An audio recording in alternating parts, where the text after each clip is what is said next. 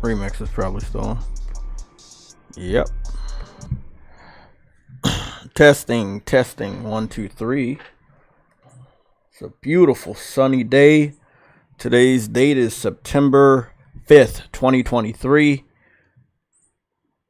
We have our traditional stream today. We have lots to talk about. Fun fact, I made the thumbnail before I knew what the fuck was going to happen. But I did have a prediction because it's the first official week of September that Sony would start to get started on the Spider-Man promotion, and it seems like I was right about that. There were 2 new pictures posted. We have slideshows today, so that's going to be fun. You've probably seen all that we need to talk about today, but there's obviously going to be more. I hope everybody had a great holiday weekend. This is what we call the PlayStation Legion news and updates.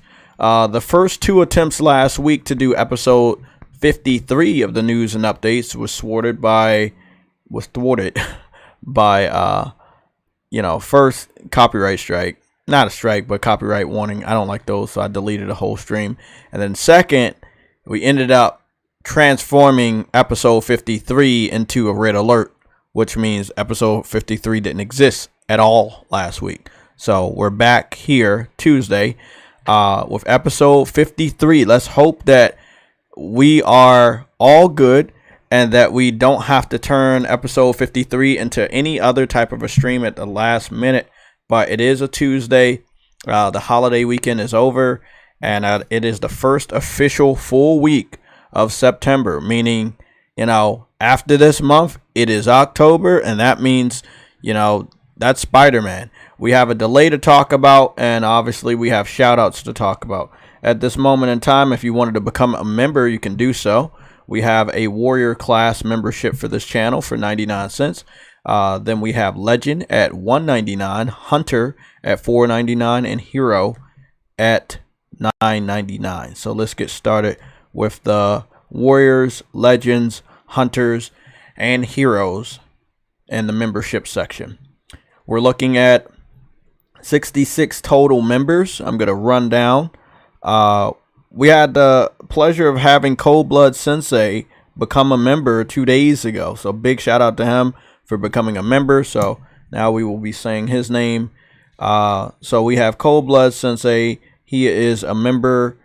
We have Wizard, Michael, Frantic Animator, Shahid Jones, Kyle, Coffee Man, Nick Victory Fire 007, Games for Eternity, Jeff B Gaming, Seattle Chef, P Silent Knight, Kevin Logan, Sergeant 12, Verge Brizzle, DJ D, Donald Milton, Mike Johnson, Dez, Iman Rich the Swag Lord, Lost, BMO Kelfel, Emmett, Caution, Dadley Pierre, DJ Clark, No Name.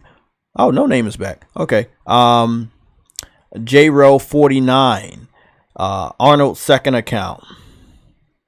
Let's scroll down. Kevin 2533, Kaiju Project, Renal Blakely, Mustang Gamer. Okay, I don't know this guy.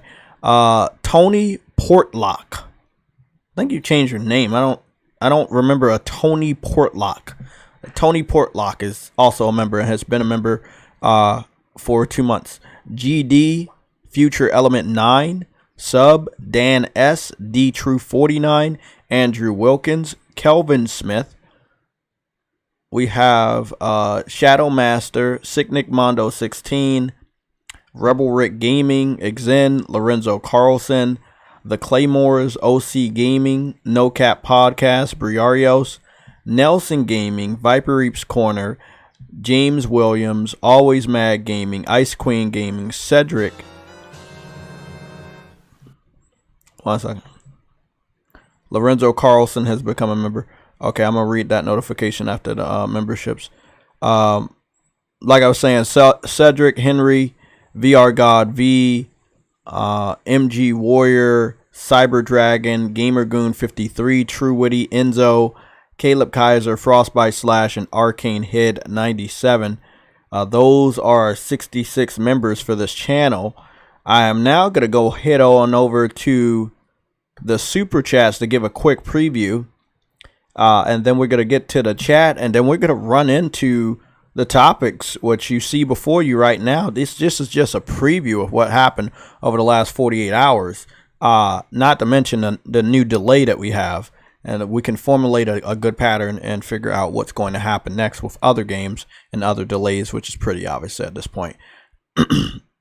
Here we go. We got Games for Eternity with a $9.99 super chat, Frantic Animator with a $10 super chat, Viper Reaps Corner with a $4.99 super chat, and we have Lorenzo Carlson with a $2 super chat. So again, from the bottom to the top, Lorenzo Carlson, Viper Reaps Corner, Frantic Animator, and Games for Eternity.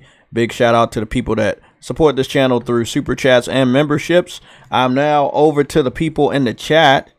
I am very excited, if you can hear it from the sound of my voice. Had a great weekend gaming. You know, I also did the training at the new job this Saturday, so that was pretty fun. So I'm just waiting to see what my schedule is gonna be like. So like I said, until I get my schedule, until I start working, you know, it's going to be business as usual. Who knows? I may start working on Thursday, and then I don't go live at 11 o'clock. But I will let you guys know. Trust me.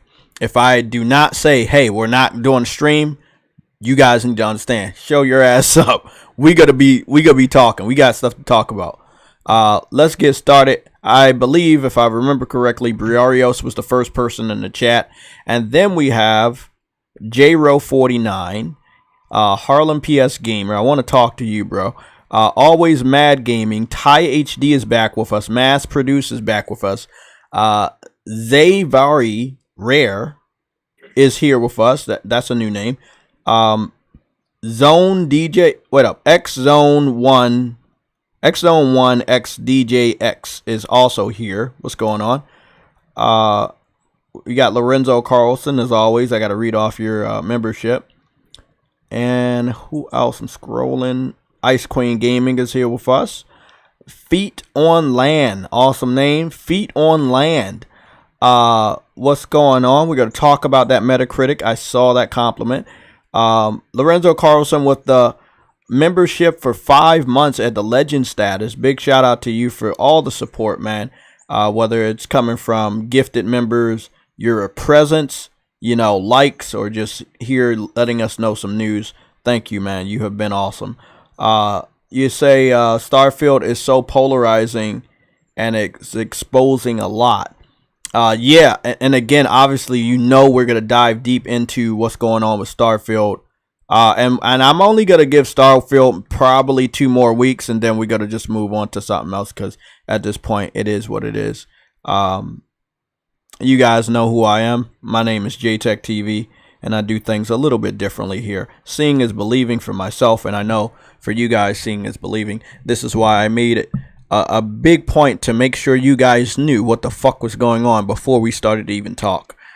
We got Solid Snake in the chat. He has a redacted message.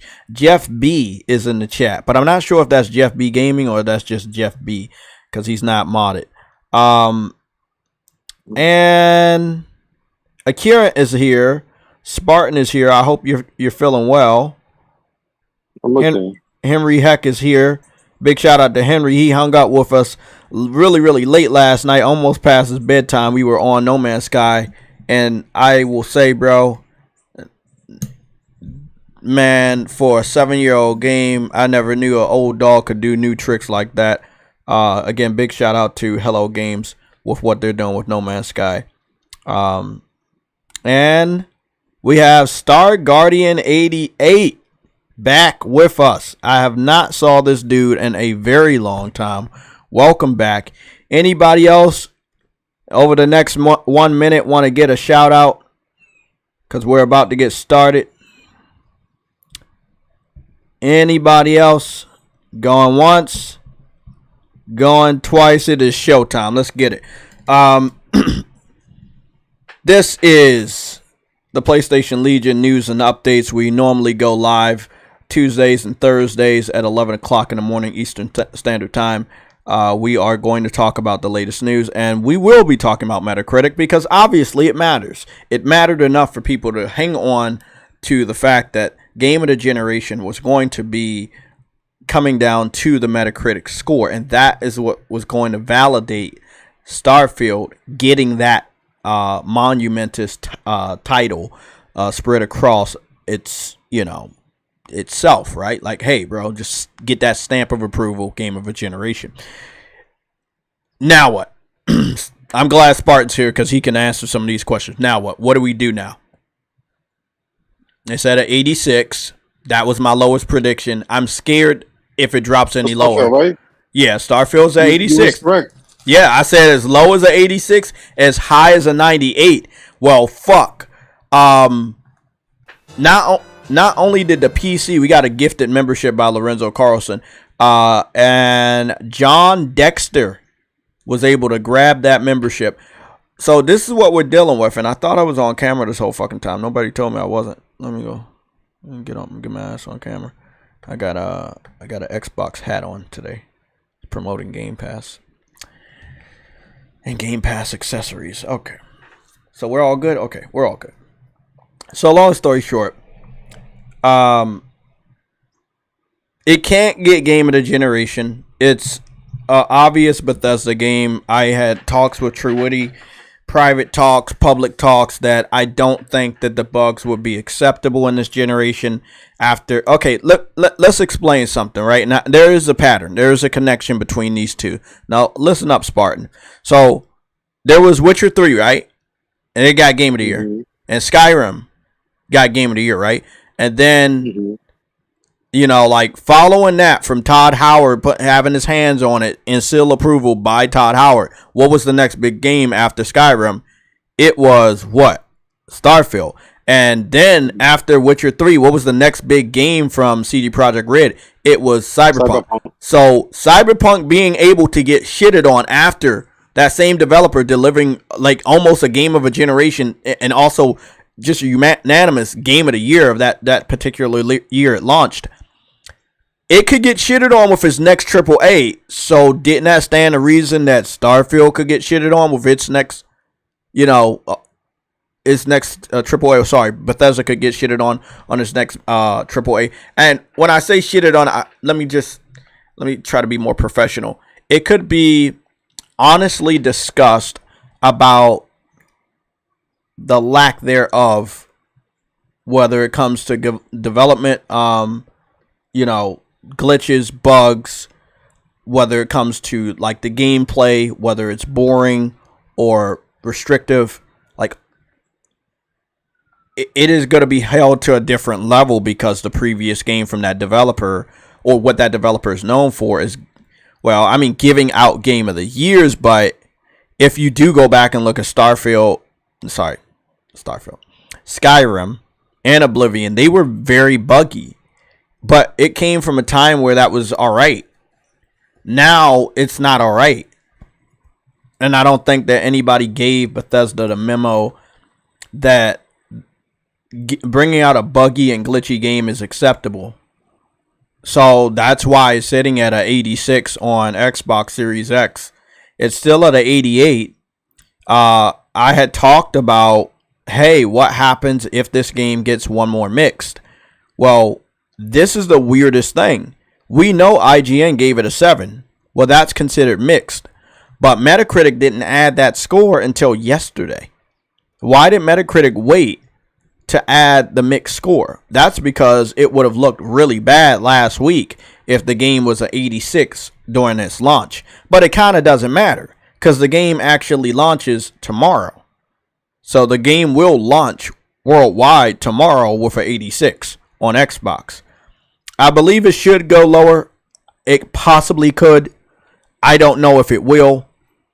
It's going to need like 20 to 40 different 10 out of 10s for it to start to rise. I don't think it's going to get 20 to 40 10 out of 10s. I think it's going to get some 8s. It could get another 7. It may get a good amount of 9s. But it's not looking good for Starfield, because for it to be Game of the Year, for it to be Game of the Generation, wouldn't it mean it would have to have a higher score than the game they thought flopped, which was Final Fantasy 16, which is at an 87, and now Starfield on Xbox is at an 86. 86 is only 3 points away from No Man's Sky, which is the game that I believe, in my personal opinion, Starfield is inspired by, or copied off of, or attempted to copy off of. So, again, not looking good for Starfield. Xbox fans seem to be very quiet. We will try to tune in to one of their little therapy sessions on Twitter to see how they truly feel. But the launch, the full launch of this game is tomorrow. It doesn't look good. We got a lot of news. Something just passed through on Twitter. Stray, the cat game, is set to become an animated feature film. So Stray is going to be turned into an animated feature film. Just wanted to confirm that. Again, marketing buzz talks of Spider-Man 2, the video game, are starting. We have obviously new pictures of Peter Parker without the Venom suit, as well as Miles Morales. Those are two new promotional pictures that are, starting to float around. Other details, people, Insomniac having a Twitch stream and reminding people, hey, this is, we're getting ready for part 2, blah, blah, blah. It's interesting. It truly, truly, truly is interesting. I'm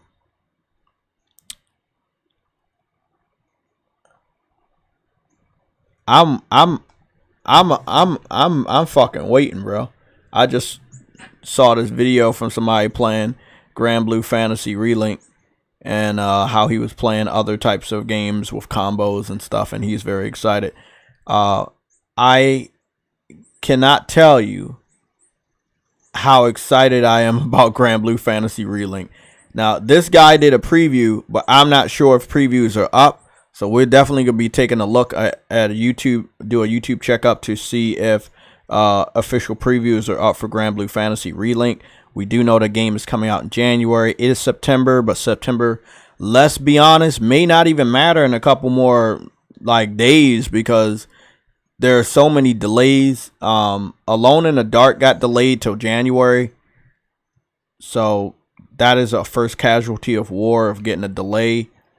I do expect some others. Helldivers 2 didn't get a delay officially yet, but I do expect it to get a delay. Again, there are people that are really enjoying Starfield, but the hardcore Xbox fans have the false hype is starting to die down. So, if it would have got a 90, it would have been a big difference.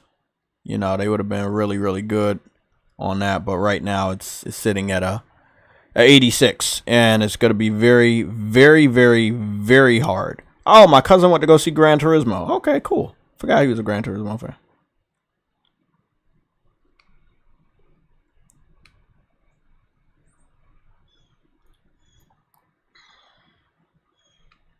Damn, he went to go see Gran Turismo. I got to go see that. That's wild.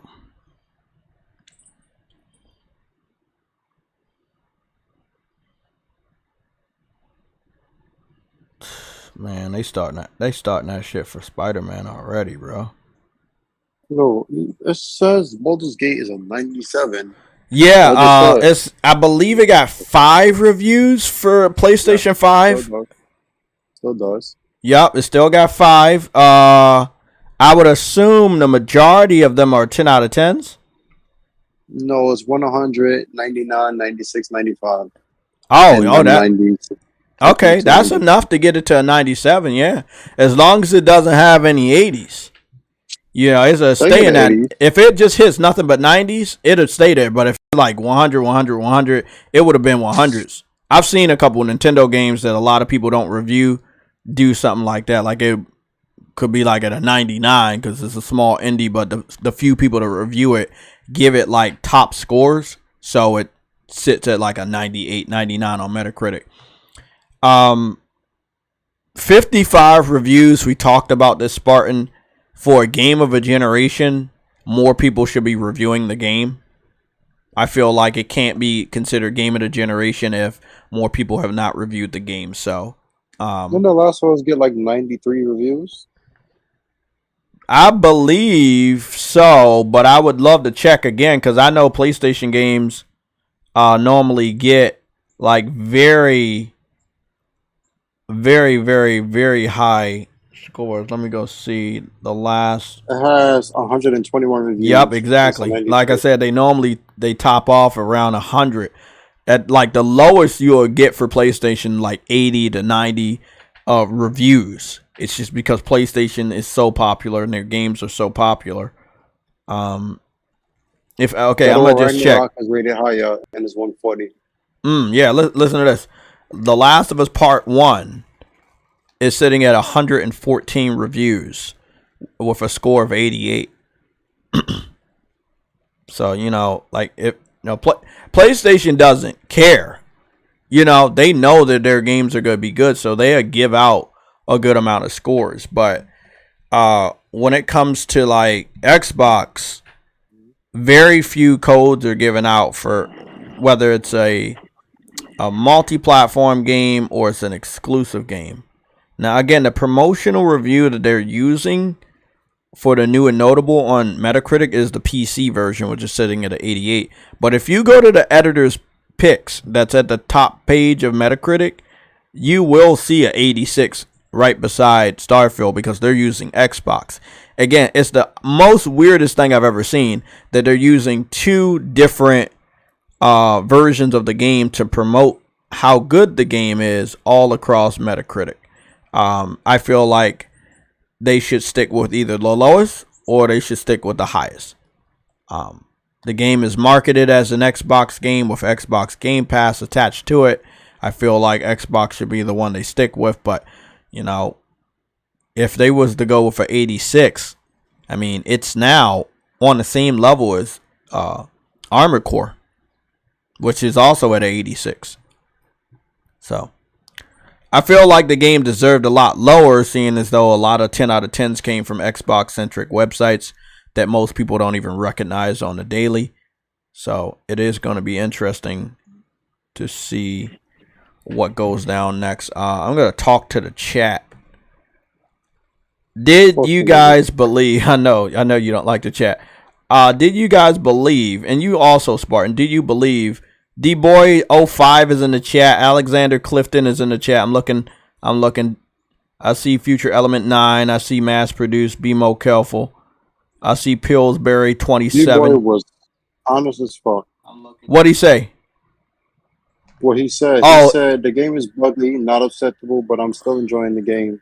80 is okay score, but I would not call it a win for Xbox. Oh, it's definitely not a win. And look, I've had this conversation with True Witty, and I've told him that I don't think that they'll be able to get away with a buggy, glitchy game in 2023, and this is exactly what's going on. It's like they were not able to get away with this. Wait, I just realized something. Bethesda has released 3 games technically in this period of time since the gen started, like Insomniac. And 3 of them gonna flop. I want to give you a pattern here. Hi-Fi Rush is now higher than Starfield. Yeah. Hi-Fi Rush is sitting at an 87 and Starfield is an 86. I want to. You see what's going on the screen, right? I'm gonna make a lot of those pictures going forward. Yeah, I see you had like a slideshow with that, which is pretty creative. I mean, you got that, by the way. Thanks, man. You got to. I think I saw Light Skin Batman lurking in the chat, man. How you been? No, fuck you, bitch. How you been? It's been a fucking long time. Oh, but it hasn't. It's been a long time for me. Time moves differently in the Speedverse. I got those powers. I was drinking a red burst. I was drinking a red. What is it called? Red Bullet. Red Steel. Red Steel. I was drinking a Red Steel, and then I got struck by lightning. So Hold on. Did the lightning strike the seal, and then when you drunk the Red Seal, you got electrocuted? Yes. Okay. And I became 5 minutes faster than whatever. And I'm still late though, but I'm just 5 minutes faster You know what that reminds me of? Huh? Well, man. What's going on, bro? Starfield is exactly what I thought, and I can say it without sounding like a hater. Like, I'm not hating on the game. It's just like I think it was overhyped. The whole time I thought it was overhyped, and tomorrow is the biggest day because if these dudes, I had this theory, and I want to say this. I see Sick, and I'm glad he's here because I want to say something to Sick about this. Biggest game of the year, $35 extra. That's all you have to pay. You get it early, 5 days early.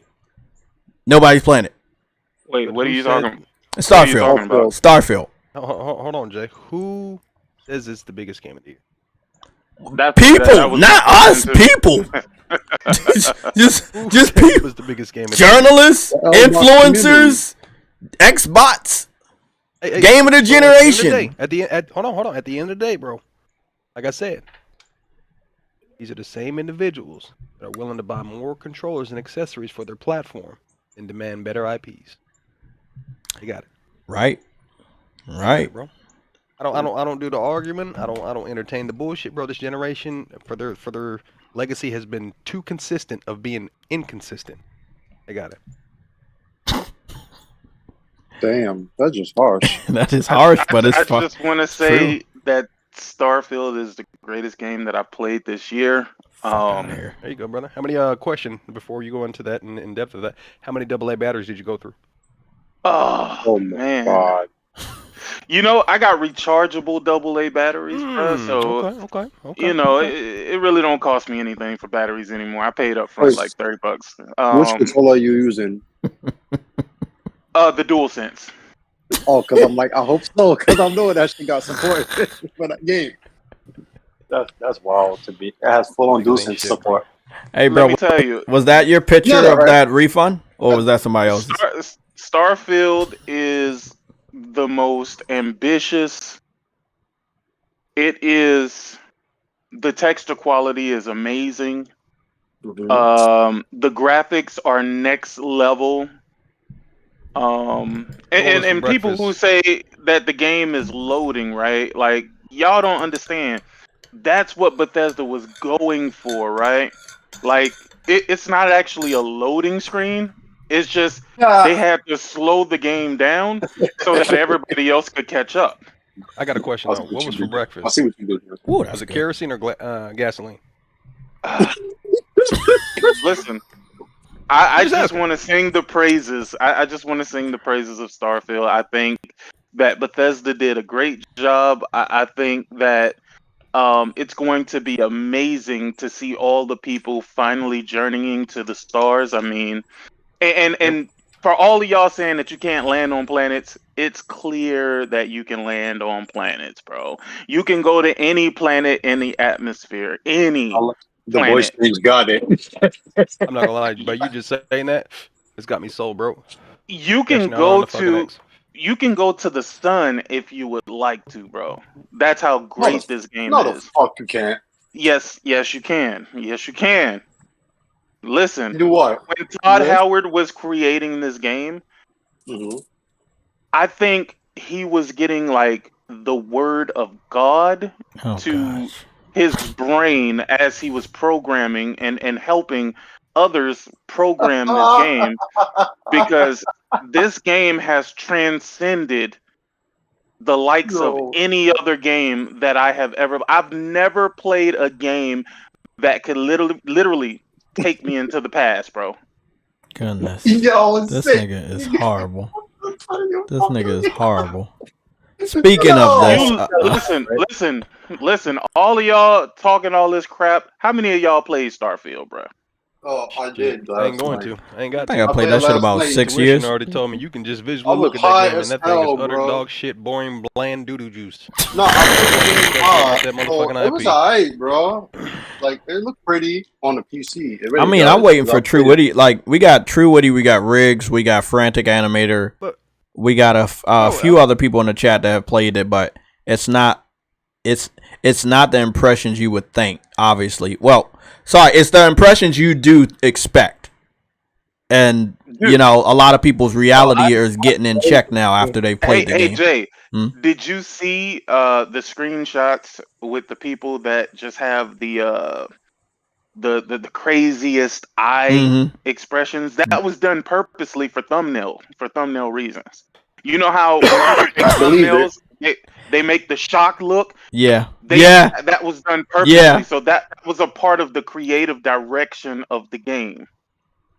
That was because of the creative direction of the game.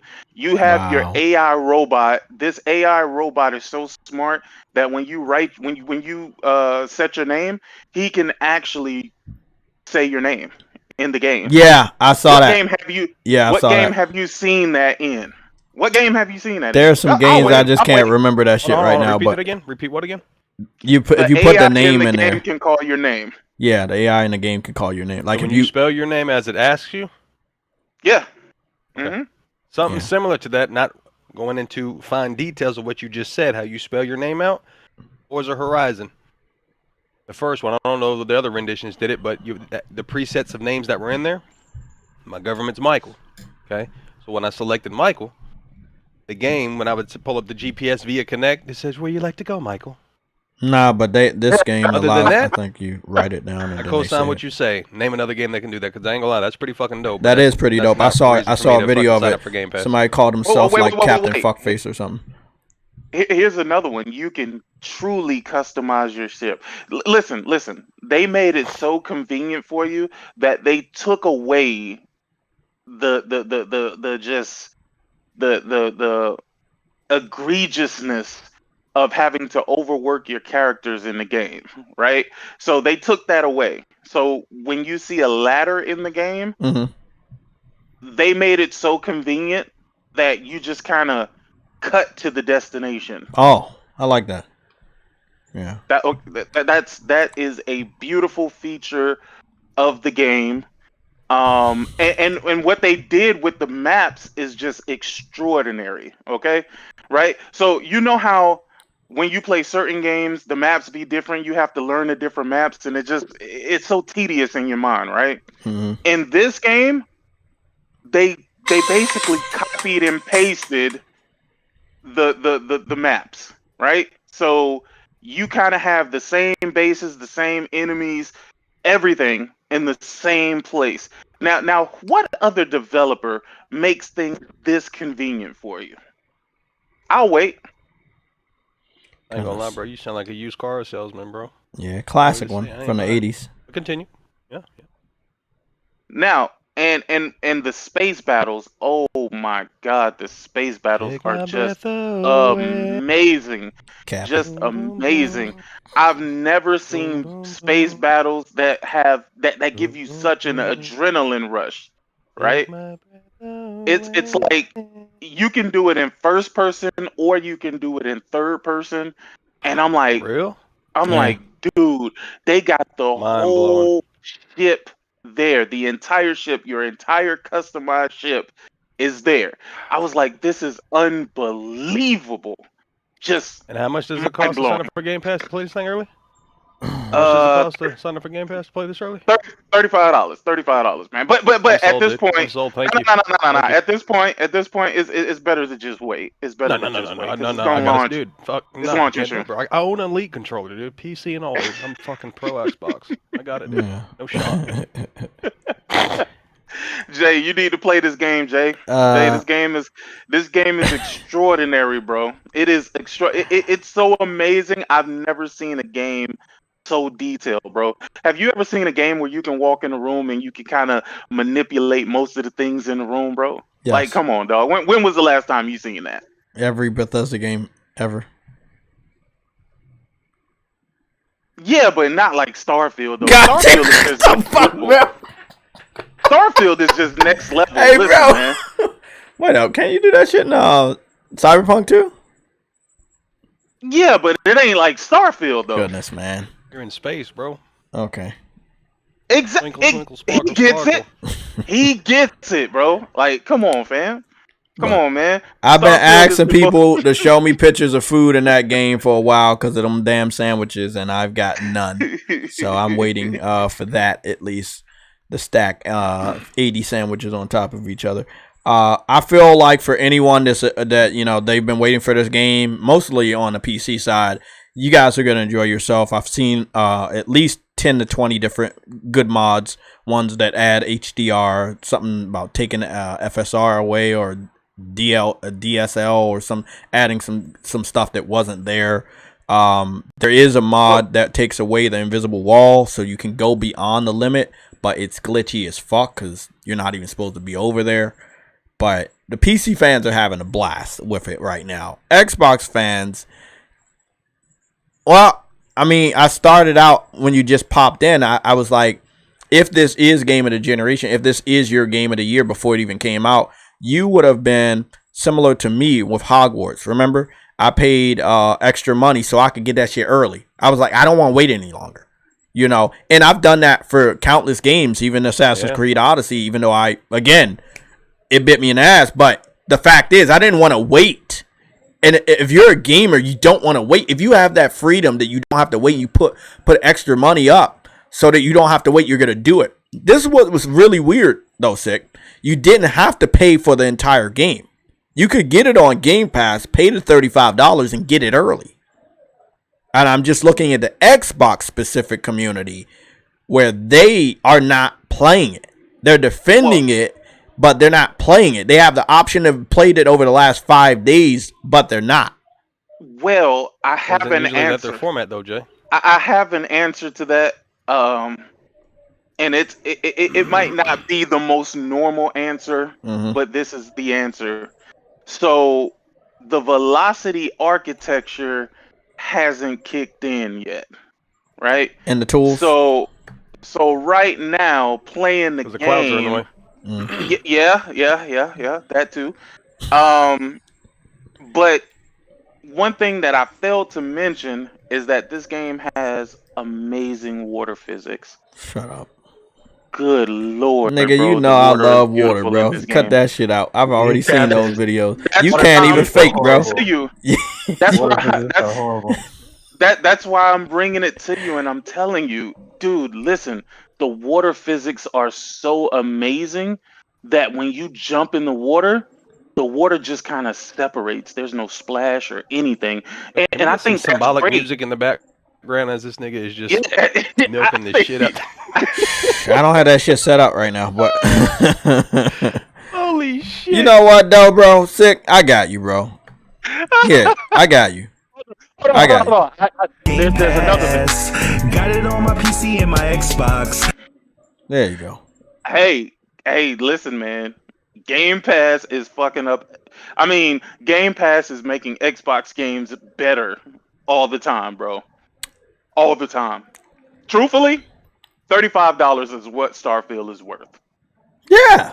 It's just that good that Microsoft is being so gracious and only charging people $35 to get it early. Come on, dog. You got to give them something, right? Like, this game is so crazy. I saw some characters just float away, bro. You talking to them? Yeah. They're just like, I'm out, bro. Yeah, because the gravity. Yeah, the gravity. Yeah, they didn't have enough oxygen on their suit, and the gravity took away. It was the transistors, bro. It was the rapture, bro. It was the rapture, bro. This game is so good, because they transitioned to the other life. Yeah, it's listen, man. You know what's realistic about this game that nobody's showed me a fucking alien yet? A what? A alien. A alien what? Just you know, one of them gray men, the green ones with the big eyes that fly in saucers. I haven't seen. Oh, that's not in the game. That's not in the game. Why not? That nigga just. You got some like space. You got like some space dinosaurs and some. Nah, I'm good. Some bug aliens. Mm-hmm. But you don't have any. That shit. Actual aliens. Well, I guess they are alien. Right. I'm talking about sentient beings, ones that can talk to you that are not from your, don't look human. They're humanoid. My robot can talk to me. Your what? My robot can talk to me. You trying, bro? You really trying? But no, I wouldn't expect this from anybody, because I know these dudes are like Nah, you know what, man? Let me just go to my super secret Twitter account and see if they got a therapy session. Cause let me keep it. Let me keep it a buck before people start taking me seriously, right? Like, Starfield it's trash. Yeah, bro. And the only reason why anybody is saying, but it's not a great game, but it's a good game, is because of the Metacritic score. Mm-hmm. But if you play the game, you're gonna find out really quickly that it is the most boring, the most. It's like people can't even convince you that this shit is good when they're streaming it, bro.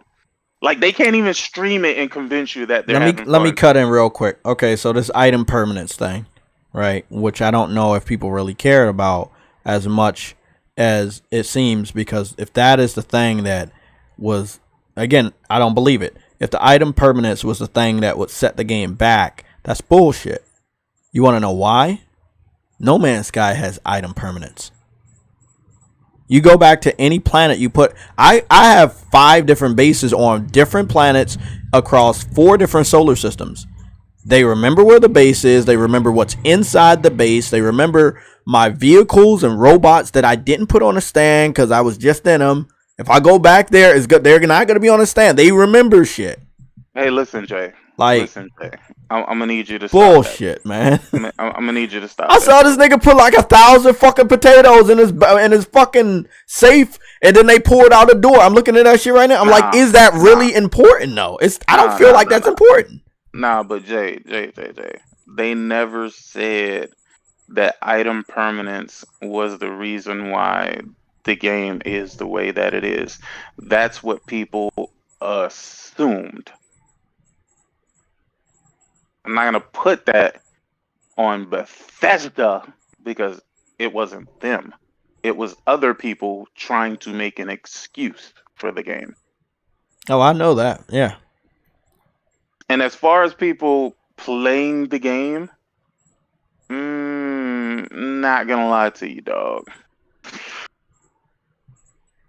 It's not looking good out here, bro. Over 200,000 refunds were done on Steam. Not to say that all of them were Starfield, but it's kind of funny that after this early access release, well, I have a question. All of a sudden, bulk fucking refunds. I have a question though. First was Redfall. Christian Guevara. I fucked that name up. Thanks for subscribing. Before then, it was wait till E3.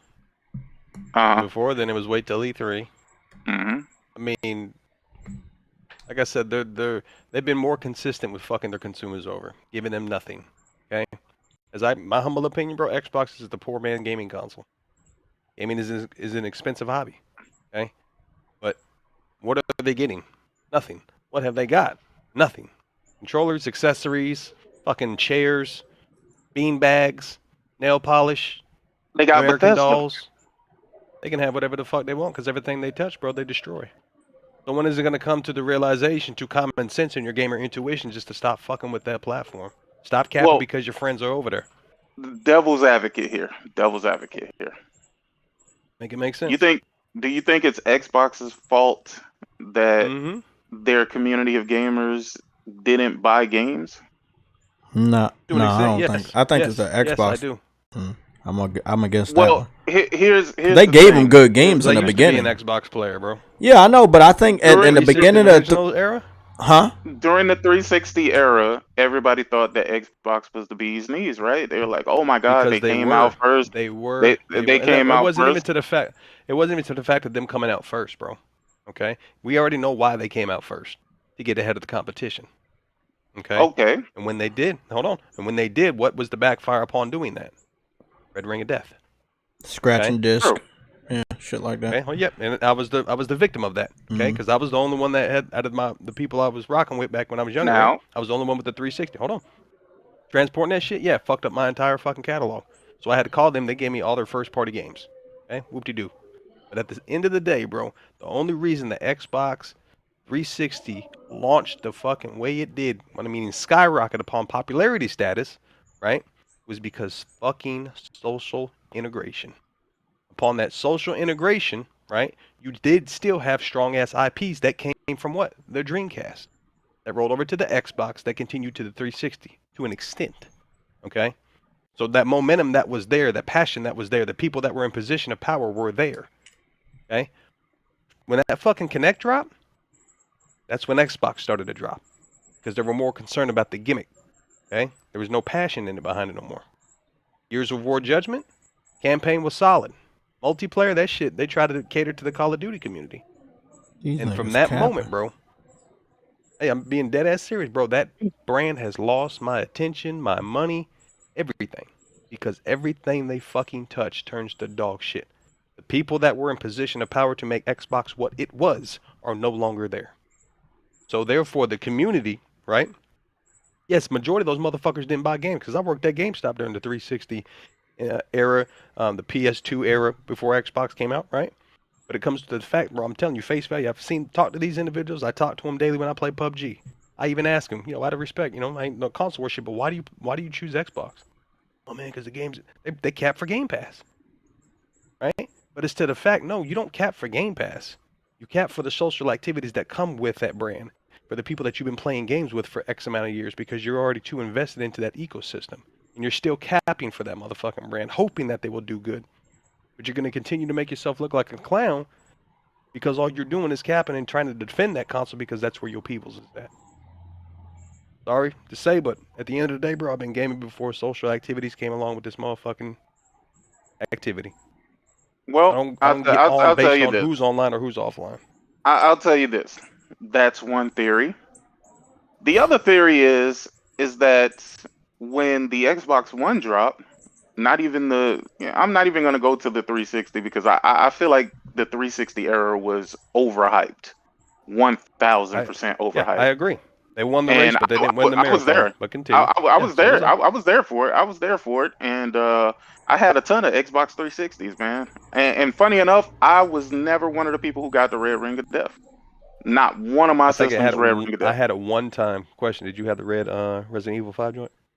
I didn't. I just had the regular white one. I started off getting the arcade version because I didn't really know if I was gonna like it to begin with, and that shit, memory card, you were able to add a hard drive later on, but it was just like whatever. Yep. Yeah, but when I look at the Xbox 360 generation and also the Xbox One generation, I feel like when the Xbox One came out, they came out swinging. It was enough for me to say on day one that I walked into Target and actually purchased an Xbox One. Killer Instinct was coming out. That's like one of my favorite fucking fighters from the Super Nintendo. One? Yeah. Yeah, from the Super Nintendo. They had Dead Rising. They had Rise Son of Rome. Forza. I had all those shits. Yeah, they had games ready to go, bro, and it felt like they were ready to fight. Yeah, they had Quantum Break, they had Sunset Overdrive. I always gave Xbox One first 2 years a lot of credit, and nobody has to agree with me, but I've been here for a long time. I've analyzed this for a long time. The people that were buying games, the people that were enthusiastic about gaming, they had definitely left.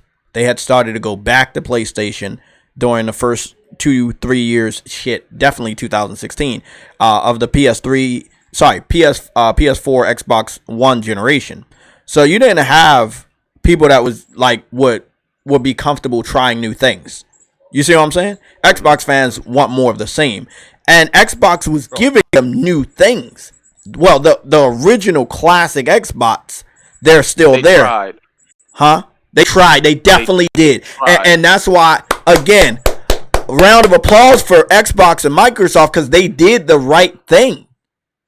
But that's the reason why I said, do you truly blame Microsoft? I don't blame them. Where they are I don't blame them. I never blamed them for those 2 years. It was the Xbox people that was there. No. It's not the 2 years. I'm just saying overall. The overall generation. If you're a business, right? Just take your YouTube channel for instance, right? If you're trying to give your consumers the same thing over and over and over, but you see a drop off in your live viewers or a drop off in your subs, aren't you going to try something different because clearly what you've been trying just ain't working anymore? Yeah. That's how that will work, right? Exactly. So with Microsoft, they're like, hold on, we tried the traditional way, bro. We gave them Tomb Raider early. We gave them all of these games at the beginning of the generation, and they are just not buying these games. You know what I'm saying? And everybody got to the point where they just didn't want to support games anymore. So they say, okay, well, let's come up with this idea, right? You pay a flat fee every month or for the year, and we'll give you access to games. Here is the trade-off. You will never own those games, but you will keep giving us money. But I don't understand why they act like this is the second coming of Christ when Sega did this in the motherfucking 90s. Oh, you talking about the Sega channel? Mm-hmm. Yeah, but listen, I'm just saying. It's not like they're really excited for it, bro. It's just because none of the games that are coming out, they're not playing them. They're not playing the games that's going into the service. Mm-hmm. Exactly. What's understood ain't got to be explained on that, right? But it's to the fact, what you were saying upon, do you blame them? Yes, I do to an extent, because when I was working at GameStop, selling and talking to these individuals, as demographic face value, we all know what those Nintendo fans look like, right? Mm-hmm. Okay. So by me saying that, okay, I experienced from hood niggas to lawyers to the Nintendo fans. Yeah. Okay. So I dealt with all types of different people. So I interact, I conversate. Mm-hmm. This was back when Metal Gear Solid 4, Guns of the Patriots out. Beautiful fucking game. We had a fucking shit ton of them in inventory. The fuck? Okay. Almost the same quantity of a motherfucking Madden series. You feel what I'm saying? Shit's hold no damn value. You trade that bitch in, hey, we'll give you 10 cents for it. And you're looking, what if I just paid $70? Motherfucker, we got 90 in the back. Stop buying the same fucking game. Okay? But face value, one dude traded Metal Gear in. I said, if you don't mind, I mean, do what you want, bro, but why are you trading this in? Cutscenes are too long. You blah, blah, this and blah. And it just, right then and there, it registered. Motherfuckers do not understand what the art form of gaming is. It goes from RPGs, story-driven games, shooters, and an Xbox platform is a dude fucking bro console. They're gonna be playing 2K, they're gonna be playing COD, they're gonna be playing Madden. Might put a garnish of motherfucking Need for Speed in there, maybe Assassin's Creed for 20 minutes, and then you turn it off before you go to Netflix because you got, hey, quick resume, right? Yeah, that's a selling point feature right there. You know, but it's to the fact, bro, anything that motherfucking company touches, bro, from Zoom to Mixer, that was their streaming platform, right? Yeah. Briarios, what are you talking about in the chat? You said Returnal, Ratchet and Clank, and Spider-Man 2 next month. I can't do it, bro. I don't understand that. Can't do it. But I get what y'all are saying, bro. I just feel as though they're cancerous individuals in the gaming industry, bro. They really are. Industry or community? Listen, you talking about industry or community or both? Industry. Okay. What Xbox is now as a brand is cancerous to the gaming industry. Okay, yeah, okay. So with this, okay, check this out. And people won't understand this, but again, I see it because I play this game daily. Jay, shut the fuck up. I don't want to hear nothing. PUBG. Fucking knew it. So with this game, right, it's closest thing to SOCOM in the Battle Royale aspect. The game, it was definitely not what it was when it released on the Xbox when it first dropped, because Microsoft threw the money, say, hey, play this very new, ambitious game. You know what I'm saying? Yada, yada, yada. Game was utter dog shit. So when it came to PlayStation, I was like, nah, you ain't finna finesse me for the 30. Ain't gonna happen. Well, guess what? I'm here. Base value is, in the settings, you have anti-aliasing. Okay, we all pretty sure know what anti-aliasing is, right? Mm-hmm. Yeah. You don't know why anti-aliasing, to the chat, it pretty much removes the jagged textures in some games, okay? I can't remember what Unreal Engine this game is running on, but this is going to sound confusing to you, but try to keep up. If you have an Xbox One X, you have a Xbox Series X, and you have a PS5, you have the feature of anti-aliasing on PUBG. Smoother textures, right? Mm-hmm. If you own an Xbox Series S, which is marketed as the cheapest introduction to next generation, why is it when I've helped people out with their settings and I have to ask them what system do they have, if they say they have an S, I say, sorry, you don't have that feature. Think about it. If you bought an older Xbox, the Xbox One X,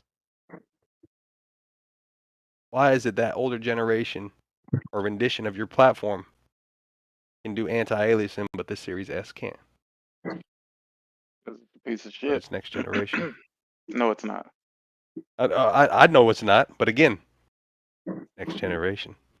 That shit is only next generation by date That of shit's release, baffling bro. to me, bro. That's it. It's almost like calling the Switch next generation, bro. Mm-hmm. But again, to someone who understands gaming and is passionate about it, I know that. I understand what Xbox is and what they're doing to the consumers and to the industry, right? Because again, I talk to these individuals and all you hear is their little fucking plastic controllers sound like they're typing a resume, playing, right? Like, damn, how many motherfucking batteries you need in that bitch? You know, just talking cash shit. But literally, oh, I'm thinking about playing Starfield, man. I can't fucking wait for this game. Again, like Jay said, bro, No Man's Sky's been doing it. Okay, remember a game called Mass Effect? Yep. You know, there was a game that did that same format of gameplay before people fucking capped for Mass Effect because it was in space. And that game was called Shenmue. It was in the 80s. Came out on the Dreamcast, but the settings was in the 80s. Literally the same thing you did in Mass Effect, you did in Shenmue. But in a martial arts 80s environment. So it just baffles me, like again, like you said, you know, stuff that's already been done, they act like it's the second coming of Christ. Because it was Sega Channel, then it was PlayStation Now, because during the PS3 era, what were they doing? They were selling blue players with PlayStation Now on it. Sony TVs with PlayStation Now. And then Microsoft comes out with Game Pass. Oh, yeah. Woo! That's what I'm talking about. All you're getting is old-ass catalogs, bro. But you spent $500 on a console. Make it make sense. But I digress.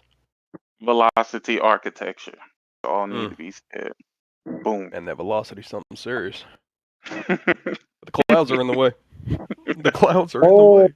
You know what's amazing, honestly, truly amazing, that people try to give Starfield the benefit of the doubt when you got games like Horizon that look better, they obviously perform better, they have way more mechanics, and they're not using an excuse. Horizon loads fast as shit and doesn't have a shit ton of fucking load screens for doing regular shit. It's an actual You talking about the open new world one? game. Yeah. Yeah. And that game is beyond LG C1G, and that game is fucking utterly gorgeous. Good God, Holy I got shit. to see too, bro, and I played the fucking Burning That bitch Shores. is, Oh my God. I was like, what the fuck? What the fuck? Like, dog, that game looks so beautiful. It looks surreal. It looks unreal. But people want to give you that benefit of the doubt. Everybody want to look past the loading screens, some shit that I thought we were past in this generation, to be honest with you. You'd think we would be. The only time I get loading screens is when I go back and play like PS4 games, bro. PS5 games, usually if they're created with the PS5 in mind, not like maybe 1 or 2 seconds. Yeah, seconds. Like it's fucking amazing, bro. And that's why I'm sitting up here. I'm like, dog, if any game would have released on PlayStation like that for fucking a next gen game, you would have never heard the end of it. But with Starfield, we're supposed to just shut up and just accept it. Yeah. Just shut up. Don't say a word. Don't say nothing. Why are you so negative? Why are you so toxic? I'm like, hold on, wait a minute. Y'all the same niggas that was talking about Snow and fucking Last of Us, Leaves and goddamn Ghost of Tsushima, fucking Puddles and goddamn Spider-Man, the jump button and fucking God of War. Isn't it bad that I can literally turn around and say something about every fucking PlayStation game where y'all niggas try to run a narrative, nigga? Like, come on. Come on, dog. But then when you have a game that has actual fucking issues, doesn't look like a fucking next gen game, doesn't play like a next gen game, doesn't have next gen features, not even on the fucking PC, all of a sudden, we need to just be quiet and enjoy our games? Nah, how about y'all niggas suck it? You know what? I ain't gonna even say that. I don't want to get your stream fucked up. Damn. Yo, the amount of people all of a sudden coming out of the woodworks trying to defend this shit, talking about some just play your games and shit. Like, nah. Nigga, I want to see you keep that same fucking energy when a PlayStation game comes out and they try to run one of these ridiculous ass narratives. Don't just pop out of the woodworks when it's some fucking PC Xbox game. Nah, do it for every fucking game. No, but sick. Let's be honest. The shit that they do, they don't even do it, and that's why their games released in the state that they do. So if they tell you to play their games, ask them why they have Game Pass, why they have these type of games. Because it's been their format, G. It's been their format. Because they don't buy the games, they don't play the games. So now you're getting Dollar Tree Gaming. Oh, that's what, and you're right. But that's what I said earlier when it came to PUBG. They threw a bag at him to make it seem like it was exclusive to Xbox. But they bought that game. That game is not what it used to be because again, it's games as a service. But bro, like I said, everything that motherfucking company touches, bro, there's no quality, there's no passion behind it. It's just a fucking cash grab thrown at you. Sam has been saying this shit. It's face value, bro. All the people left. Nigga, Peter Moore is a businessman. Nigga was around for Sega. He was in charge. Yeah, and why do you think Sega was successful? Why do you think the 360 was successful? Peter motherfucking Moore, the nigga with the Grand Theft Auto Kenny tattoo on his motherfucking arm. He knew what he was doing. He knew I wouldn't say Sega was successful, but I mean, it was. It was the. I get where you. At one point, it was. Sega was ahead of its time, bro. The Dreamcast was ahead of its time. Oh no! It was ahead of its time. Ahead of its time, being a great product and being successful. Yeah, but then when everybody started burning, nobody was buying. But the Dreamcast was the foundation for a lot of the shit we have in the modern day systems, plus a little more. A lot of people don't realize that. Put it this way: if Dreamcast didn't die and Dreamcast didn't fail, Xbox would not be here. Wouldn't be here, exactly. Exactly. Blame period. I've told people if you don't. Remember, they had custom windows that ran, so that was the point. When they couldn't nobody else. If you look at the Duke controller and look at the Dreamcast controller, you understand. That's a complete copy, bro. Like, literally, the first Xbox was literally the Dreamcast successor. Xbox is successor to Sega. Bro, what was the game? Sega GT. Radio. Jet Grind Radio, a.k.a. Jet Set Radio. Shenmue 2 came out. Panzer Orga Dragon. What else games that were kind of I still believe that Forza derived from Sega GT, and I just can't prove it, bro. It did. I just can't prove it, bro. The arcade style of that game, especially Forza Horizon 3, was exactly like Sega GT. You can't tell me shit, and I will show the video right now to prove it. I will send you a link right now. Yeah, send me a link. Sega Rally? Sega Rally GT. That shit, Forza Horizon 3 was a blatant, like a nod to that game. And not Forza Motorsport. Horizon was a direct rip-off of that shit. Forza Horizon 3 specifically. I don't think it was a rip-off, though. I think maybe because I don't think they've made another Sega GT since the Xbox has been out, really. Because I think the last Sega GT was on Xbox, and then Forza started coming about. So I don't know. I don't know. But what other people forget about another racing game that held its own and its own identity? It was Project Gotham Racing. Yeah, Rockstar ain't making that shit no more. Wasn't that no? Rockstar made Midnight Club. Midnight Club. Yeah, they made Midnight Club. I forgot who made Project Gotham. Who the fuck made Project Gotham Racing? I don't know. I can look it up though. There was another one too. Xbox, man. Tokyo Extreme Racing. I don't know if y'all remember that or not. Extreme Racing. You also heard Street Racing Syndicate. Man, I'm a racing junkie, bro. I love racing games. Street Racing Syndicate. Remember that one? That shit was corny as fuck. What I was telling Jay, one of those studios that became Xbox Studio, that's who made Project Gotham. Yeah, I can't remember the studio. I know what you're talking about. I don't know the name of the studio, but yeah, you're right. I also heard somebody told me that apparently they're going to be remaking Need for Speed Most Wanted. Take it with a truckload of salt. Take it with a truckload of salt. Okay. Well, here's my thing. Why? Hold on a second. Respectfully, hear me out respectfully. No. Go ahead. I get what you're saying because I even say why. But what is every Need for Speed game like? Recently? I don't. The catalog Fast and Furious. Fast and Furious. Caucasian protagonist, and I ain't pulling the race car, but just hear me out. Everything's gonna come to full circle. Hey, pull the race card and say, "Hey, pull the race card." No. Hear me out. Because serious. I'm being dead ass serious because you did have people I got different you. ethnicity, but they were B characters, C characters, D characters. You know what I'm saying? They weren't the main protagonists. But what I'm saying is, to the culture of racing, because I'm a person of color. It may not sound like it because my mom is Caucasian. She raised me. You feel what Nah, I'm saying? nigga, you Dad's just sound black. like you're from the deep south, nigga. That's what it is. But what it is, though, hear me out, okay? Racing is not only catered to Caucasian people who like tuners. You see what I'm saying? I know where you're going with Tuners this. is not the only. Yep, tuners is not the only Oh, form okay, of then motherfucking answer this question What would you then. go with this? Answer this question then. Why in the ahead. world would they be trying to cater back to that damn M3 again? Like that BMW I don't know, is because again, what I'm fire. saying is, Dub Edition was a very diverse, cultured racing game. The format, the meat and potatoes of that game, as I like to say, right? Because you did have tuners, you did have, you know what I'm saying, SUVs, big ass wheels. If you choose that, because again, yes, it was the arcade format, right? But I'm tired of the same shit from Need for Speed, of being the same copy and paste format that they continuously give you. Need for Speed is literally on the same production level as a fucking Madden game. Rinse and repeat. Let's just change the setting, put a shitty ass fucking story in there, and we'll sell it to you. So like Forza. Why is it? I mean, Forza being the same, right? Because again, Horizon, it is a fun racing game. What was the purest out of all? The first one. The first one. First one was the best one. Now with all this other shit, now you got motherfucking high-end supercars fucking driving across. You're like, come on, bro. Hey, Now, wait a minute. if Did you the play first it one have that online, reverse if you time play it thing, online, too? You said what? Did the first one have that reversal of time thing where you could just reverse No. time whenever you're about to crash? No. even if it did, No, it didn't. you can turn it off. But I'm pretty sure it didn't. Okay. Because I I made wasn't a it fan of too. that either.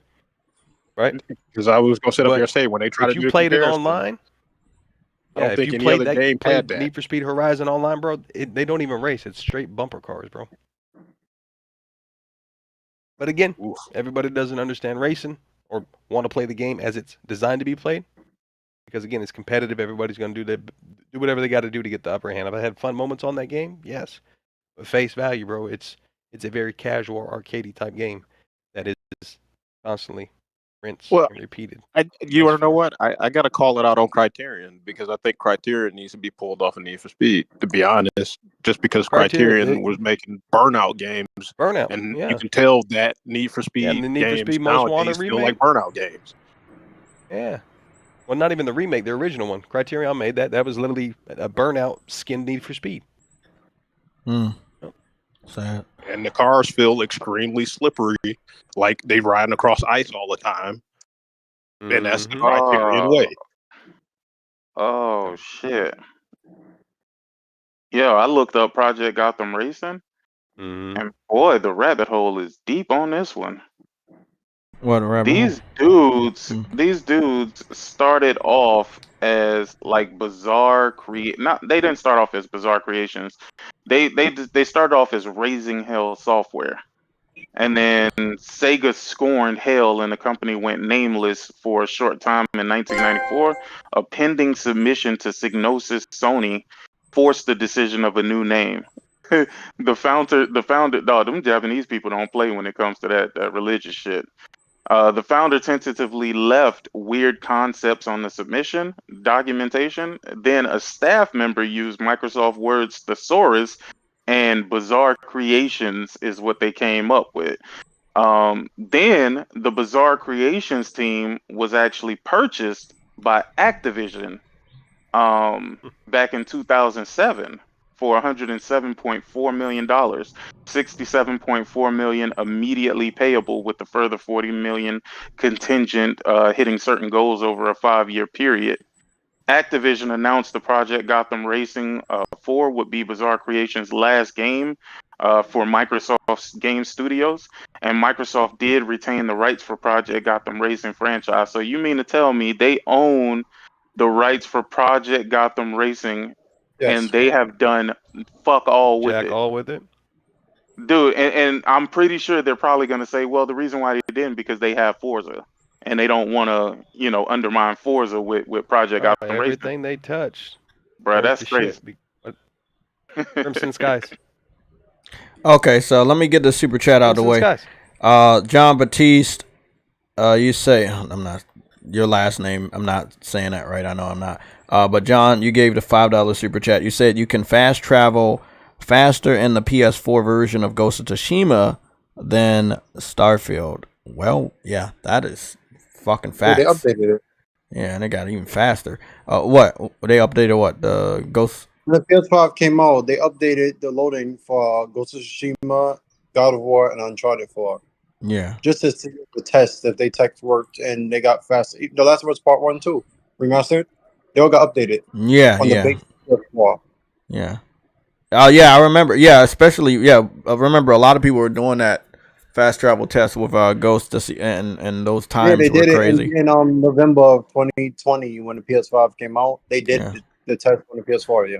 You know, I like what's going on with Starfield because it is a learning experience for Bethesda. And again, the reviews need to be harsher so it can be a wake-up call, not a learning experience, a wake-up call. What you mean a lesson for Bethesda? You don't think 20, 30 years enough for buggy-ass games? No, but hear me out. Let me finish. What I was saying is it's going to be a learning experience for them so they can learn that, hey, man, they need a new engine. They need to try harder. This is not acceptable. Like all of these deplorable idiots over there on my other account, I scrolled down and I had to leave off of the account because it was so toxic. They're just hyping up pretty graphics, nice scenery. They're not talking, oh, it's game of the generation. Look at how good the gun looks. Bro, there's good looking gun. Do you know how many shooters I played where I can look at the gun and spin it around and look? Call of Duty has that shit, bro. Like, that does not mean your game is next gen because you have a pretty looking gun that you can look around or a good scenery that you can look over the horizon. Like Horizon, no pun intended. Forbidden West has that. However, you can look at the horizon and go to the areas that you see in the horizon. Fly to it, swim to it, walk to it, ride to it. Jay, remember, that's in real time as well. In real time. Bro, these dudes are so gullible. And again, what Afro said earlier, dude bros. Also, classic level. When I'm talking about classic level, I'm talking about first generation Xbox fans. They got the original big boy Xbox because of how hard the graphics were looking. They were like, man, oh my god, look at this, look at this, and it's just like it's enough for them. It's just enough. But it shouldn't be anymore. An ancient gaming engine here. Gamebryo been around for damn near 25 years. What engine you talking about?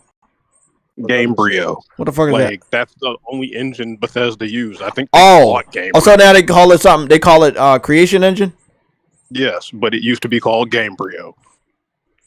The thing is, let's be real. Real Xbox fans don't care anything about Starfield. We're gonna see it tomorrow.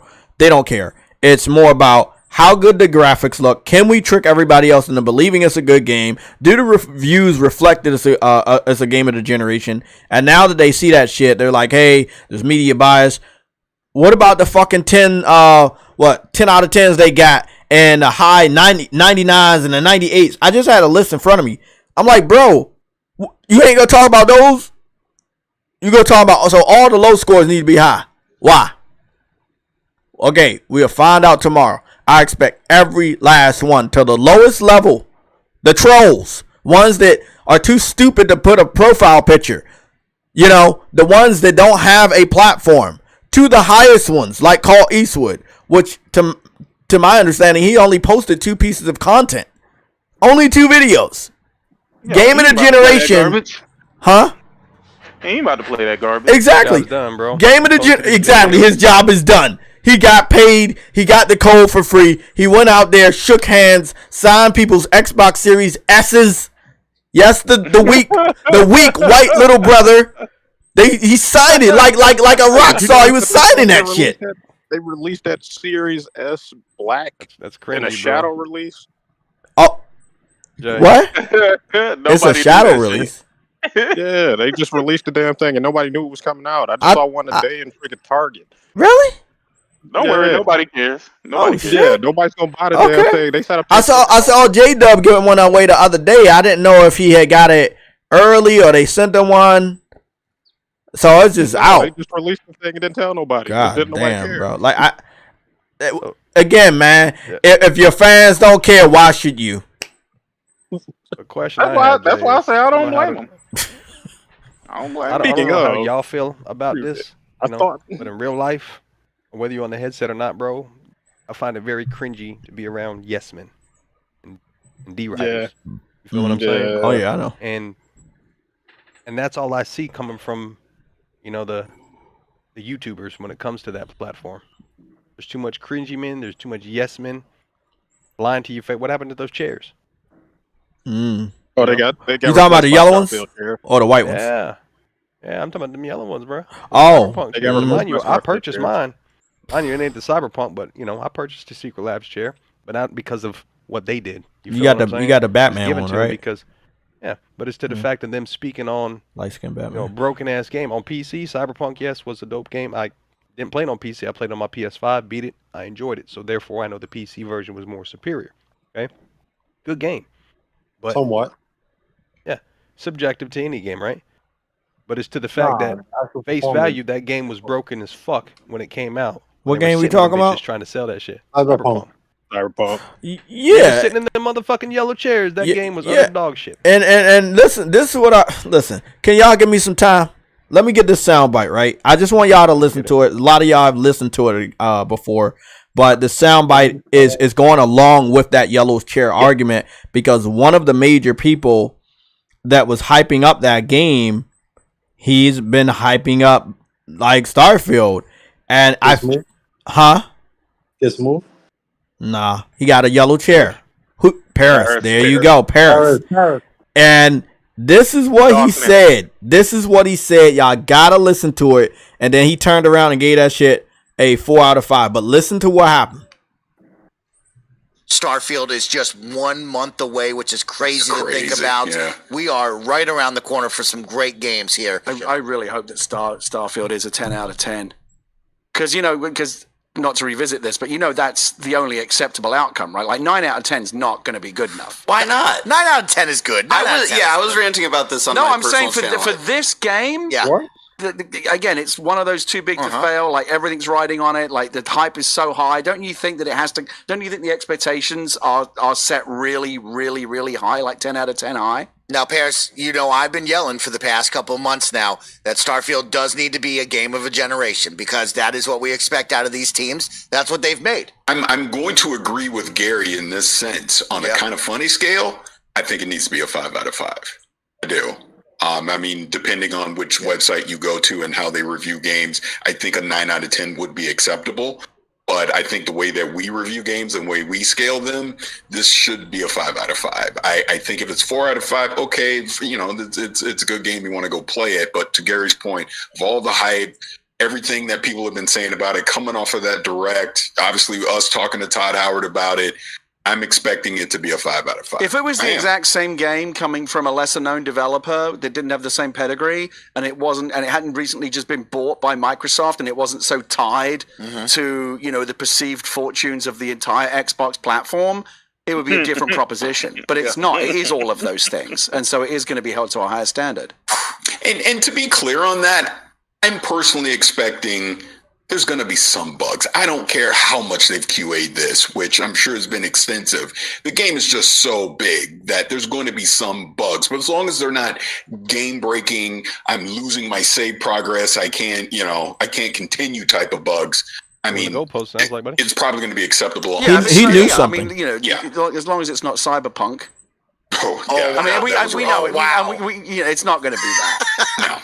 That would be crazy, Gary. That would be crazy. I don't know if there'll ever be another CyberPunk. No, there will. Of course, there will be. No one ever learns the right lessons. What a surprise. I do think that CyberPunk, for all of the horror show that was, if it did any good, it served as a cautionary tale for other developers to don't even try to ship something that is that badly broken just to get it out in a particular fiscal quarter or whatever, because it will end up costing you in the long run.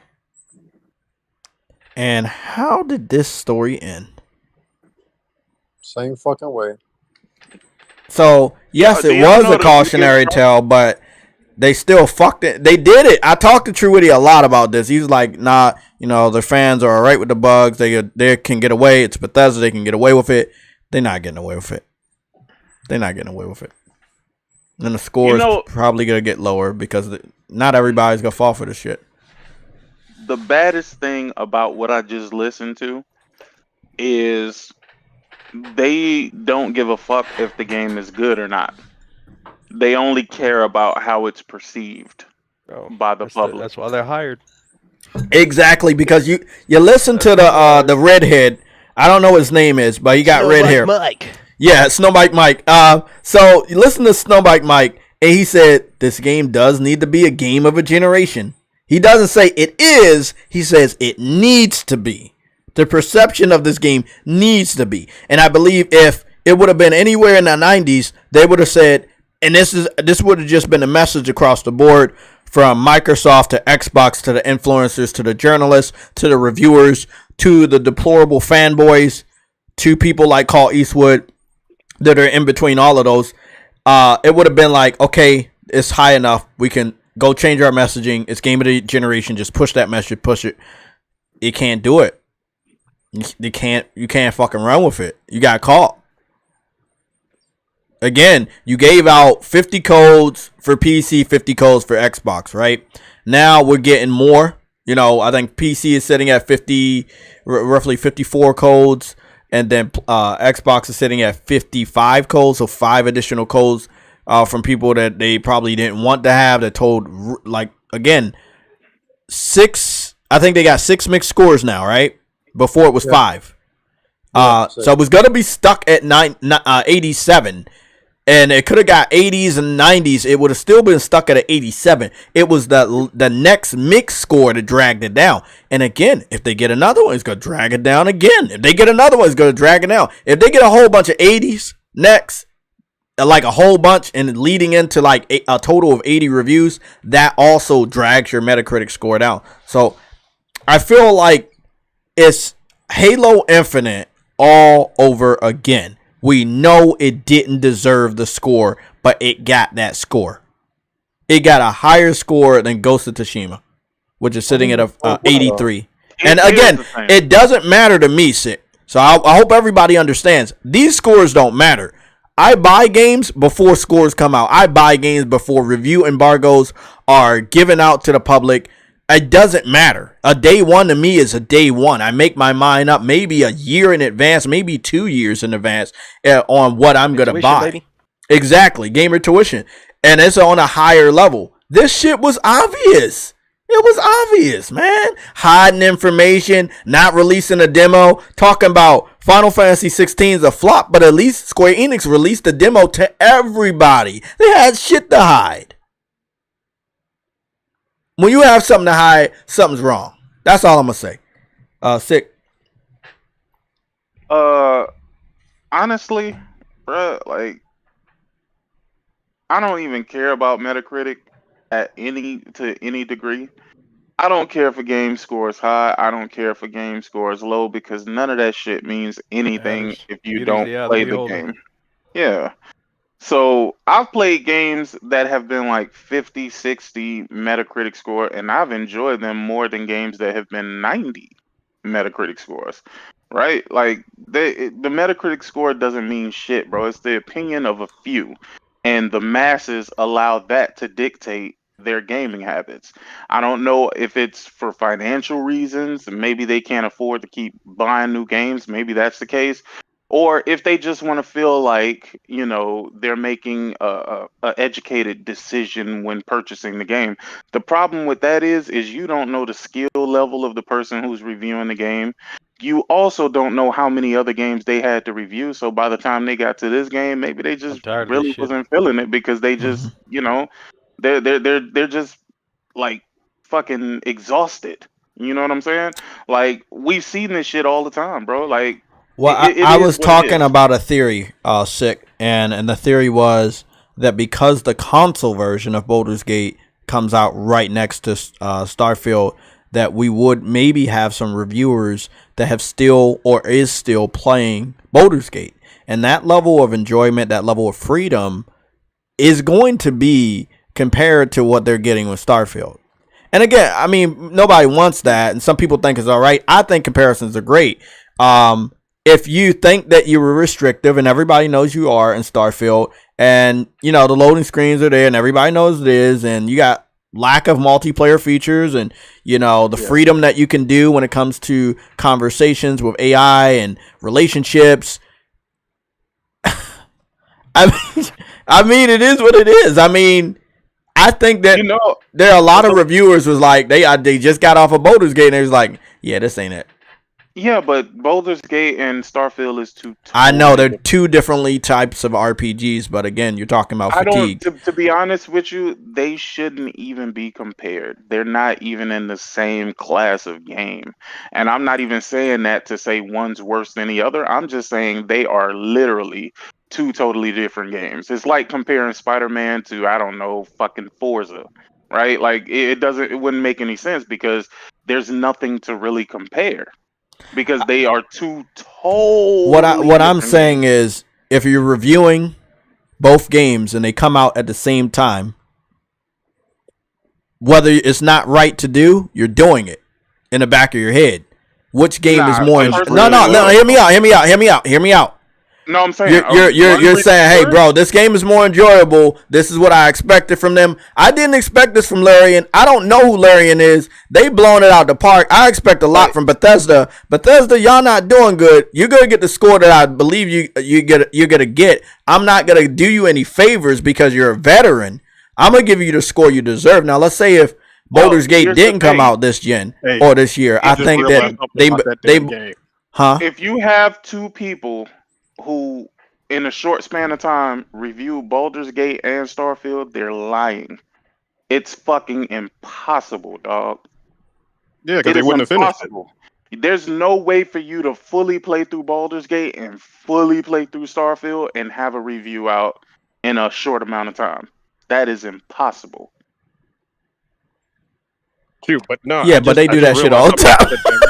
Like they do that shit all the time. We found. Listen, remember when we found that shit out about Horizon Forbidden West and Horizon Zero Dawn, where they didn't finish certain missions and shit? Like they were talking about this wasn't in there and this wasn't in there, and they didn't finish certain missions. These reviewers do it all the time. I mean, I don't buy my games based off of these scores. I buy these games based off of how I feel months, years in advance.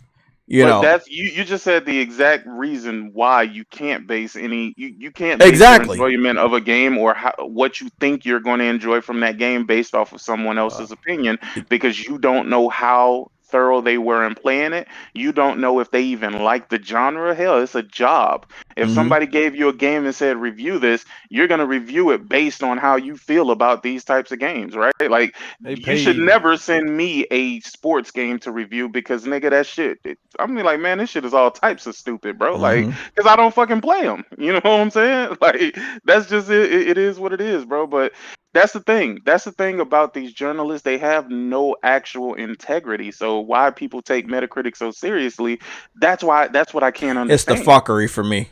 I'm just saying, like, I got fucking no. I got tweets where niggas was like, yeah, this is gonna be game of the generation. It's definitely getting a 90 plus. Yeah, Final Fantasy 16, that's a flop. 87's bad. I'm like, hey, well, I mean, I'm just using y'all words against you. Y'all said Metacritic matters to you. Let me show you how much it matters. All your predictions were wrong. Hold on. Who the fuck told you 87 is a flop? Nigga, an 80 isn't a flop. A fucking 70 isn't a fucking flop. Bro, what the hell? Dude, listen, what? I played some games. I played some games that should be flops. And I enjoyed a lot of games that should be flops. So I know that shit ain't true. Yeah. That shit's crazy though. You know, I literally did enjoy Days Gone on an open world level. Yeah, and it got shitted on. Yeah, but that was around the time where the media felt like they needed to knock PlayStation down a peg, right? They were tired of PlayStation winning. They were tired of seeing PlayStation games walk home with awards. So they purposely just start giving negative fucking reviews over anything. Dude, I remember one of the reviews had fuck all to do about Days Gone, really. It was about the man looking at his wife's ass, bro, in the game. Oh, I remember that. Yeah, I remember that. GameSpot. That was GameSpot. Yeah, but yo! I just remembered something though that I like. Crazy how. If anybody ever played the Wolfenstein on PS3, Starfield got the same fucking animation as that game. Like they sat up there and ripped that game and tossed it into Starfield. What Wolfenstein are you talking about? Which one? It was. I think it was. What was it? Return to Wolfenstein or something like that. Okay, I didn't play that. 3D? I played. It was literally. I think it was PS3, maybe Xbox 360 exclusive. Okay. Like I know what you're talking about, but I started playing the Wolfenstein. You know, like the New Bloods and all of those on the PS4. That's when I started playing those Wolfensteins. Damn, I forgot. Was it that Return to Castle Wolfenstein or some shit like that? And you say it got the same animations? It has this stupid spell in it where you can make everybody float and start shooting them. Yeah, and I heard about that. And they call it some gravity shit on this game, but they did classify it as magic.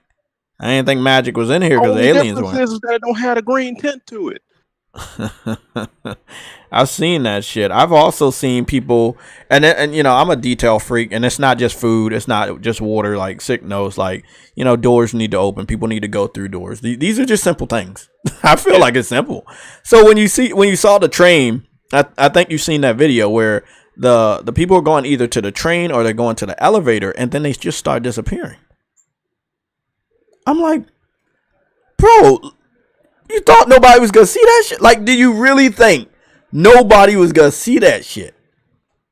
Like, people just disappearing, and this like generations in the past. Like, we've seen this shit many generations ago, and it was acceptable. It just was. But it's so much on Starfield that's not acceptable, man.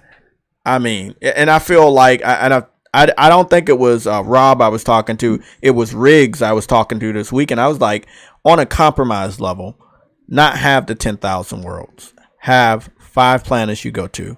1 solar system. And I think that, you know, you could have given the Elder Scrolls vision of a space Elder Scrolls. Because right now it's like, bro. Hey, Jay, huh? You really think they got 10,000 planets, bro? Fuck no. Fuck no. Because the first thing I know, do you remember No Man's Sky when it came out? Remember Sean Murray was like, even if you go on the same, like in the same solar system, it's like there's no chance that you ever see the other person because there's so many.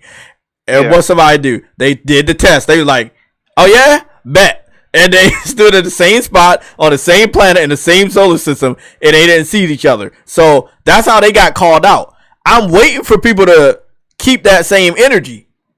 But yeah, it ain't nah, bro. It's nah, bro. Fuck that, man. Just like, I feel like they didn't even need to try to copy off of No Man's Sky. And for anybody here in the comment section saying they're not, I mean, they are. They just not doing really good at it. They can't do what No Man's Sky is doing, but they obviously got inspiration from it.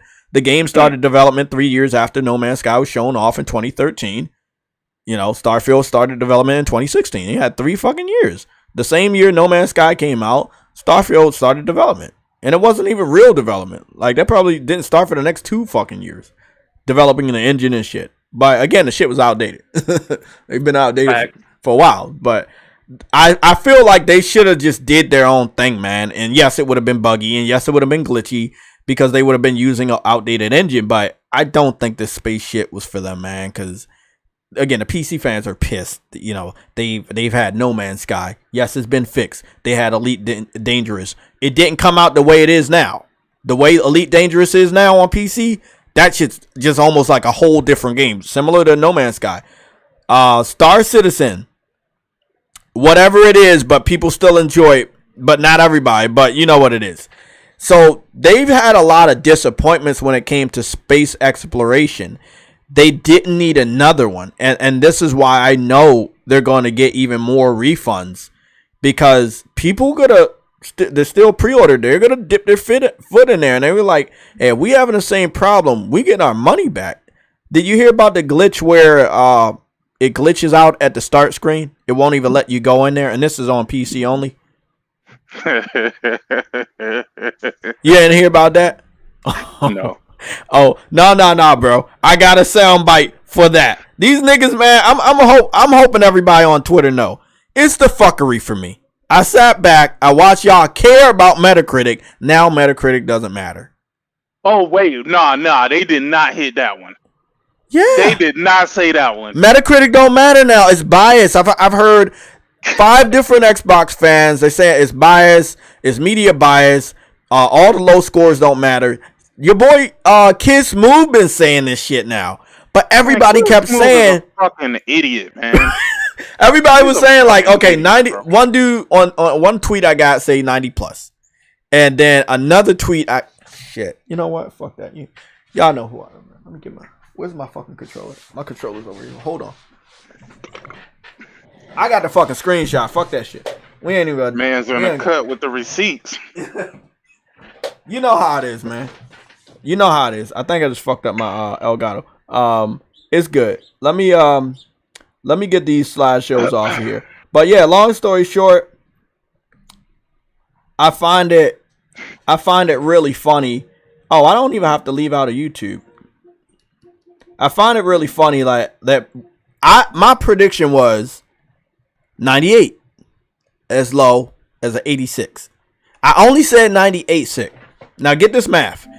If Baldur's Gate was at 97 for like 4 or 5 days, then you would need a higher score, right? So that if you did drop, you would still be in the 90s and you could still like have a higher score. Not that I care, but I'm just saying that's the math I was doing. So I was like, okay, Starfield needs a 98. The hype is of a 98, you know? So then Baldur's Gate dropped back down to a 96, and it's been staying at a 96 for a better part of a week now. So I was like, okay, you know, they can get that 98 or 96 or 90, whatever, 94. I thought it was really gonna be a 93, but it's at a 88 on PC, 86. What was really funny about it is, and I don't think you caught it. I caught it. It was at a 90 for a few minutes, and Metacritic ran and put the seal of approval on there. It put the Metacritic must play. At one point, when I went to the website, it had the Metacritic must play, but it was at an 89 on PC. They trying to run and rush this idea that this game is fucking great. You see what I'm saying? I know you gotta hate this one. You gotta hate this one. You gotta hate me for this one. Xbox University. Xbox University. He says, and I quote, Starfield is a certified masterpiece. At least a 90 plus on Metacritic is guaranteed. Literally the most polished Bethesda game ever. Might be game of this generation. Now, this game had not came out. Nobody had played it. Definitely he has not played it. He's been in defense mode, but he's still on Twitter. I mean, you could pay $35, get the game 5 days early and play it, but he refuses to do so. This is just one tweet. You know, there's another tweet here that I thought was pretty funny. Where's the other one? Oh, it snapped onto that screenshot I made. Here it is. Marcus Ray, Texas Republic 36. He says, you won't be laughing when it gets a 95 and game of the year. That's August 14th, 2023. Isn't that weird? That's all they care about. And that's what I'm saying. So obviously, when it don't get what they think is gonna get, I'm gonna tease the fuck out of them, and I'm not done. Oh no! So if people in the chat are tired of me, man, y'all might want to unsubscribe because I'm not done, bro. I got like about maybe 2 more weeks of this teasing in me, man. If that shit dropped to 85, I'm gonna make a music video. Fuck that shit. I'm all for it, bro. But again, it mattered to them. The perception that everybody else could agree it was a great game is what mattered. And that Metacritic matters to them because it kind of amplifies what they're hyping up. Even though what they're hyping up is bullshit, because none of them are, industry insiders. They never had hands-on with the game. Again, right. Xbox University, his statement is very polarizing. Again, let me read this off. Starfield is a certified masterpiece. How? It's the most polished Bethesda game when all their games are... Exactly. It's the most polished Bethesda game ever. Might be game of the generation. At least a 90 plus Metacritic is guaranteed. These are statements. These don't have questions. These are not what ifs. These are definitive statements. And this is why this fan base takes the most L's. They overshoot all the time. Redfall overshot. What was the game called? Shit, it's a whole bunch of forgettable ones. Battletoads. What's the two that came out? Crossfire X. Medium. You know, Hi-Fi Rush. Which the system itself? The system itself. 12 teraflops. You know, 12 teraflops. I eat monsters for breakfast. All that shit. Velocita. The velocity architecture. Clouds. The tools. All of that shit. Like, I mean, it's just wild, bro. And it's like, listen, if a game looks good, that's good. You know, I've seen glamour shots, right? Sick. We go and pre-order our games. Be on your head, bro. Fuck them. Fuck all them. I don't give a fuck. We go. Look, I could prove this shit to you right now. There was a new game in the pre-order section, and I can show y'all this all the time. We're all accustomed to glamour shots, right? They use glamour shots to show off their games. When you go into a game that's not out, most of the time let me just use CyberPunk as an example. So CyberPunk 2077 Phantom Liberty, it's $30. You can pre-order it now. So when I go over to it, what do you think I'm seeing? I'm seeing glamour shots. Oh yeah, for sure. But that's any game. So when you're showing me glamour shots of Starfield, and I'm a person that's used photo mode since its inception. Shit, before the PS4, I was using photo mode on PS3 games. So long story short, that is nothing new to me. Like making a game look good by angling it or zooming in or showing certain details. It's nothing to PlayStation gamers. It's just not. So we know the developers use this tactic to hype up their game when when pre-orders come out. So when you're seeing Starfield look glamorous, nice scenery, sunsets, all that's not the game though. You're not playing a picture, you're playing the game. How's the game run? Are you having fun? Or are you just having fun with the perception that it's a new game and it's hyped up? They're having fun perception because it's a new game, bro. I'm telling you, 2 weeks. 2 weeks at max, and then somebody's on the next topic of Beyond Starfield, bro.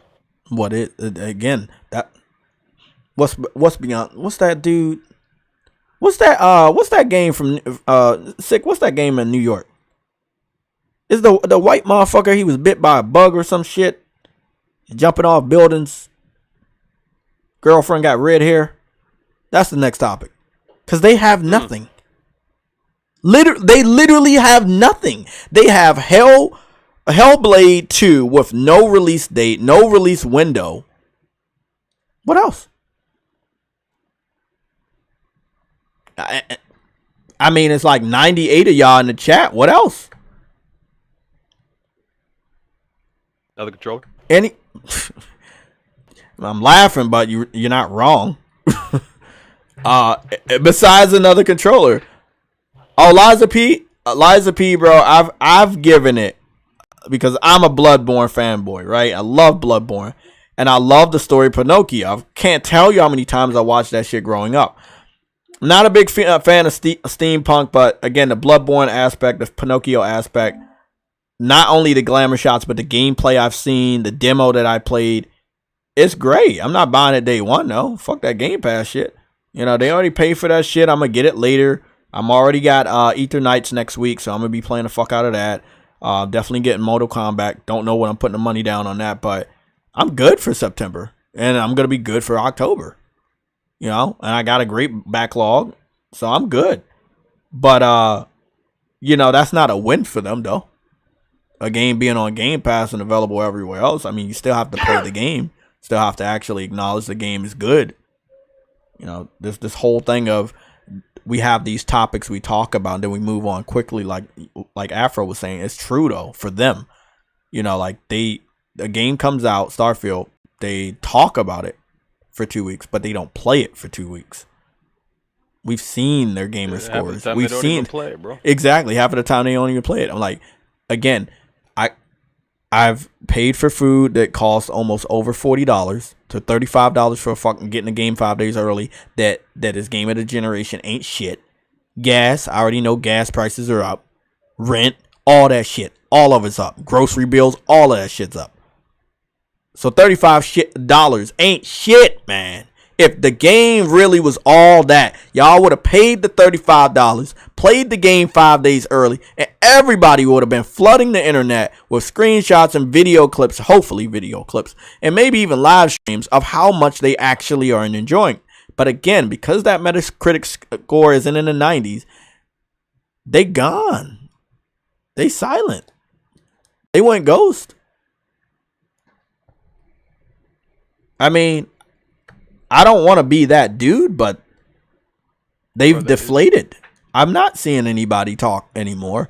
PlayStation fans immediately are pulling up receipts, showing them screenshots of the new score being at an 86. These dudes are fucking crying. They're trying to report people. They're probably going to come after my head or my neck. Don't care. Get mad at yourself. You keep overhyping everything. They're going to do it with Hellblade 2. And I can't think of anything else after that. But, you know, Forza is Forza. You know, me personally, I don't give a fuck. I'm just waiting for that comparison to Gran Turismo. And from what I saw from Forza Motorsport, they should not do the comparison. I'm actually like, I know I'm going to get some shrimp, some french fries and shit. I'm talking about the graphics comparison and visuals. I was going to get like gummy bears, fry them motherfuckers up in the microwave, all that shit. Get some cream soda, all of that. Maybe a Mountain Dew and some Doritos. I was going to have a good old time watching that comparison, but I feel like it's unfair from what I've seen from Forza Motorsport. That is such a downgrade in visuals compared to what we're getting in Gran Turismo 7. That downgrade in visuals, feachers. Yeah, the features. It's a lot of maps that are missing too. With these features. A lot of maps are missing. Split screens missing. Spectator mode is missing. You're talking about ray tracing, but we'll see. We'll see. They overhype everything, and this is why they're always disappointed. Like, be humble. You know, that's all you gotta do. Just be humble out there. You know? I love it, man. I love it. The fuckery is not going anywhere. I'm still here for the next 2 weeks talking about fucking stupid ass Starfield, man. And yes, I am enjoying No Man's Sky, and I got 133 hours in that shit, and I got 1 gold until I get the trophy. And I'm talking about a platinum trophy. So, I mean, PlayStation fans over here, we go talk about it. We go be about it. At least I know I am. You know, the majority of people I fuck with. You gonna be about that Monster Hunter Platinum? Yeah, we got more topics to talk about today, so let's go. Let's run to those real quick. Man, look, I get on Monster Hunter and help people out, no problem. And maybe I come across a monster that maybe give me what I need, but that RNG is a nightmare. Like, I got the platinum in my mind. Deep down in my mind, I got the platinum. But, bro, fought a monster almost 100 fucking times, still didn't get the drop. Said enough is enough. I'm done. Bro, you know I was sweating for Returnal. I was sweating. I was like, bro, not again. Not again with the RNG, bro. Not again. No Man's Sky had some RNG trying to find certain creatures that I needed to scan.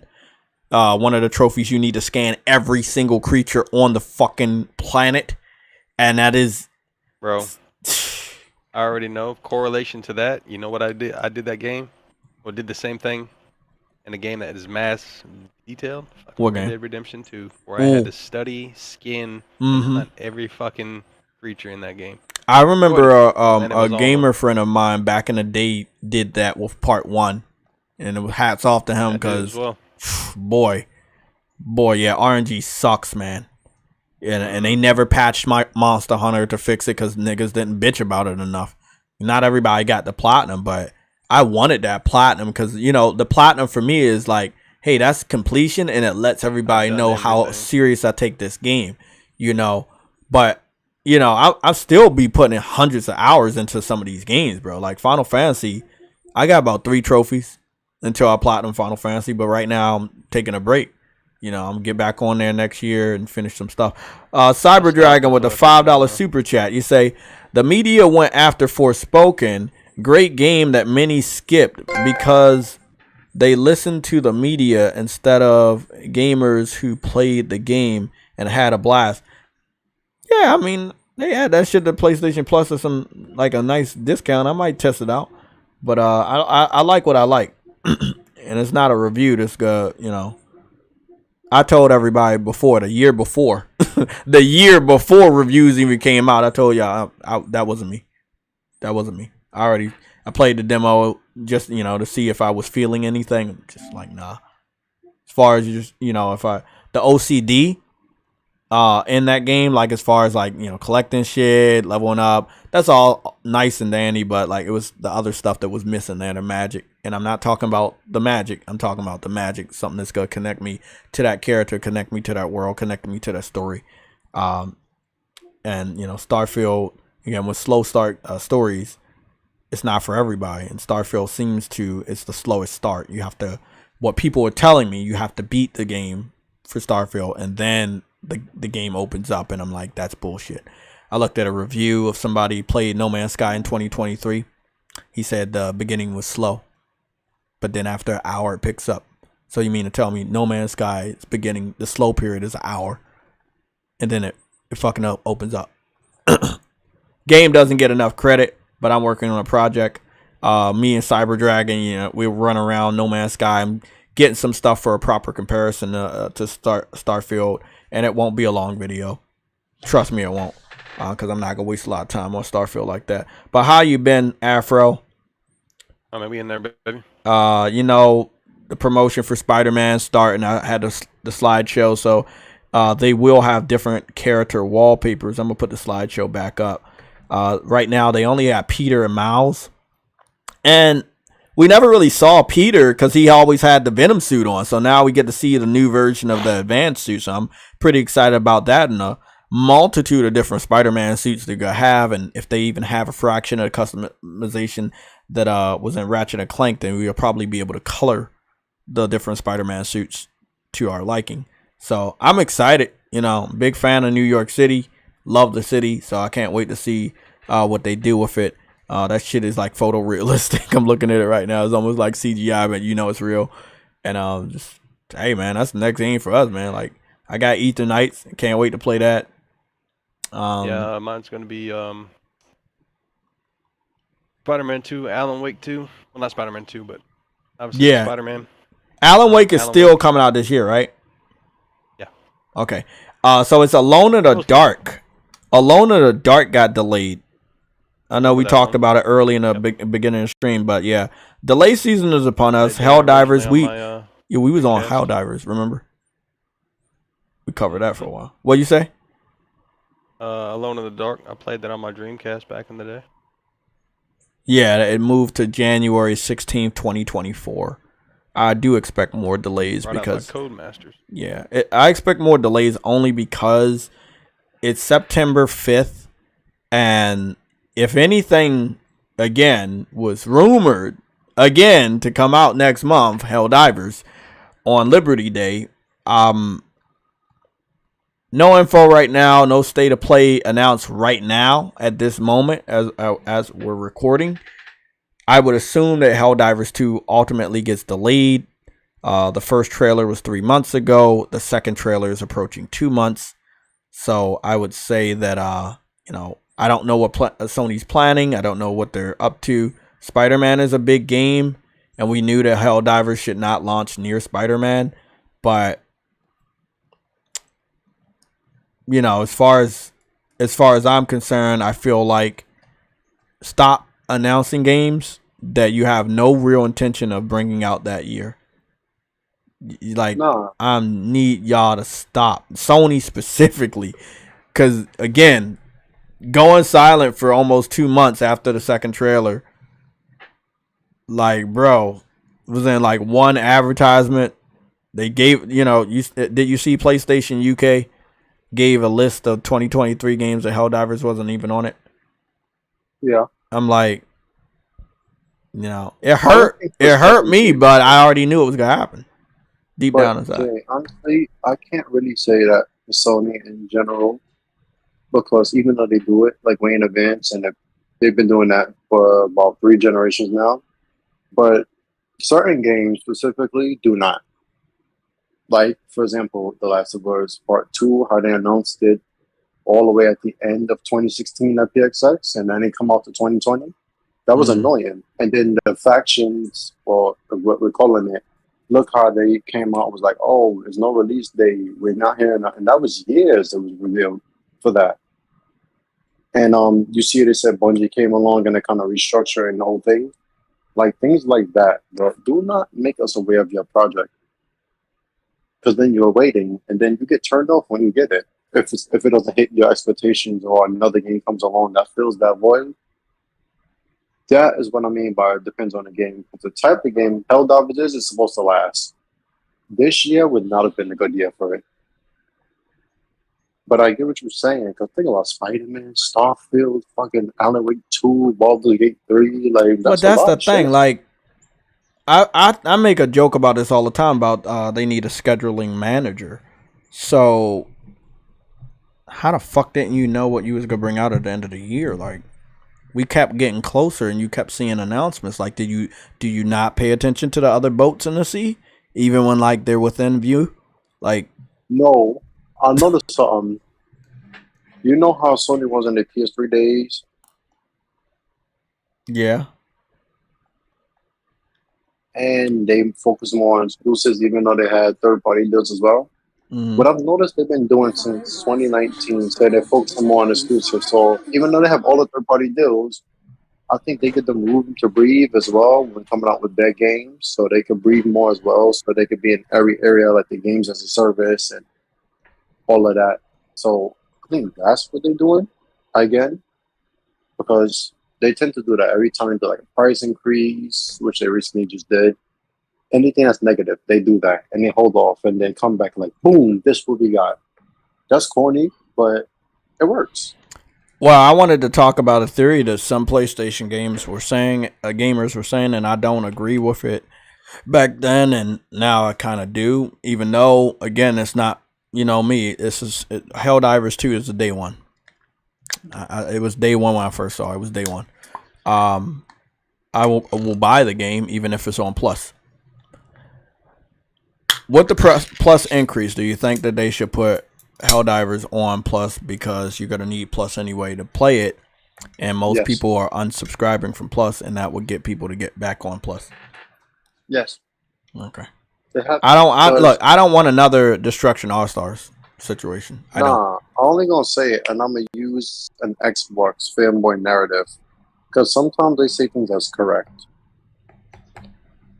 One Xbox person said it the day of the increase that even though Game Pass is asked this month, compared to Sony what they usually have, this was not the time for it, because their lineup for September was awful. It wasn't as strong, and this was not the time. By the way, while Spartan is talking, we're showing off some glitches from Starfield. Somebody made a compilation. Yeah. That's why I was pausing a bit. But yeah, I think they should put it. They should put it on Plus, because technically it's supposed to be a games service game.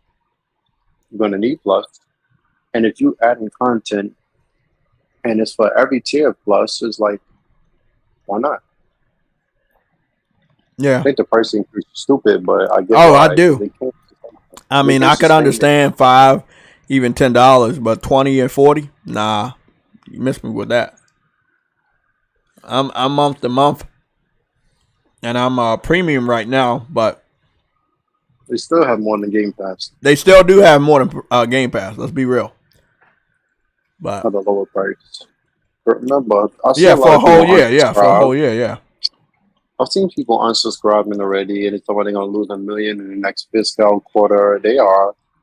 Yeah, they're about to lose a lot, definitely. But you know what's funny though? Sony has lost before. Fanboys have made fun of them. But I've noticed something. When their subscribers drop, right? Those same subscribers that stay spend more money. The people, when they have Plus and they have more subscribers, they sit at a standstill. and they get like probably like 200 million more dollars. But when they have less subscribers, these niggas they make 1.8 billion more in profit. I'll be like, oh, I mean in revenue. Oh, they definitely got to make money off and when it comes to software because of Spider-Man. They make more money. They make more money with less subscribers than they do with more. Oh yeah, and I think that's what Ubisoft was saying last gen with like when the Division came out. Xbox spent more dollars. He flew. Did you see that glitch where he went through the ship and fell to his death? Oh man, I'm so happy I found this. I've been looking for this. You know, like cause people be saying, "Oh, no bugs, no glitches." I'm like, bro, I'm gonna find it and I'm gonna save it in my phone. And then every time I see you say that shit, I'm gonna send you the fucking video. Goodness, gotta love it. That's classic. That's classic Bethesda. What the fuck? Spartan, explain. Explain, Spartan. Explain what I'm watching. Mm-hmm. Bethesda. Hey, I'll take it. That's acceptable. This bitch is floating into the atmosphere through fucking solid objects like she a fucking ghost on Ghostbusters. What the fuck? What the fuck? Let's have some fun. Starfield is the least buggiest game from Bethesda. That's what I heard. Let me go back. I'm out the stream on YouTube and go back in. Because it looks like from my end, I see 100 people are watching. Oh, yeah. You already know what it is. Okay. I'm going to tell you something, Jay, that I said a while ago. When I said Bethesda, they use a different engine for this. No, they use a variant of the same engine, which they always use, right? Yep, because it's cheaper. It's cheaper. Right. The one that made Fallout New Vegas, Obsidian made that game using their engine. And they refined that shit. It was flawless. Bethesda don't know how to use their own engine, which is fucking crazy to me. Bro, that water is horrible. There's no splashes at all. And this dude fat as shit. I'm asking you a question. You remember Star Wars Battlefront when they remade that in 2015? Yeah. You see how they got it to be 60 frames, but they had to lower the resolution on the PS4 to 900p and the Xbox to 720p? Yeah. Watch this. The next game that came out was in 2017, Battlefront 2. Like Call of Duty World War II was out that year. Look at how that game, they fixed their own engine, mastered it, and it was 1080p, 60 frames on the PS4, and actually 1000p, 60 frames on the Xbox One locked. See the difference? Mm-hmm. EA and even Activision redid the engine for Call of Duty. Look at Black Ops 3 in 2018. The shooting mechanics, the realism, the cinematics, streaming quality Call of Duty games have now. Lovely. It's back in the days. It's gorgeous. You saw the last Call of Duty game was a whole movie. Even in gameplay on the base PS4 and the Xbox One, it was gorgeous. Why they can't do that?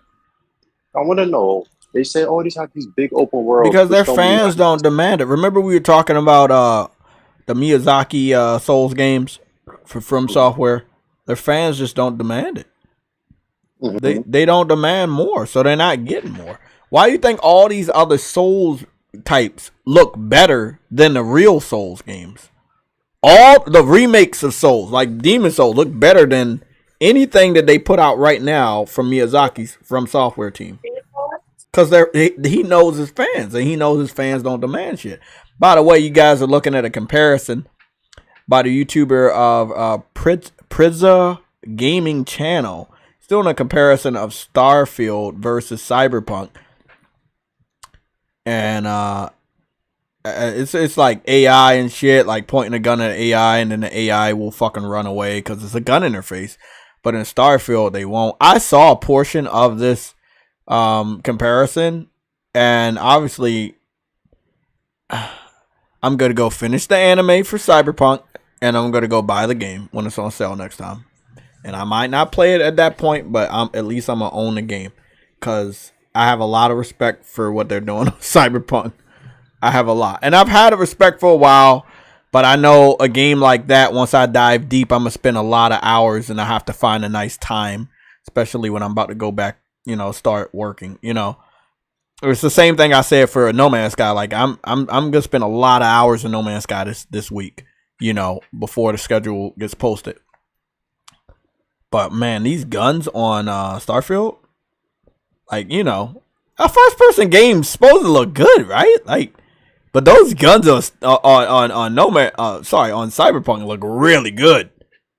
Hey, I was not familiar with how awesome it looks, and the water.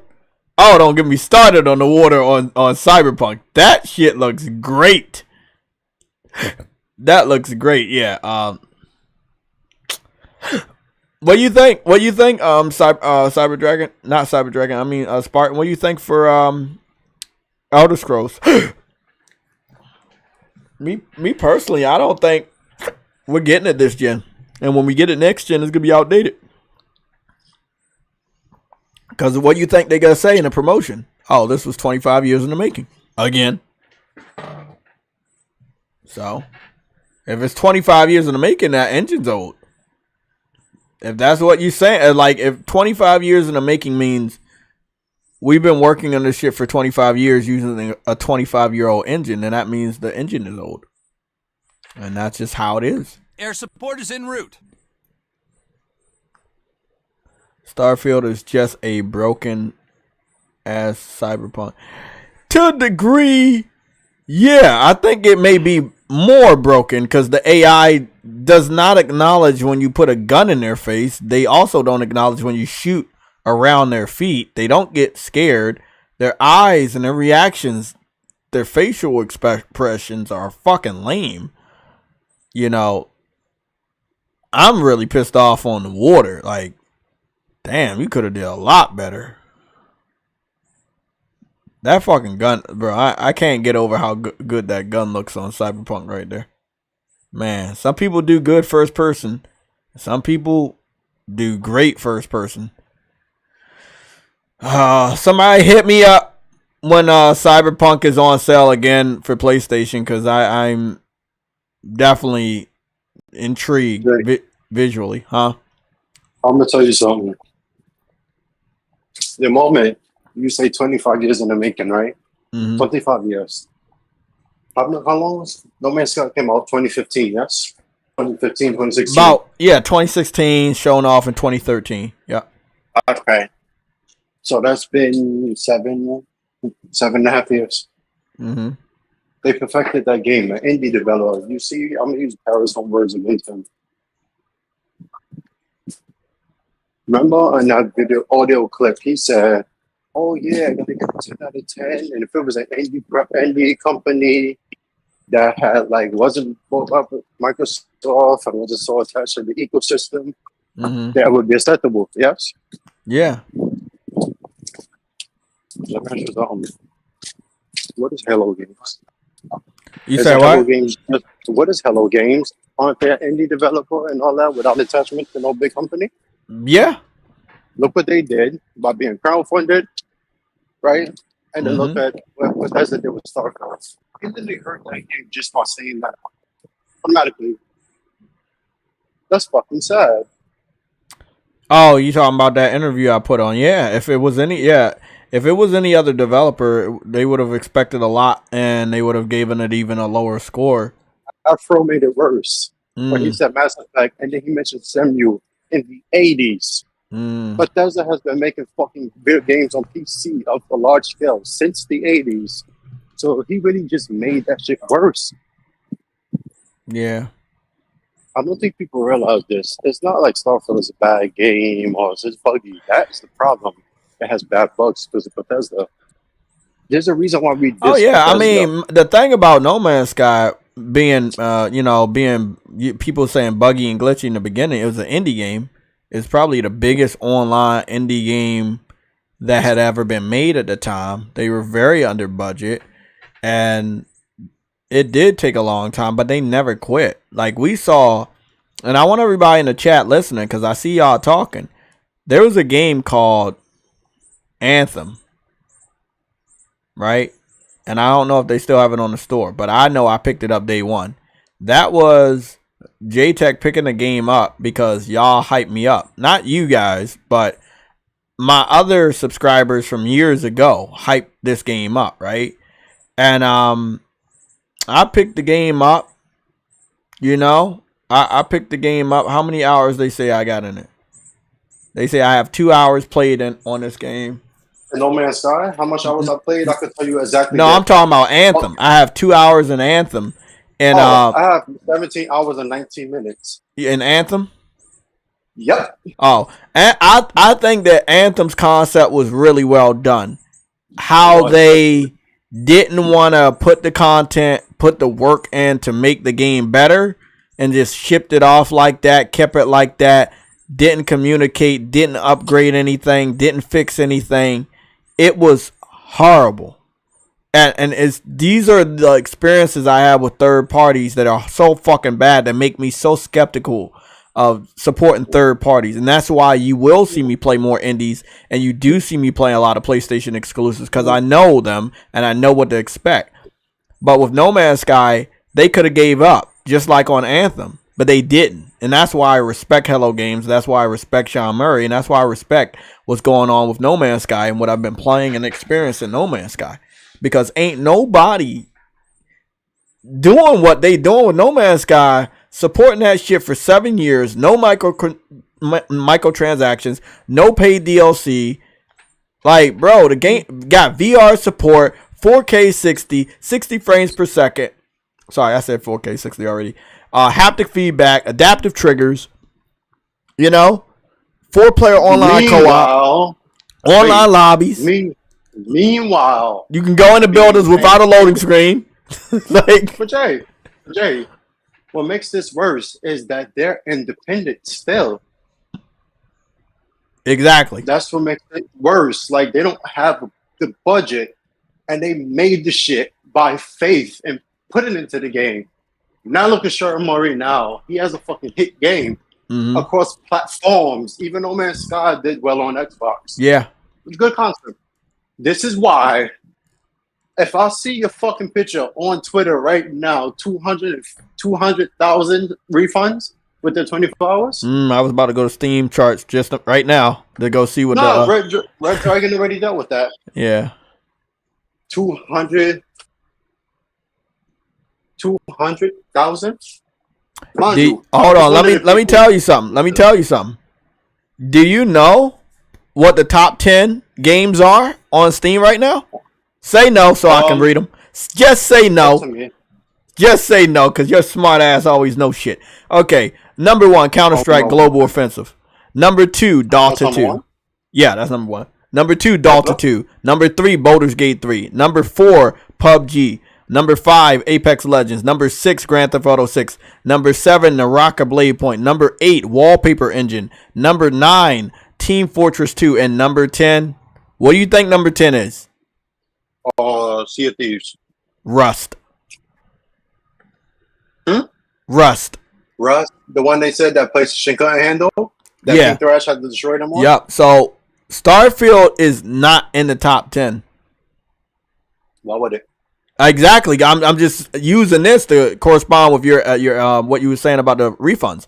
They're not playing that shit. If they playing it, they playing off the grid, pirated. They're not playing that shit. They not playing that shit, bro. Nope. They are not playing that shit. That shit is fucking hilarious. Do you know that No Man's Sky currently has 20,000 people playing it right now? Is that right? Yeah, 20,000 people playing that shit online right now. Do you know why? At the peak, it's 24,000. Do you know why? Call the game dead all you want. 7 years, and that's what the player count look like. That is healthy. And then after what happened with Starfield, it made this game get into conversations that it wasn't ever in over the last 7 years. Huh? They're gonna buy it. People been buying it. No, Microsoft want to buy it and watch. Oh, they on the list. True what he said that Hello Games was already on the list. That's why I said you're gonna buy them. Yep. Look what Sick just did with Project Gotham. They own that shit to the point where they could put that shit out if they want. And they haven't. Okay, cool. The problem is No Man's Sky is already established. So if Microsoft would be like, oh, we are buy this. Like, for example, a game that was ambitious as fuck for Microsoft that they've always had is Flight Simulator. Right?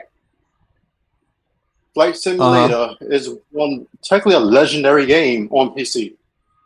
Microsoft always had that shit, right? That game delivered on every fucking thing. That was the last game they delivered on. Graphics, the ability to fly across the whole fucking world. That shit was true to life. And it was on the Xbox One, even. And it ran good, right? This game right here, it said it's ambitious, right? They didn't say anything you would be able to do. They just told you what you couldn't do. And now you're seeing it. Just was true to their promise. They didn't put in no work in this fucking game. This is not 25 years in the making. This is 8 years. A game that's fucking defined over years was Horizon Zero Dawn. Hey, y'all saw how I just got in that fucking StarCraft? Yeah, look familiar, don't it? Fuck out of here. Look familiar. Bro, fuck out of here. Let me get out of here. Let me No, Jay, my only frustration is that I think Six said it when he was here, Afro said it. Horizon Forbidden West did everything detailed. And then I tagged you in something. I know you saw it and liked it. Right? What was it? The tweet I had about Horizon. You can fucking fly in that game. Oh, yeah. Go down. You can, yeah. Right? You're supposed to. You're going through clouds. That's taxing the CPU automatically. That shit doesn't drop from 60. That is more heavily detailed and CPU dependent. And it's bigger than fucking Starfield, I guarantee you, to the amount you can explore. You may say, oh, you can go to planets. You have a whole world where you could go to the draw distance and it's being loaded instantly. Do you know how much fucking work that is on the system? They did it. Guerrilla Games did it. So why the fuck can't Bethesda? They literally made Horizon an RPG. Yeah, I know. And it worked. And a huge open world game that has no invisible walls. Nothing. What can they?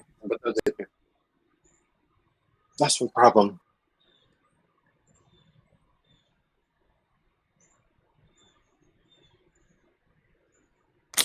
Man, fuck out of here. Got on an online lobby. You can run around, see all these different ships. I finally got my the ship I kept seeing everybody with. The Interceptor, that's what it's called. But see, I got version 1, and yes, it's red and black. Obviously, I was so fucking lucky to find a red and black one. Yeah, it's a red and black Interceptor. This is the tank version. That's a dope ass, intimidating version of the Interceptor. But there's multiple different ships on this game, and I'm talking about like good looking ships, big ass ships with like big boosters on the side. This is somebody's ship. That's some ships over there. I'm on the online lobby, by the way. Yes, No Man's Sky has online. If you haven't heard, it does have online. You have guilds, you have groups, you have co-ops. You can settle on a planet together and build in different aspects of that planet, go to different cities on that planet that the community builds. There are also settlements that the AI has on there. This game is underrated. You know, don't let it be in the indie fool you. Don't let the visuals not being on the level of Starfield fool you. This is a 7-year-old game, and they did shit that other AAA studios will never do, which is never give up. Sean Murray never gave up on this game, bro. He believed in this game, and he never gave up on this game. And we gotta respect that shit. I will always respect that shit.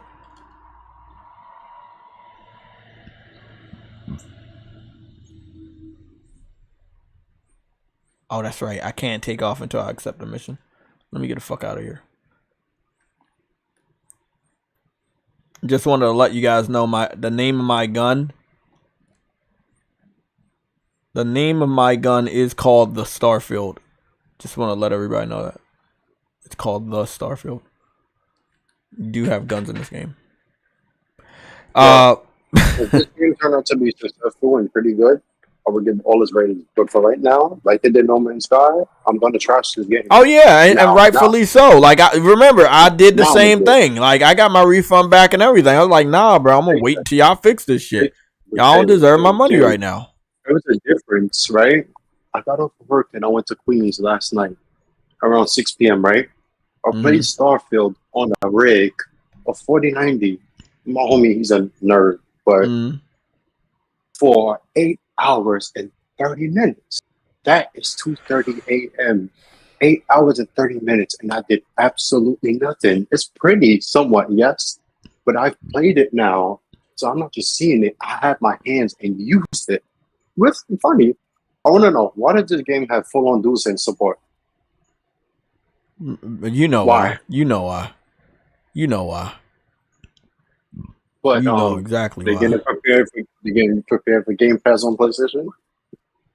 Yeah, the AI sucks on Starfield. Yeah. I was like, if you shooting at somebody, they not moving. Oh, they shooting all right. They shooters all right. It did better than Wolfenstein. I will say that. No, I'm saying the AI sucks on Starfield. If you shoot at somebody, they don't move.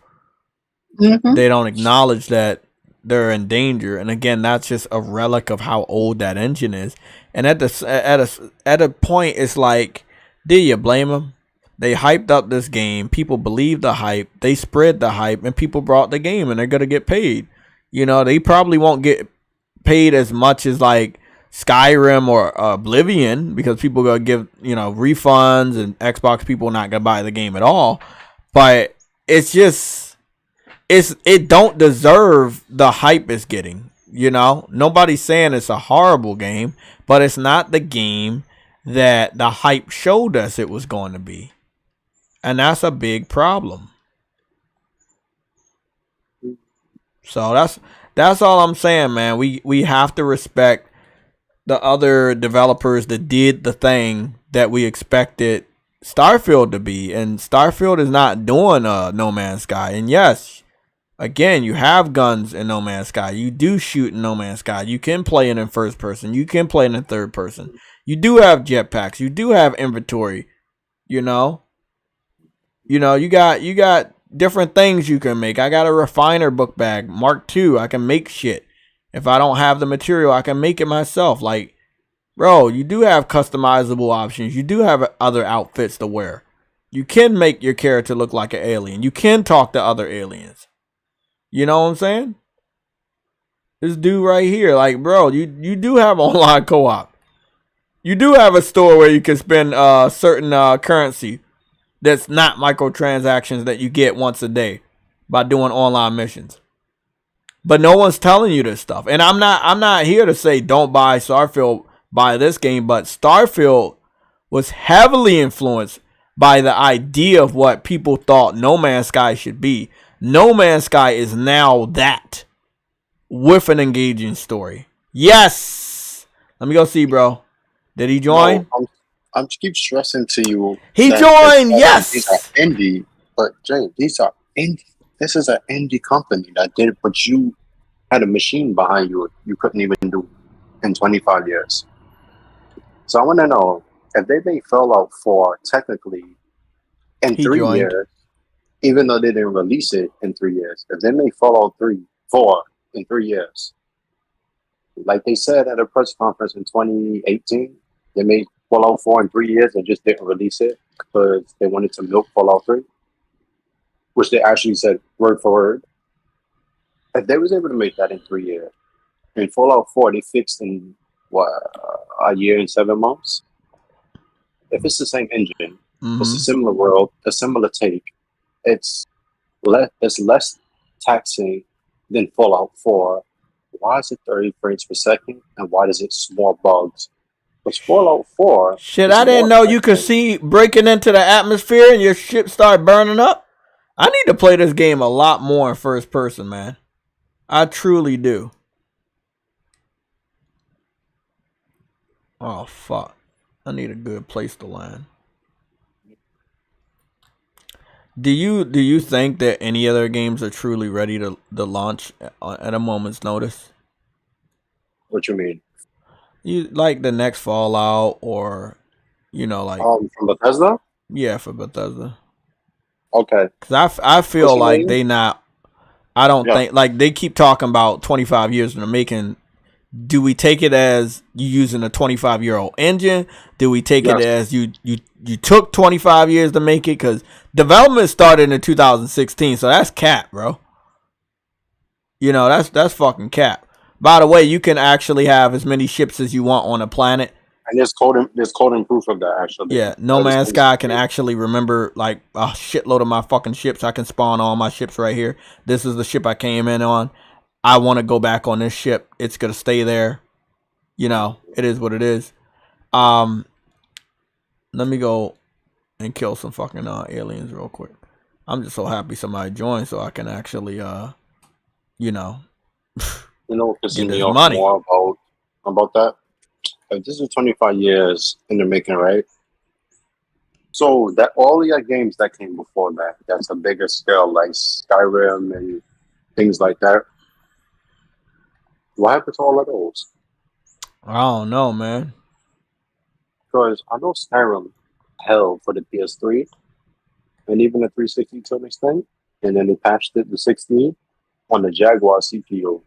That game is taxing as hell and it's huge. So I want to know, they said Starfield is huge, right? Even though it has invisible walls, that means that CPU is not being used. Yeah, I mean, I told you about the mod. They took away the invisible walls, but if they go past the invisible walls, the game starts glitching. And, it'll crash on them. So that means that you have overhead of RAM, bandwidth, and CPU usage that's not being used. So that means your game is not being taxing. So why is it that Skyrim, a game that was actually taxing on every system it's on, including the PS5, the PS4, and the weak-ass Xbox One, is able to hit 60 frames per second? We can handle this shit. Explain that to me. Skyrim is bigger, technically, in exploration than Starfield is. And it's 60 frames per second. And what's the other game that's bigger? CyberPunk. This game. Wait, No Man's Sky? No Man's Sky. More planets, 60 frames, 4K. More and online. VR support at least on PlayStation. More AI. More AI. Different aliens, different life forms. Yo, you see the game Days Gone, right? That game is fucking massive. You hear me, Jay? Yeah. Days Gone is massive. What is Days Gone run at on PS5? 60, right? Yeah. Oh yeah, Days Gone. Man, don't get me started, bro. PlayStation. You can go back. You can go back to fucking Horizon Forbidden West. That's all you really gotta say. Bro, I had people mad at me about that post yesterday, but I'm gonna tell you after you done. They was mad at that post. They was like, it's not about graphics. Horizon was made for what? Movie cinematic graphics. Like, bro, y'all must have not played Horizon and saw that combat system that they added in that fucking game. You must have not saw it. You must have been late. But here's the thing, it gets even worse because this game is a last gen game made on current gen, right? So we're gonna use a last gen game that runs on this gen. Do you remember Uncharted 4's Madagascar chapter? Oh yeah, I remember that. Legendary. You see how you explored everywhere, and it's like there's nothing going on, right? That game itself, they ran that at 30 frames on the PS4. The Pro, 30 frames. The PS5, 60 frames. They redid the game, even though it technically had an unauthorized patch. That's why they remade the game. That game in that level, when you start exploring all the mud, all of that is taxing on the CPU, and it's emulating the Jaguar CPU, and it runs at 60 frames per second on the PS5. So you can't tell me anything. We're never gonna go to Horizon Forbidden West. That's the prettiest game. We're gonna go downsize so that you can go to Horizon Zero Dawn. how it wasn't all that beautiful textures, all fluffy and all that, but it was very good. Facial animations wasn't as good. That game is 60 frames on the PS5, and it's bigger than Starfield. More water, it's more wildlife, and Zero Dawn in the first 8 main missions than there is in Starfield. And I played that game for 8.5 hours. So y'all can't tell me shit. Now that I played it, I'm going to diss the game, just like I did No Man's Sky. And I got refunded for No Man's Sky on PC and PS4. Y'all definitely can't tell me shit. The game that's why I told people. I was like, y'all think I've always liked No Man's Sky? You think I agreed with how they launched the game? Fuck no, I got my refund back. Like, I have proof. And I got like shitload of gold. I got like 3 gold trophies on the PS4 version, proving I played the shit. I gave it chances. You know, it's a much different game now. I'm about to go. I got 1 gold trophy until I platinum that shit. What the fuck? Remember how I told you I used to make fun of Fatal for No Man's Sky? Oh shit! I'm getting fucked up over here. Yeah. Keep talking. Fatal, No Man's Fatal. Like, I made fun of that game. Oh yeah, I remember Fatal was on that shit. Remember, I used to. I need to get caught up with Fable. Let me go see if we finished the mission. I think we finished the mission. Locate the infestation and follow them. What I played in 2021, I loaded this game. I loaded instantly though, because I still had the PS4 Pro at the time. So I still have it. But bro, you boot up that game, it loads instantly. I'm in space, ready to go. I just press X. I'm off. You start speeding. There's frame rates like, whoa. You didn't land, and then you see fucking like camels. I got a super chat from Viper Reaps. $9.99 super chat from Viper Reaps. You say it's not about the graphics, it's not about the AI, it's not about the frames, it's not about seamless visits to planets, it's not about the main story. It's new game plus.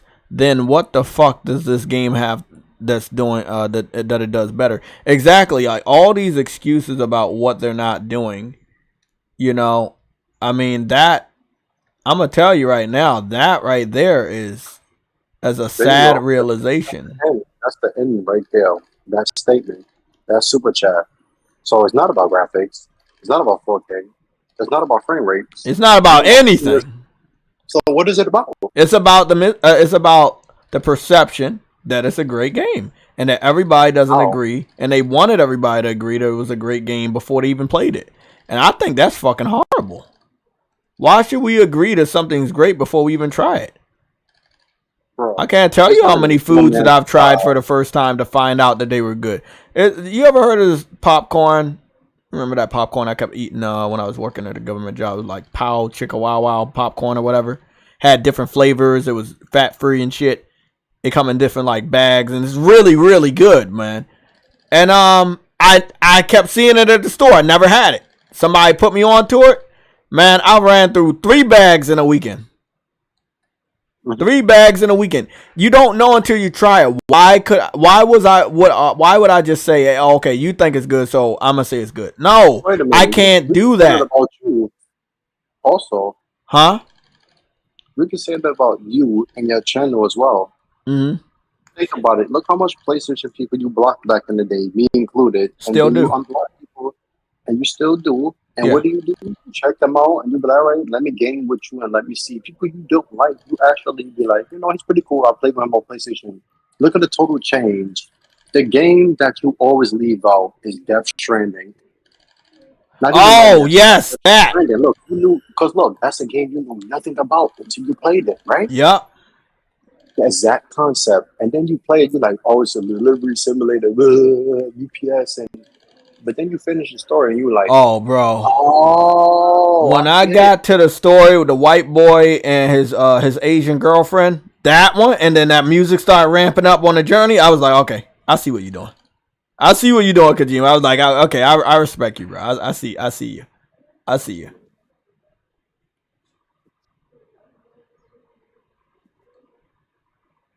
I am trying to finish this mission, buddy.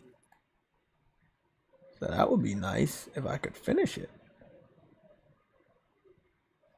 figure out where the fuck I gotta go. I'm killing a whole bunch of these motherfuckers, but goodness. Where did the other guy go? No Man's Sky is such a beautiful game. Oh, he want me to go over there. Oh, fucking bitch. I didn't even know I had to go over there. How far is that? Damn, I killed everybody over here. Yo, what I loved about No Man's Sky, right? The planets, the little ring around it, reminded me of Destiny. Oh, yeah? When you first saw the logo for Destiny, I thought that was pretty cool. That's why I really also liked it. I'm like, okay, I got a spacesuit, I can fly and shit, probably. All right, let me try it out. And I played it for 24 hours straight. 24 hours straight. Bro, I've been on this. I think I've been on this going on 2 weeks straight now. Just fucking having a time of my fucking life, bro. Bro, it's like, wow. I've never been a time with something to change my mind. CyberPunk still didn't change my mind. Day and night cycle crazy on here, too. Did he kill everybody?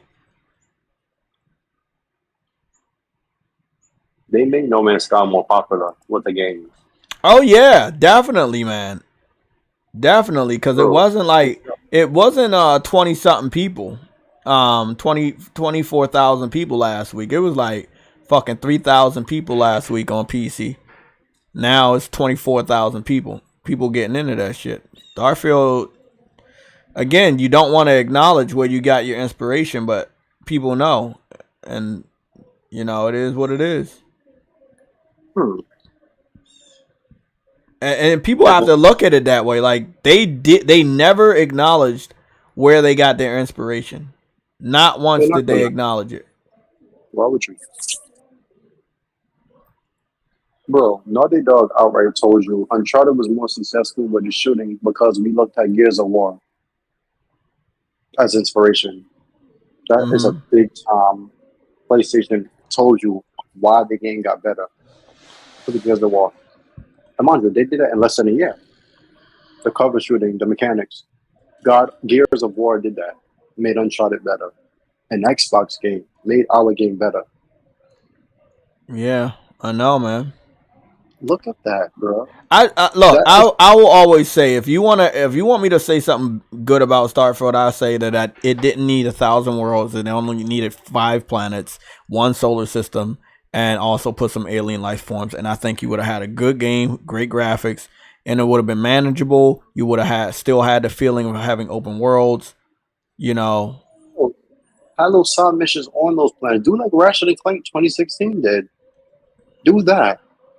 Remember when you flew and you went to each planet, Core 2 and all of those, and you collected the bolts, and you get the rail shoes. Yes, and all mission that. complete. Do that. They didn't need a million. How many worlds? 1,000? 1,000, bro. Look, when they talked about 1,000, I knew who they was copying off of. As soon as they said that big ass number, I was like, I know who they copying off of. That's when I fucking knew. I was like, yeah, y'all copying off of fucking No Man's Sky. Yep. I didn't see it at first. I ain't gonna lie. I did not see the connection to No Man's Sky last year. You know, there was one comparison that IGN made last year, but I still didn't see it. And it didn't propel me to get on there. It was a lot of hype around Starfield. I think it was a few months ago. I was like, yeah, maybe I go check this out. I still didn't have the time. You know, I was playing through Final Fantasy 16. But after I beat Final Fantasy 16, I was like, okay, I got some time. I got some time freed up. Let me go see what's going on here. And that's when I did it. That's when okay, we could turn this mission in. Mission complete.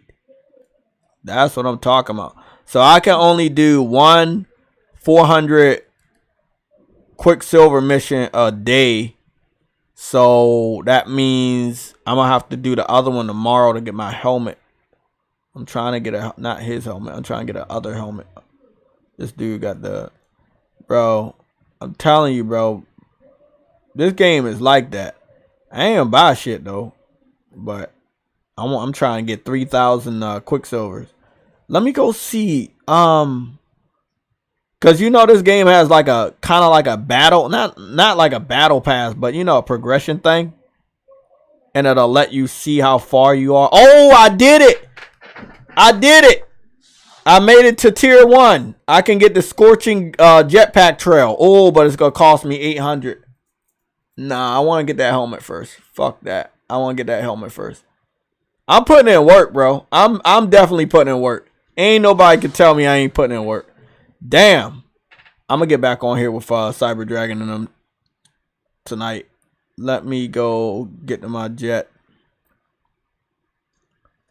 Yeah, never in a million years I think that No Man's Sky be like this. Online community, different fucking, starships and shit. Seamless online co-op, no loading screens. You didn't see a single loading screen when we did our co-op. We joined up, went to the planet, came back, turned the quest in, left the fucking anomaly.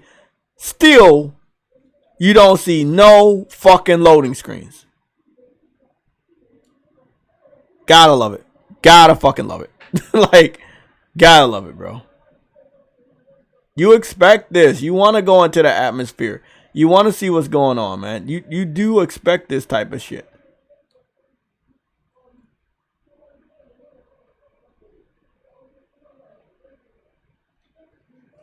I'll put the shit right here.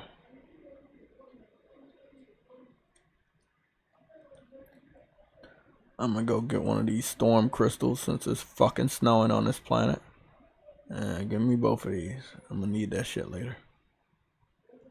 I can't barely see on this fucking planet. But the reason why I made a base here, because there's a portal. There's one of them Stargate SG-1 portals right over here.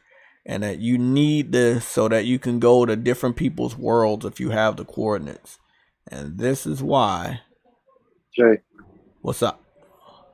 Do you remember when the Activision deal was being discussed with EU and Truity in January of last year, and I was on my way home, and I said, I want to see them actually get it, to see how they would manage it, because I bet you when Starfield came out, you would see no difference from a purchase from Bethesda.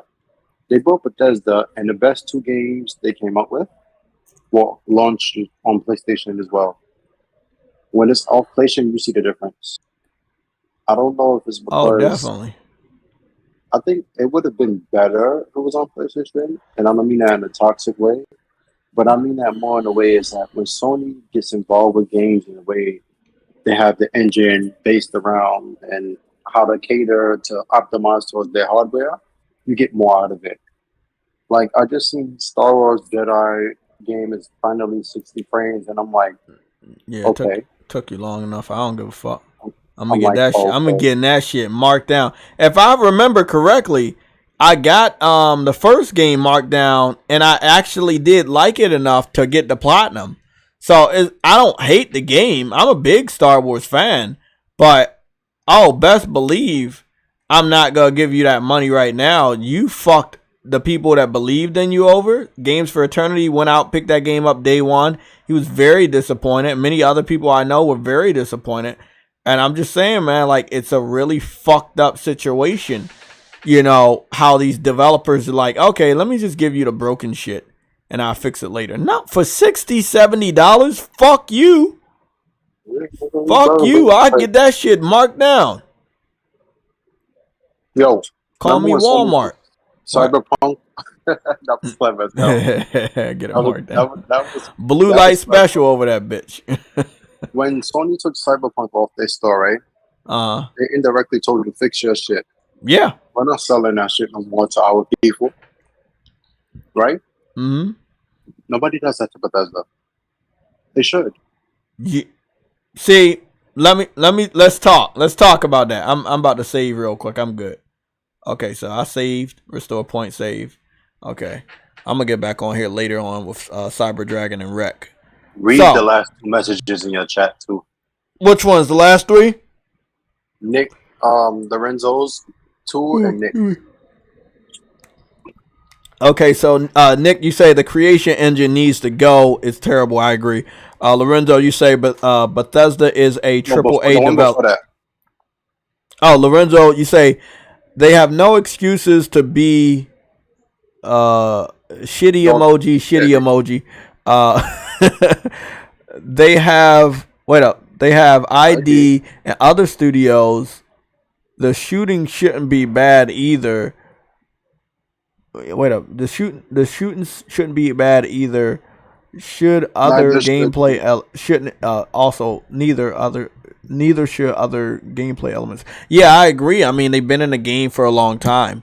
No, they've been these niggas made Doom and fucking and Doom Eternal, beautiful game as a first person shooter. Beautiful game. Nigga, y'all got I'm about to go delete some games. I'm about to go download that trial for fucking Cyberpunk, man. Like, nah, Jay, but look what he just said. Bro, these niggas made Doom and I know, man. From the late 80s to the 90s, bro. Wolfenstein has been around since the 80s, nigga. I got 148 hours in this game now. 148 hours, yeah. I've been, bro, since when I got back on here, that's when I've been racking up hours. I've really been on here, bro. I've been on here for real. 1 gold trophy away from the platinum. 1 gold trophy. What you gotta do? I gotta go. Just all I gotta do is warp drive to different universes. Really said go play Cyberpunk. Go play Cyberpunk. I played a trial, but I'm not buying that shit until it's getting marked down. Fuck that shit. That was crazy. And I know they're not gonna mark it down this year because they got that DLC. They're gonna keep it at the same price. Did the PS5 and Xbox versions come out yet? The series versions? No, right? I don't really know how it is. Yeah. Well, I mean, they got a version that is claimed. They got the PS5 stamp on it. So let me go see. Let me go see what the stamp looks like. Because I think they claim it is next gen, but it's not real. You know how they do that shit, man.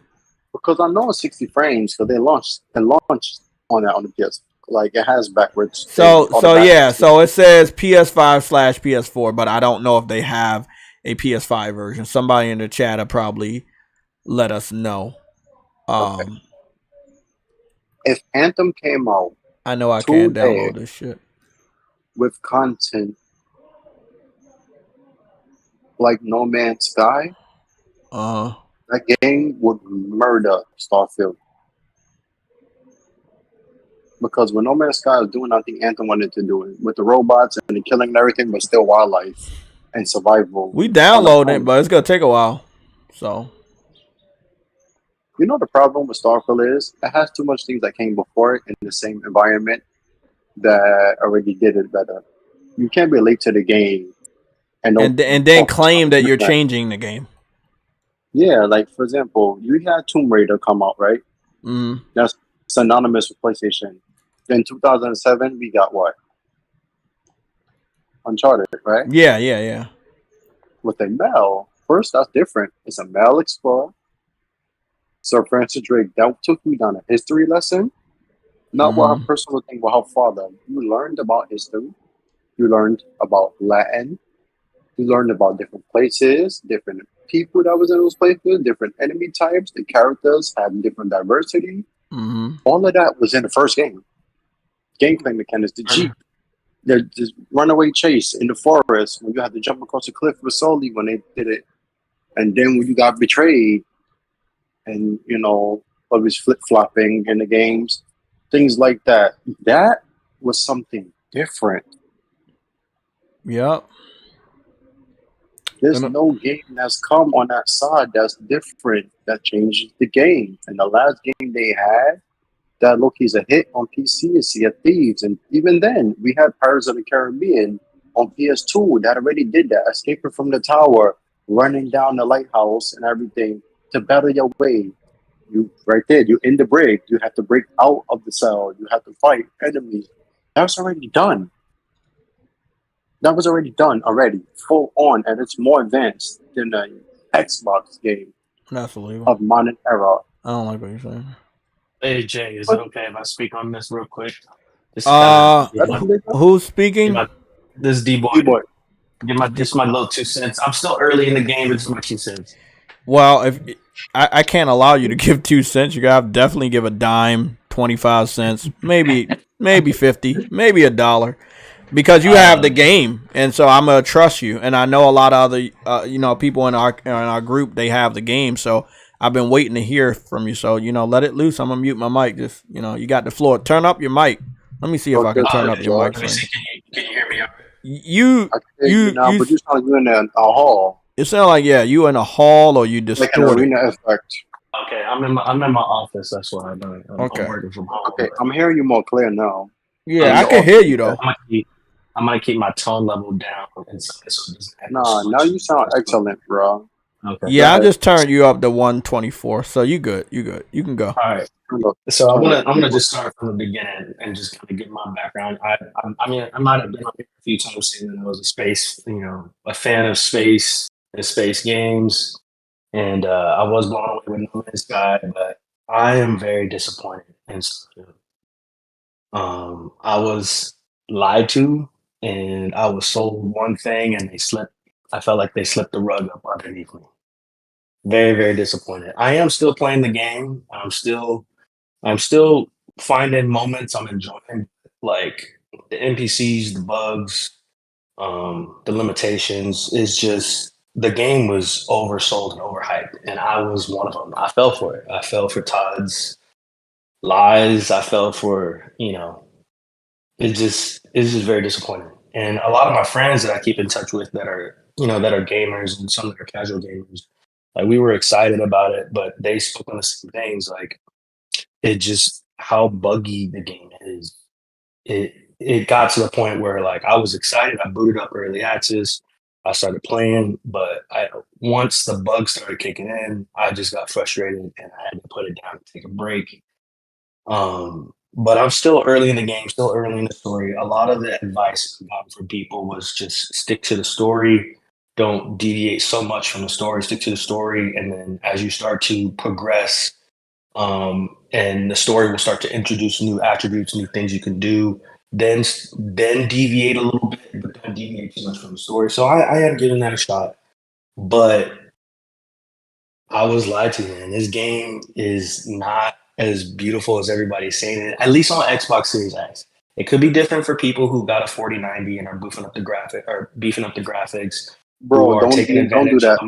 B-boy, don't do that. Don't invalidate your statement. You was correct what you said about it doesn't look as good. Keep going. Fuck the PC. Yeah, wait. I want to break in here. What system you playing it on? Yeah, I'm playing on Series X. X or S? X. Oh, okay, you good. Yeah, continue. Yeah. I'll just stick to the Series X review because then it's just an opinion, but it's very buggy, man. I am enjoying the story. I'm finding bits and pieces and moments, but like I played Horizon from beginning to end, and like the streams and videos you showing, and like all the memes and mashups people are showing online, I can't defend it. I don't see how anybody could defend it. But I will say I'm going to continue to play the game. My opinion may change, but I'm disappointed. It's not a win for Xbox. I mean, it was a great idea. It was a great take. It was a great take on Bethesda's version of space, but I just felt like it was definitely very overhyped because it's not delivering. Not at least what they said it was going to. But yeah, that's all I want to add. I'm disappointed, man. I was expecting a lot more from the game, but like I said, I'm still early on. I'm still early on in the game. I'm like maybe 12 to 15, and granted, I got a family, so I got to try and find spots and times late at night to play. But I will tell you this, my wife was so excited when I told her this game was shit because she could not stop hearing from me how excited I was for this game. I put it on the calendar. This Labor Day weekend, she wanted to go to Disneyland. Look, I'll go Friday, but this whole weekend I plan on playing this game. Man, my whole plan's changed. My whole plan's changed. I mean, this is, I'm gonna be honest, bro. Like, I'm reacting to the fans. I'm not like I didn't want the game to fail. I'm just reacting to fans, and it's like it sucks when people that are close to me that were excited about the game are disappointed on their own. I'm not here to make anybody disappointed. I'm just trying to say, like, to Bethesda, give props to the people that gave you the idea. You didn't get this idea out of your ass. You got the idea from someone else, but you could not deliver because you didn't have their formula. However, you should have just made a Bethesda game. I think they tried too hard to be and do other stuff that they're not comfortable with, and they stretched themselves thin. Yes, the 10,000 worlds. I know most people not gonna see it, but you didn't need to be in the game. If only 100 have life, then just say 100 planets. That's perfectly fine. And then also too, like, one of the things that I've been finding really annoying is, and I'm sure you've probably seen this online, is the over incumbents. And I get it, like, okay, you know, I'm carrying too much. It's gonna affect me on how I'm moving. But like the inventory management is shit. The inventory management, weapons, everything is so whack. I could not believe how whack it was. And I could be wrong. Some other people may like it, but at least for me, I did not enjoy the inventory management. And for example, I would go into an area of interest and I'm fighting and I'm like trying to switch out my guns to see which one I'm having, like I have ammo for, and trying to constantly figure out and swap out guns. Like, hey, you have multiple sets of ammo for certain sets of guns. I was like, cool, but let me just switch and see what guns do have ammo. When you go on your inventory, you can't see how much ammo you have for that gun. It's just little stuff like that too that just pissed me off. And maybe somebody might have a video on that where they can go deeper into detail, but that I was really frustrated over that part. Somebody just tried to jump at me on Twitter. He says, "Weren't you the one hyping Starfield going to PlayStation?" I was like, no, it wasn't me. You can find out where I said I'm excited for Starfield to go to PlayStation. Please let me know. I'm not a Bethesda fan on average. You know, I've played some Bethesda games, but I'm not like a Bethesda RPG fan. The only one I really liked, and I really wish they would make a remaster or remake, even though it's going to be an Xbox exclusive, is Oblivion. That's it. That's the only one you ever hear me talk about is Oblivion. I didn't fall for Skyrim. I mean, Skyrim pretty dope, man. Like they evolved that game, but now, yeah. But I mean, I think we got one of the versions on Plus that was a remaster, and it's just like I played it, and I was like, "Nah, this shit's dated." When the PlayStation version was better. The shit was still dated for me. I was like, "Bro, I need something better than this." Yo, on God, when they remastered Skyrim, I don't know how that shit was native 4K 60 on the PS4 Pro and not on the Xbox One X. I never got that. That was stupid as fuck. That should hurt that game on Xbox side. They've supported Elder Scrolls and Skyrim a lot. But one thing I can tell you, this game ain't it. And what D-Boy just said, because when I first spoke to him, he was like, give it a chance. And he gave it a chance to benefit of the doubt. I told y'all I would play the game. This was just last night, bro, into this morning. Mm-hmm. I didn't go to sleep until 3:30 because I came home and everything. 2:30, I finished playing, and I'm like, this is not it, bro. And I explore. I go everywhere. I want to walk around. With Rash in his video, I did. Oh, by the way, remember when you said go outside and walk around and see if I can reach? I actually did that. I walked from my job to my house, and it took me 82 minutes.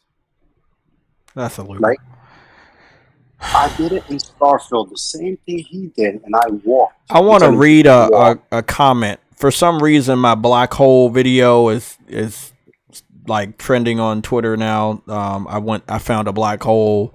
I recorded it. I came out the other end of the black hole. Pirates attacked me, and I shot them down. So this is what somebody says. All fuck. I was hoping for the same exact shit in Starfield, but there's literally nothing in space. Not even on planets, and you fly at 5 miles per hour. That shit is so trash. So people are now coming around like after they played Starfield, they're like, yeah, No Man's Sky is the way that we envision this to be. And it's like, well, the game's still there. If y'all want to play the game, y'all, cross play is enabled. Everything, is enabled. Play the game, jump on. I've been playing with PC and Xbox and obviously PlayStation dudes for the better part of 2 weeks now. So, I'm not telling people to stop playing Starfield, but if that game is not what you wanted, there is a game that is doing what you wanted. Do you understand how fucked up that is? There's a game that has been doing what people really wanted, but ain't nobody pay attention. Shout out to Starfield for getting people to understand. Jay, I want to. Oh, sorry. Go ahead. No, I gotta read the super chat and then you can go. Lorenzo with the $2 super chat. Is Starfield better than Skyrim or Fallout 4? That's a trap. That's a trap. I feel like the freedom for Bethesda fans are there in Fallout 4 with the open world and Skyrim, and I just don't. Me personally, from what I'm hearing from Bethesda fans on Starfield, you just don't have enough freedom. You leave out the town, you just can't go anywhere. There's no existing connecting towns or shops on the road or highwaymen coming to rob you and shit. Jay, I went to Twitter. I'm not calling it X. And there's a guy named Nick. And his message says, damn, Bethesda has built twice in a single year, Redfall and Starfield.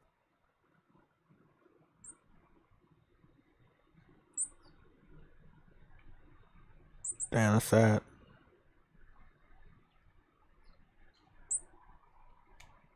I was also, but it's kind of just now, bro. My bad, D-boy. No, there was one thing I wanted to say too about all the cheerleading from the Bethesda fans and Xbox. It feels like that this game deserves a high score because they feel like they're competing with themselves. Like they're almost like giving their own personal trophy to Bethesda, like, hey, you did a good job, but this is one of the greatest games that you created based on all the games you created in the past. Like when you're comparing it to their, to like their Fallout 4, but like, I feel like you can't do that. You have to look at this game for what it is compared to like Baldur's Gate 3. I know people say, oh, but it's different, but you have to. Baldur's Gate 3 set the bar, and they marketed this game that it was going to surpass the bar, and it didn't. It didn't even come close. And I'm tired of it. I really hate the cheerleading within them, and not like just come out saying like, yeah, no, Bethesda, like this game is not good, and that I find that annoying. I have a question for you. You see how Microsoft bought ZeniMax, right? And they got Bethesda with it. Do you remember which other RPG company they bought that made Fallout 3? Oh, New Vegas? No, I have to be honest. I'm Obsidian? Okay. Remember the Outer Worlds? Yeah, I remember the Outer Worlds. Look at the Outer Worlds and what they was able to accomplish in that game, to the point there's already a sequel game coming out already. Look how they made that shit a lot of shit going on in the game, AI and all that, the shooting and everything, right? It's semi-open world. Technically, it's open world, but it's more semi-wide, so there's barriers. When the progress, it gets fully unlocked, right? Look what's going on in that game and how much exploration is in that game. And then look at Starfield. That's supposed to be bigger, but you have barriers. Why is it that Obsidian can make better shit, the same type of game, than Bethesda, and Bethesda has more experience? Can you answer that for me? I can't. You can't, right? I can't answer that. If Obsidian would have made Starfield, right? Do you think it would have been like this? I don't think so. Because technically, the Outer Worlds is the barrier. Look at the cover art. Look at the gameplay. That is what Starfield would want to be like. We keep talking about No Man's Sky. We forgetting the Outer Worlds exist, and it did better. Yeah. Literally, it came out on every platform. There was no issues. It was flawless. It was a success. this is exactly what they wanted Starfield to be. And the fact that it couldn't even do that, but Obsidian with less money and before they got acquired by Microsoft was able to do this and better, that should tell you everything you need to know. This ain't it. Very true, Woody. Hey, I've been listening to y'all. True Woody with the $50 billion credit score. What's going on? I'm good. I've been listening to y'all. I've been listening to you too, man. What? That shit blows my mind. Listen to your podcast the other day. I saw the Starfield, man. Yeah, Starfield, man. Huh? Nigga got a custom cape and everything. What's going on? You asking me? Yeah, yes, what's your thoughts? D-Boy gave his thoughts. It's True Woody chance. Oh, D-Boy, it has a lot of issues. It has a lot of issues. Have you discovered any issues? That's what we want to know. You mean bugs?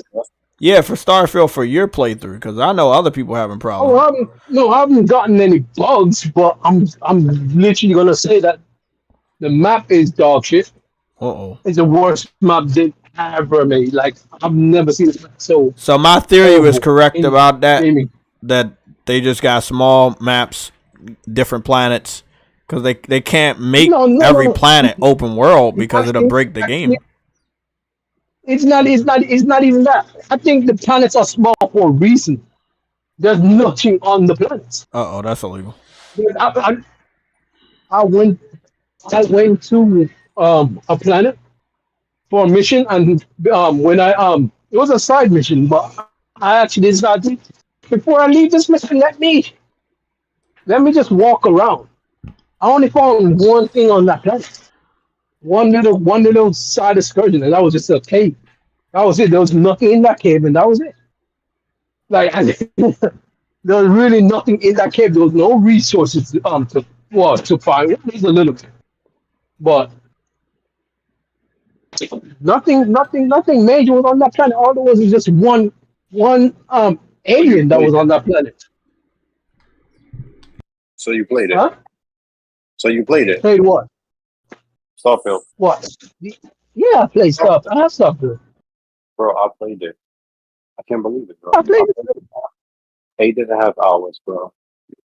From 6 p.m. to 2:30 a.m. Well, I've never been so pissed off. Somebody told me that No Man's Sky added vehicles last year, and again, this is why I tell people, Google exists, honestly, and y'all need to stop with the shit, bro. They added that shit in 2017. Honestly, Jay, let's be honest. What the fuck? If you don't know, you don't know. It wouldn't matter.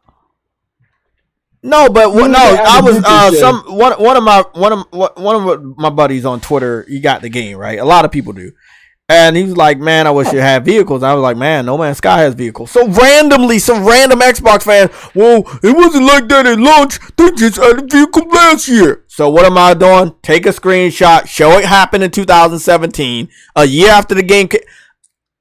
If you're an Xbox fan, you need to bother your own fucking game. Don't talk about somebody else's game and what they're not doing. You're going to get destroyed. Google exists. Look at that. 2017. March 9th, 2017. No Man's Sky has cars now. 2017. So why is an Xbox fan coming out of nowhere telling me, well, they just added vehicles last year? They didn't. Even if that was the case, there is no reason. There is nothing to do on the planets when it comes to Starfield. As I said earlier, I went to these dudes are fucking annoying, bro. I've been in the back burner. Who the hell is that? DJ. That's the dude that subscribed to Game Pass last week. Okay, cool. I had to come out of retirement. Why, man? He wasn't even retired. What are you talking about? Why are we doing this cap for Starfield? What is going on with the community? Well, they paid us a lot of money to do it. So, pay me. Why are we doing? They paid me $5 and a triple double. So I'm gonna do what I need to do. Hold on. Who's saying that's capping? Why are we capping? I'm confused. Why is the community capping for Starfield?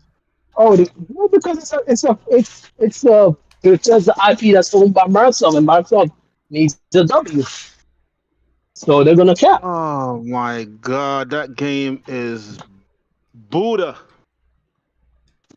It is so much more than I can't. I would have to make up a curse word to describe that game. It's trash. I wouldn't. Okay. What is in that game that never been done before? Hold on. No. Go ahead. The sandwiches. Goddamn, Jay. You can. Jay. No. The amount of food and sandwiches that you can multiply. Isn't that something that they can do? The something about the memory shit. Like you can make a lot of sandwiches appear and it'll remember where the sandwiches is and stuff. And the people.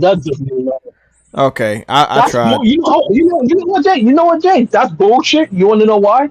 Because there's rumor. Because the game got an 86. Put something somewhere. Oh, okay. No, if you put something somewhere, when you come back, it's deleted. So that's clearly bullshit. What are you talking about? You seen that happen on your game? Not on my game. I was watching someone bring up some tips and tricks, and he told me don't do it because don't store stuff in certain areas because when you come back they'll be gone. Like, and I'm like, oh shit. Well, that's fucking sad. Some of his legendary weapons on his ship storage, and when he came back, when another planet came back, his legendaries were gone. I was like, you got to be kidding me. I'm really sad for him, and I'm sad for you too. You wanna know why? Cause you didn't send me my fucking gummy bears yet. It's been like 3 months. I'm definitely gonna give you them. God fucking damn. My prediction came true, motherfucker. I deserve fried gummy bears with a side of cherries. Don't get me twisted though. I actually enjoy the game. It's the I believe you do. For the RPG that it is. I do too. I believe it's got a lot of problems. It has no problems. It's got a lot of problems. It has a lot of. You're not even gonna take me serious. So what's the point? No, I'm taking you serious. I'm not taking myself seriously. What? No, I know it has problems, and I know the core aspect of it is there for the fans, but it's not there enough for the fans to be happy. You see, it's like I forgot you need to count. I forgot you need to count. What? I feel like Forspoken when I was playing a demo. As an RPG and knowing I'm fighting enemies to level up, that made me happy. But there were other things that were missing that didn't make me happy. So I was like, ultimately, I don't think this is the game for me right now. So I think Starfield has enough to make hardcore fans happy, but I don't think it's enough to get that certification from the fans of saying, y'all did a really, really good job here. No, it's, and I don't know if they can fix it because that's just the way the game is, like how long it takes to get into the story, shit like that. These are complaints by other people, not me, Yeah, but Jay, I'm being very honest here, right, bro? I'm being very honest here. Like, it took me like probably about an hour just to find my way around because the map is it's terrible. Like, as I said, like. Uncharted doesn't have a map. Hold on, Uncharted doesn't have a map, right? But you can still find your way around in Uncharted 4.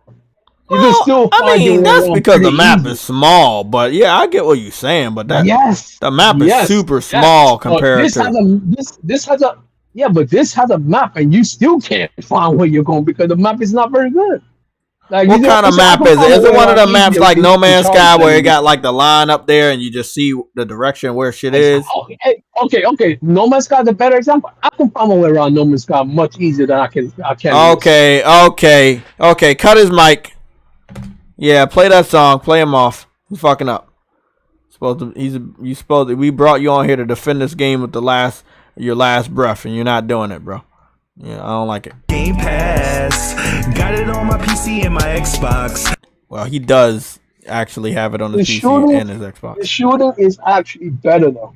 I will say that the shooting is actually the shooting does look the shooting looks better. It looks really good. It looks better than their previous games. So I have a feeling someone else helped them make handle the shooting because they clearly it wasn't them. It clearly wasn't them. But someone helped them with the first person shooting and the third person shooting because either way it wasn't them. I can guarantee that. But they need they need some major help with everything else. This game needs some patches like fast. Super Dude fast. up here lying for the sake of lying, bro. I can't.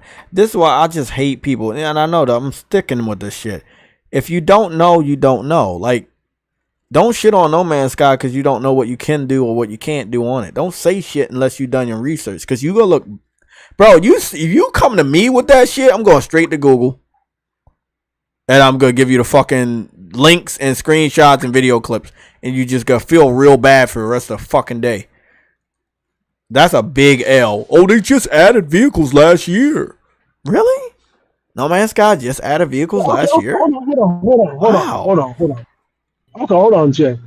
Crazy. They just let's say what he says is true, right? They just added vehicles last year. It's not, but yeah. That's no vehicles. You can't even fly your own ship. What do you mean? You can fly it in space in small areas. No, you can't. No, you can't fly it in space. You're barely going anywhere. Everything in space is static. All you're doing is just I need you to say that with your chest like you mean it, because I don't believe you, man. So you mean to tell me when you get the cutscene to go from a planet to space, you're not going anywhere? You're just transitioning. But but when you're in space, where do you go? Like, do you go in the direction of the next planet, or you have to do a? No. See you later, my friend. All right. It's a cutscene, so it's just a cutscene. It literally is a transition cutscene. Basically, dogfights, you don't really go anywhere either. All you do is you're turning the camera. You're turning the camera. Even if you boost, you don't feel like you go anywhere. It feels like everything is just flowing around you. You just look like you're moving, but you're not, because nothing is even going anywhere closer to you. Nothing is going away from you. It just seems like you're in a static position, just moving in a direction. Like, it doesn't feel like you're going anywhere. At the same point, I don't even have no interest in investing in my ship skills, because somebody said you have loading screens on Starfield because you can take screenshots on photo mode and use the photo mode screenshots as your loading screens, and that's why you have loading screens on Starfield. Actually, funny enough, he's not wrong. He's not wrong. I took a screenshot of sandwich, and all that popped up on my loading screen. Of course, because you're obsessed with food and video games. Of course you fucking did. Yeah, get this guy out of here, man. He's fucking up, bro. Don't make me think it smells like cheese pizza and butt cheeks. I didn't mean to, man. I didn't mean to. Hey, can you send me that picture, by the way, just for research purposes? Yeah, when you get a chance. Just want to see what's going on with that Star Wars Star. I saw somebody fill a whole safe with like potatoes, and then they opened the door and the potatoes started pouring out. I thought it was pretty cool, but it's like I would sacrifice that for a better game if that is holding it back. I would too. Now, six believe that it's not holding it back, and I also believe that it's not holding everything back. I feel like the engine itself is, but I mean, it's just like there's been better games than this game, man. I don't solely lay the fault on the engine. You want to know what I blame the fault on? I blame the fault on the Series S, and I have to. I'm sorry. I know everyone's gonna say you always why are you dogging on the Series S, but the problem is when Microsoft got hold of that company. Remember what they said after the apology, with the apology of Redfall. They said that all of our engineers rushed over the Bethesda to work on Starfield because that was further behind. The reason it was further behind is because they were actually working on the Series S. because the Series S couldn't handle nothing what they put out on there. Yeah, I mean, I believe you. That's what I believe. That's what I think is the issue. So they have to put in a bunch of loading screens. Just the game wouldn't run on the Xbox Series S. They have to put in a lot of issues that would hamper the game because it wouldn't run on the Series S. The Series S is a piece of shit. That game is gonna pull back every other game from Bethesda. But that's the thing. It's not Bethesda. Who's up next? Bethesda delivered 3 games this year. Let them rest. Exactly. So now it's Hellblade 2, State of Decay 3, hold on, Stalker. Hold on, but you gotta also look at it like this. Forza can't even deliver on their promised features. Why? Because the S. It's the S. It's not. Listen, remember what the developer said when it came to the Xbox. When it came to the Forza, he says that we can't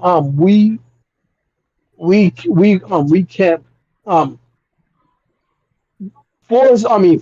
He said split screen won't be coming on launch. It is not something we think we need to do for this game.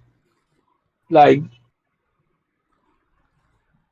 it's not that he can't. He's not that he's saying he can't. They can't do it. It's just that they know they're not going to be able to pull it off with the S in the mix, and that's the freaking issue. That's always going to be the issue when these companies are connected to Microsoft. They can't push forward with that S in the way, and the S is always going to be there because Microsoft won't drop that parity bullshit. Yeah, no.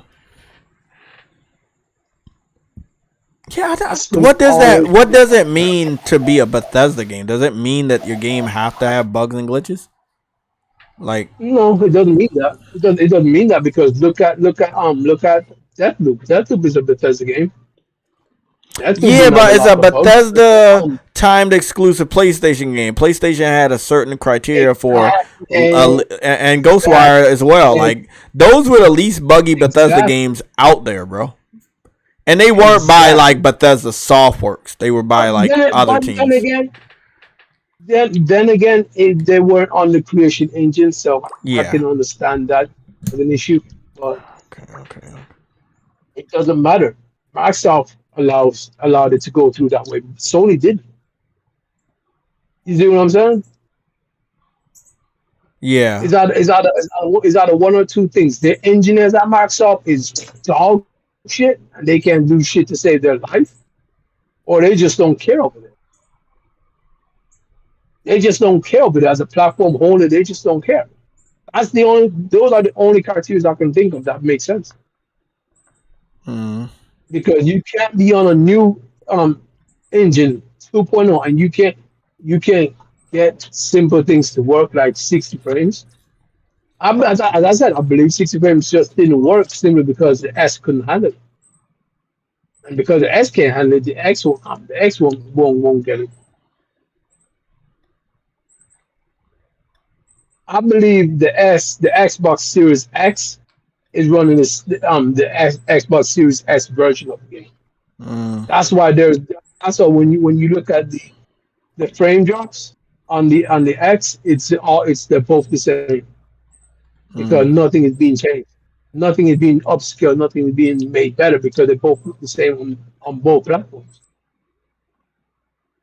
People have a walkthrough on how to get your refund for Starfield on Steam and Xbox right now. I'm gonna go put that. I wish I could get the refund, but I don't think I can anymore, man. I bought the Constellation edition. Oh yeah. I bought. Well, wait, it's not like a collector's edition. Well, a lot of people that's getting a refund, they got that edition because they're getting a refund, and the game don't come out until tomorrow. So I'm pretty sure it's a chance. Give it a shot, man. You posted up in the Discord. I'm trying to go get the. Oh, okay. So that's the thing. I hate when that happens. I hate when that shit happens. If I don't go all the way into my internet app and I try to save the link, it won't save it.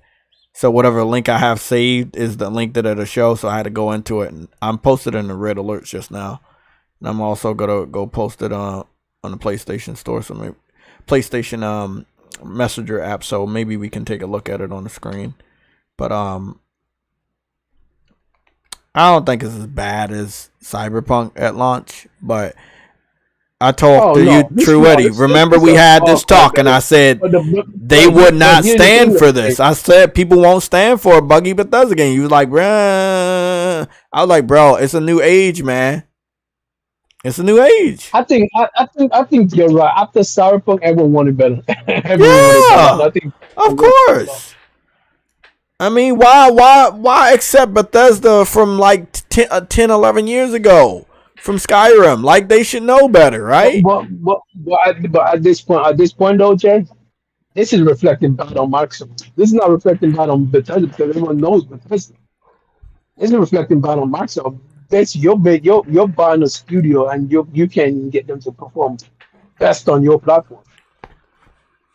You can't even have them deliver the things that you promise to consumers that you deliver on.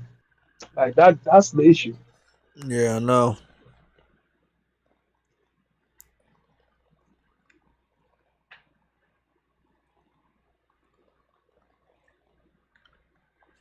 Yeah. Woody, were you having the same issue with the inventory, like being over encumbered? Did you find that annoying?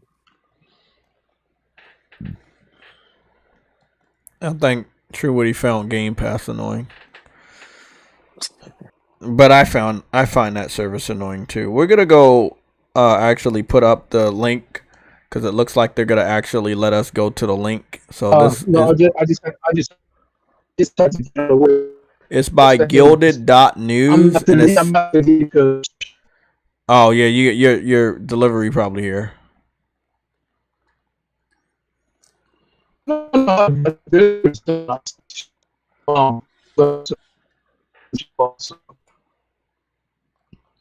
This article is from September 2nd. This isn't even from today. This article is like 3 days old, bro. Like people have been trying to get their refund for the last 3 days. That's pretty interesting. The game had just came out the day right after this, the day before this, the day after this. Yeah, the day before this article was made. Yeah. What the fuck? The article was made on the 2nd. The game came out on the 1st. So the PC community knew day one that it was a problem, but they didn't alert the rest of the gaming community until days later. Like now there's a flood of, okay, yeah, there's a problem. It's not good. I'm disappointed, blah, blah, blah. Like, bro, I know how it is to buy a game that doesn't deliver. I know. But you still owe it to the rest of the community to let everybody know, hey, maybe you should hold off on this, you know? It's never a good luck when it's like this, man. It's never a good luck.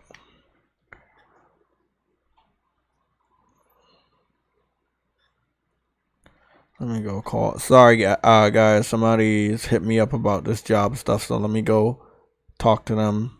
Just need to do this.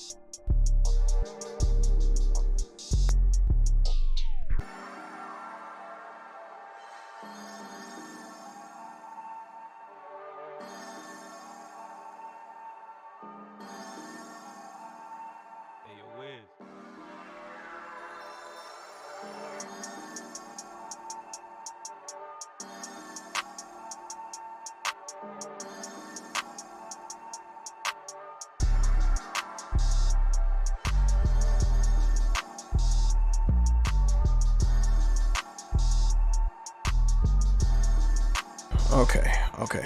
Meetings all over. Short meeting. Gotta do some stuff tomorrow, job related.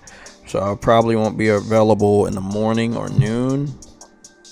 So I know the music's on. But yeah, I won't be available at morning or noon tomorrow. So, and tomorrow's a Wednesday anyway. We don't go live, but I do expect more red alerts to happen. Again, this is September. This is the month before Spider-Man comes out. This is going to be PlayStation's big game.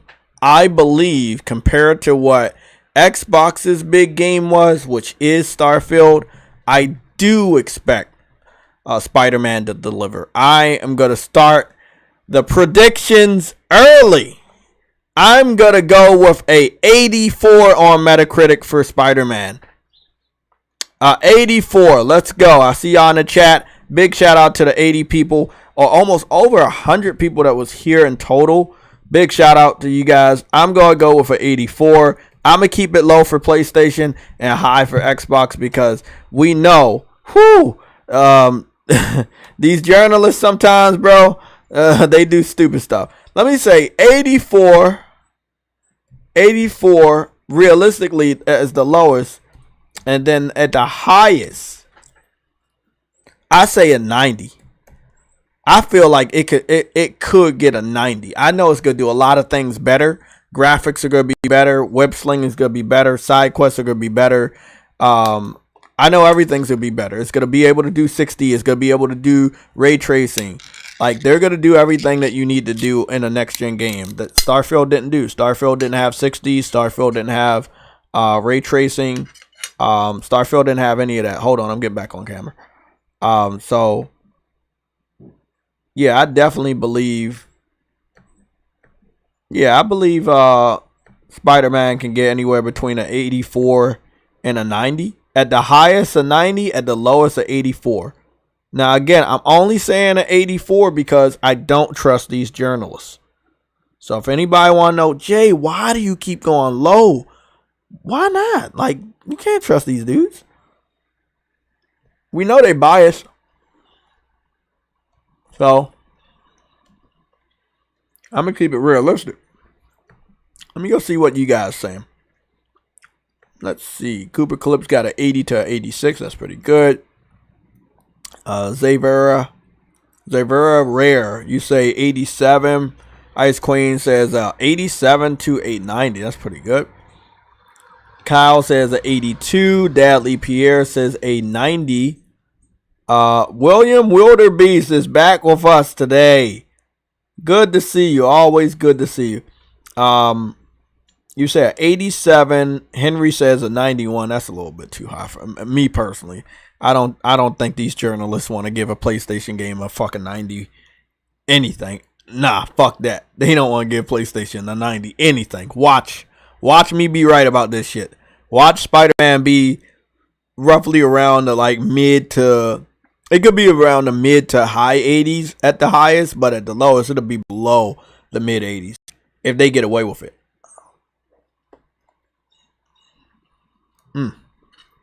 We're definitely gonna go take a look at what the other Spider-Man's looking like. Henry says 91. Cooper Clip says 86. Anybody else got predictions before I whoop out the Metacritic? We still got to talk about the refunds. The refunds was brought up to me by multiple people, but mainly by Frostbite. It wasn't this article, but this is an article that I just got. And it looks like the refund started on September 2nd. The game in question is Starfield. It came out on September 1st. There's a how-to guide on how to get your refund for the Xbox and the PC version. I'm not telling you to get your refund, but I find it funny that there was a guide on how to get your refund from a game that was supposed to be game of the generation. So again, if for whatever reason you want to get your refund and you need a how-to, it does seem like guided.news has you covered. So it is what it is. I don't make this shit up. You see this like right now. You see what I'm showing? zoom in all the way. You see that? Like that's not JTech making it up. That's something that's actually happening. September 2nd, 2023. How to refund Starfield on Steam or Xbox.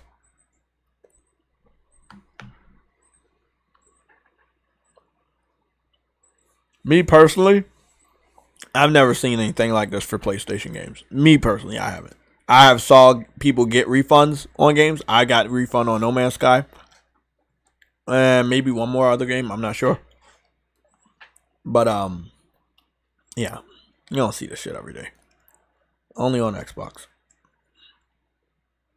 Let's go take a look at Metacritic and see where Spider-Man, Miles Morales, and the standard game was. Maybe we can form some sort of an early pattern. I'm going to say 84 to a 90 seems solid. At the highest, it'll be a 90. At the lowest, it'll be an 84. It'll probably end up somewhere in between an 84 and a 90.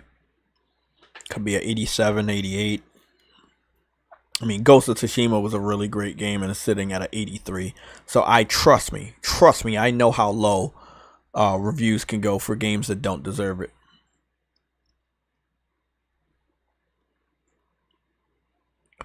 Go take a look at Metacritic.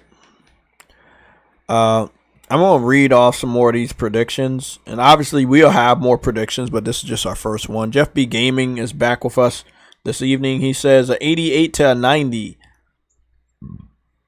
I feel like that's realistic. I feel like realistically, it should definitely be able to hit a 90. It's Spider-Man 2. We know they're going to go crazy. But again, certain reviewers may be a little salty, so we don't really know.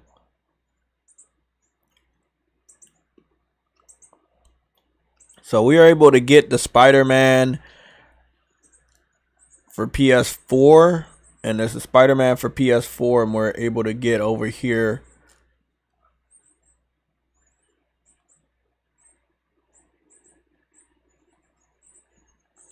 Let's see what we got.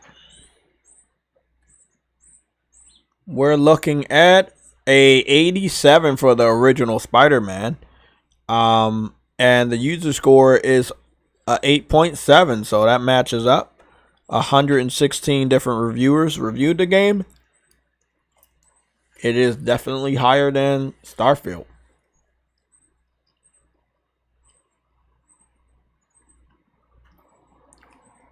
Jay, how do you know D-Boy? He hangs out in the chat. He's a subscriber, shit like that.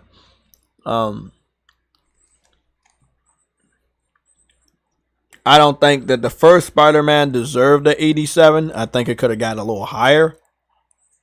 Maybe not a 90, but a little bit higher.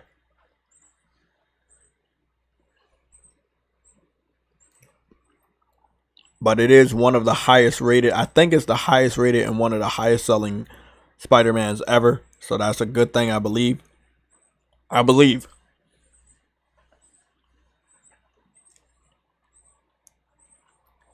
I would actually have to go search that on Metacritic, so that'll be a nice little search right now because I'm going to go do that.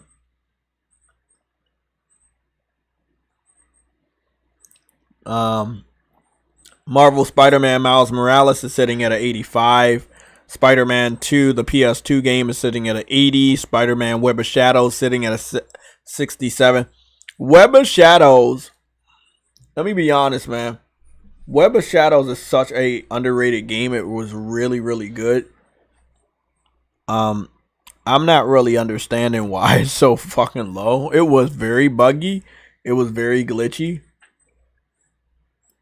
The Amazing Spider-Man 2 is sitting at 49. So, you know, the Marvel Spider-Man games by Insomniac are rated among the highest.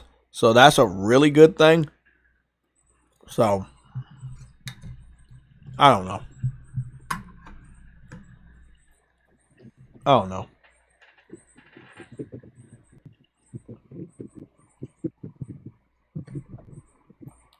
Who the hell is that? You. Oh, that's the Game Pass guy. What's going on, man? Do you have any predictions for Spider-Man Metacritic? Because it's low. It's low. It's not. I mean, it's not like super low, but That's where I expected. So I said 84. Miles Morales was an 85, and the first Spider-Man game was an 87. So I would expect them to probably do the fuckery that they did with Horizon Zero Dawn and Forbidden West, where Horizon Zero Dawn got a 89, and Forbidden West got a 87. So I see Spider-Man 2 probably getting like a 84 to a 86. I said 87 at the lowest. It get another 87, that'd be an insult because at the lowest is gonna be 87. You know they add. Well, let me be honest. They adding so much to that game. They gonna do so much to this game that it deserves a higher score. But realistically, you may be right because you can't trust these journalists these days. No, you can't. You can't trust them. That's why we're doing these types of predictions, like realistic predictions. A good 90. You know what I mean? I want to say around 90, but you know, there's a lot of bias going. Yeah, I know, and even a game like Spider-Man is gonna get it. I mean, look at Miles Morales, 85. Nah, bro, Miles Morales is good. Is more than that. Yeah, you know. Yeah, Miles Morales is a much better game than that. Oh yeah. So I want to say because of what I know, I say they're gonna fight it. They're gonna give it an 87. Forbidden West. And by the end, it's gonna drop the set. It's gonna be tied with Starfield. With an 86. Yeah, they go. You know, they go. That'd be it's gonna be fucked up, but it is what it is. Like we know it's gonna probably happen. I know that's where. Yeah, we know. We know what's going down. On with that. Cause you know they wanted to get Game of the Year. You know that.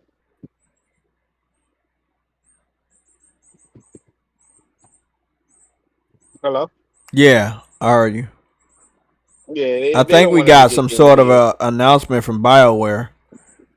BioWare released a State of BioWare update. They said today, rather than discuss one of our upcoming projects, I'd like to share an update about the studio itself and the outline of our vision for BioWare. In order to meet the needs of our upcoming projects, continue to hold ourselves to the highest standard of quality, and ensure BioWare can continue to thrive in an industry that's rapidly evolving, we must shift towards a more agile and more focused studio. It will allow our developers to iterate quickly, unlock more creativity, and form a clear vision of what we're building before development ramps up. To achieve this, we find ourselves in a position where change is not only necessary, but unavoidable. As difficult as this is to say, rethinking our approach to development inevitably means reorganizing our team to match the studio's changing needs. As part of this transition, we are eliminating approximately 50 roles in BioWare. This is deeply painful and humbling to write. We are doing everything we can to ensure the process is handled with empathy. Okay, so they're letting people go. Yeah, they're firing people. Yo, why? Every studio's doing cuts. Why they say all that just to say, yeah, we're about to fire people? Goodness, you could have said that shit in the fucking beginning. We want to let some of y'all go. You know what I mean? Get to the point. Star Wars Jedi Survivor, they reworked to provide a solid 60 frames per second on consoles. Additional performance and optimization improvements for PC have also been added, including DLSS support. Too little, too late. Too little, too late. Yeah, I didn't play that game. I played the part 1 because I didn't know no better, but part 2 now. Part 1 was really good. I like part 1. Yeah. Yeah, I platinumed that one. That was pretty good. Yeah, it was rough around the edges, but I had picked it up for a cheap price, and it was dope. We got Frantic Animator with a grain of salt. His grain of salt report.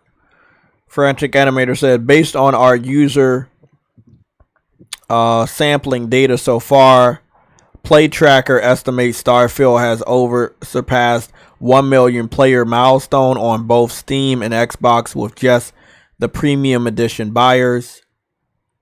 Sampling data comes in slowly with a delay. Full launch is tomorrow. We'll be watching the fireworks. 1 million players. I guess that's cool. Starfield tracked with the early access at number 7 on the UK sales chart. That's pretty low since all you had to do is pay the extra $35 fucking dollars. So if you have it on Game Pass, all you would have paid is $35 to get it 5 days early and get some extra shit. I think tomorrow what we're gonna find out is people don't like the game as much as they think, as much as they said they were gonna like the game. That's all That's all we gotta find out tomorrow, is that they're not gonna be really playing the game. They don't really care about the game. You know, it's just about to be raw. About to be raw.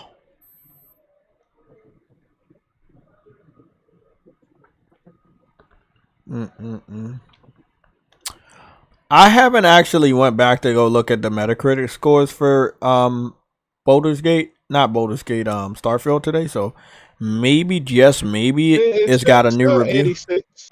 Still at 86. I'm wondering if probably like 25 minutes ago.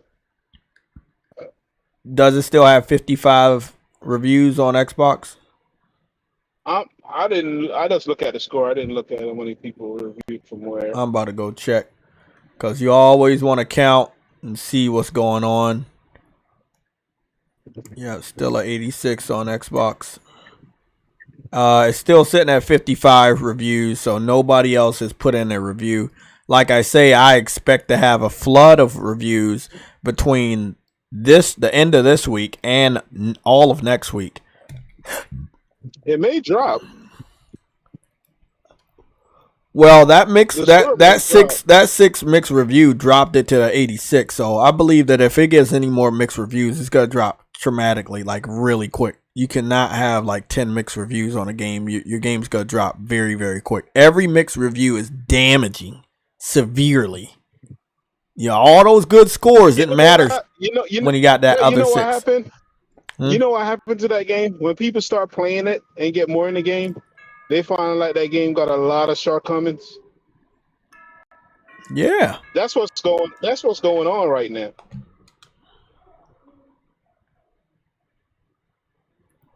You know what I mean? So of course, the review is going to be low coming forward. If anybody else didn't put it in. Hey, bro, we got some PlayStation Plus games, but I think the only one I care about is Generation Zero, because I actually paid for that but never played it. I got it. It's like a 4-player co-op game. I might play that shit on stream.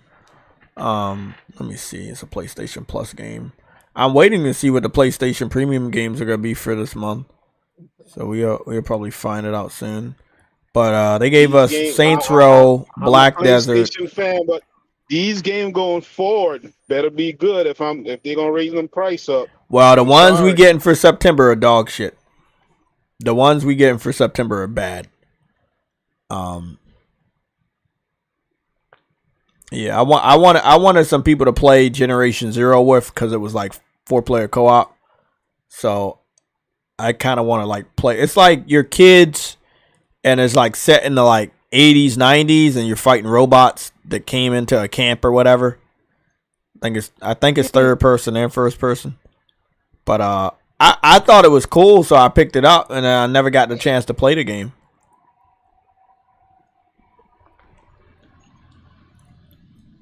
But yeah, the name of the game is Generation Zero.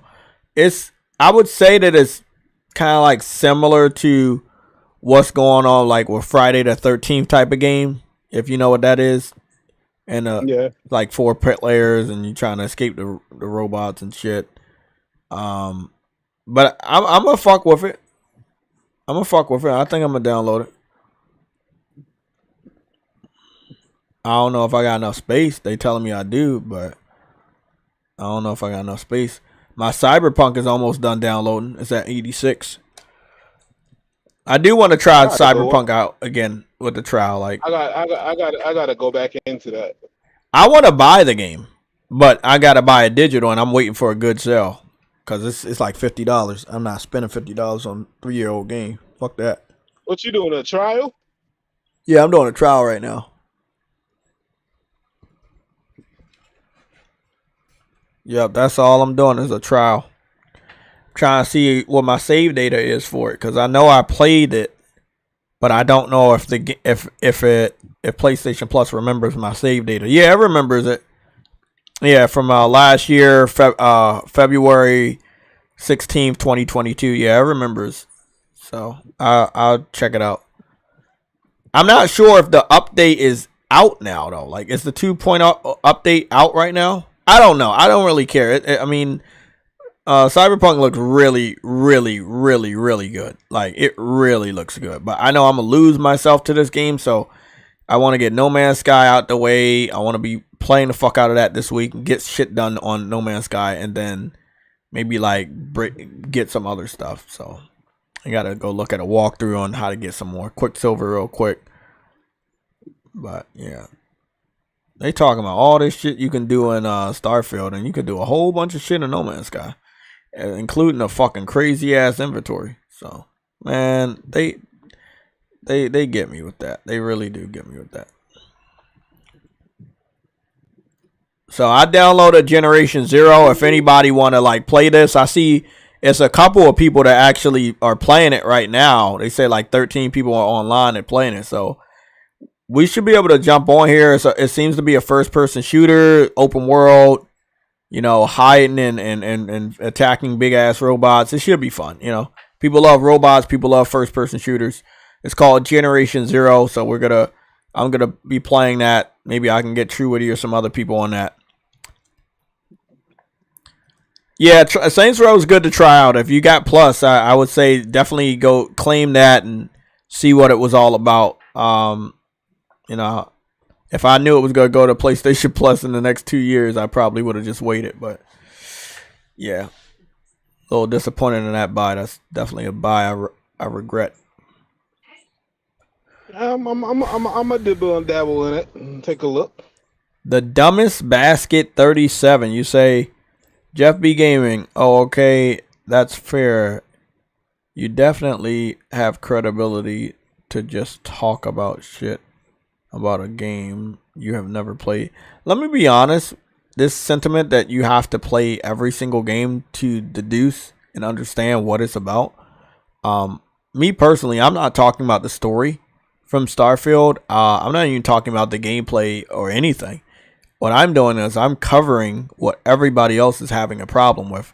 I'm having first-hand accounts. I'm having interviews with people that have the game, and they are very disappointed.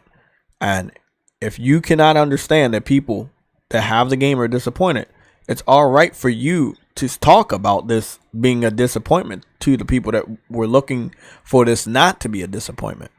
So you don't get on him for shitting on the game. He's just echoing what everybody else is saying about the game. No, don't come here and think that you're going to shut somebody up.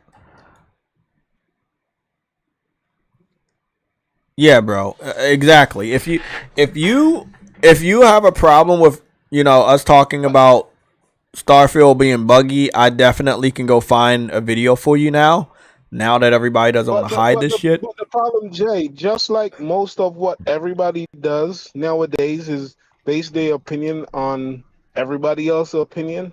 Mm-hmm. You should be complaining with everybody. You know what I mean? That's not Jeff B. Gaming fault. That's everybody. Yeah, that's definitely his fault. God damn it, Sam. Damn it. I mean, so, what's going on, Sam? Hey, DJ. Sam, are you gonna do it? May I do what?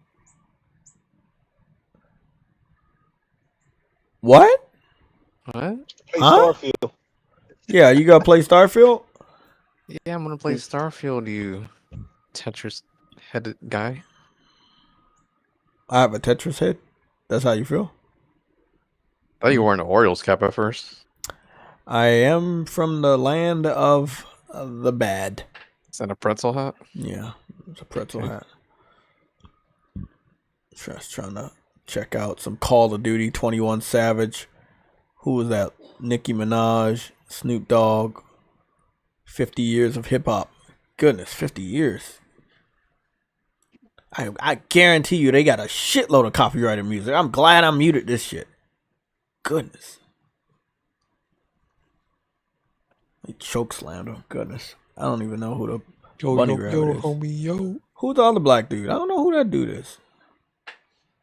Okay, I don't know who he is. Somebody fill me in on who he is. The black dude. Easy. Nah. I thought Easy was the one with the curly hair. They didn't put Easy in there. It's a fat dude. Heavy set dude. Okay, they got some nice vehicles in there. Nicki Minaj. I'm waiting next week for Laura Croft. I'm trying to see if she really looked good enough for me to get in there. It's just, I mean, the skins look kind of generic, man, because this game's still on like PS4 and this shit look bad. But in game, it looks way better than this. Like this shit's like captured and guarantee you this shit 1080p. Yes, it's 1080p 60. Nah, bro. I don't even know what song they playing, but I know that song is probably better not be trash. Call of Duty celebrates 50 years of hip hop. Rated R. Nice advertisement. Sam, what's your favorite hip hop song? That's a good song, Sam. Let's see. Rocket League Season 12. God damn. Rocket League still around? Lost Memory. 12. Season 12. Season fucking 12.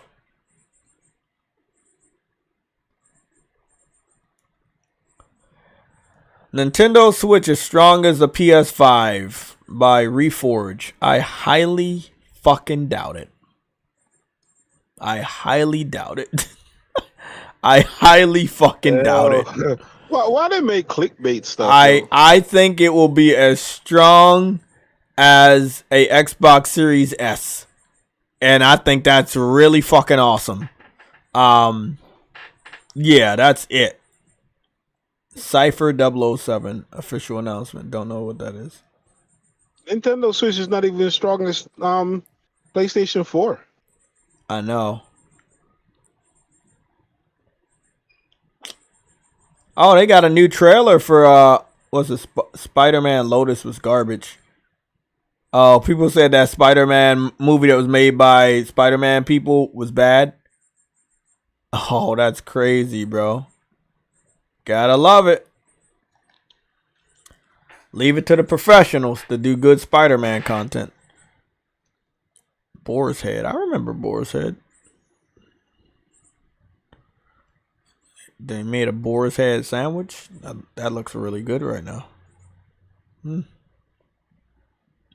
April O'Neil and the Nickelodeon Super Smash Brothers game, All-Star Brawl. Okay. She's basically the same as the first one, but okay. I'm trying to decide if I should get this day one. I know they put a lot of work into it, but it's basically a glorified remaster. So I mean, I'm tempted to get it, but shit's definitely a glorified remaster. But I may get it day one because I'm a sucker for Smash Brothers game. Do we even got a date for this game?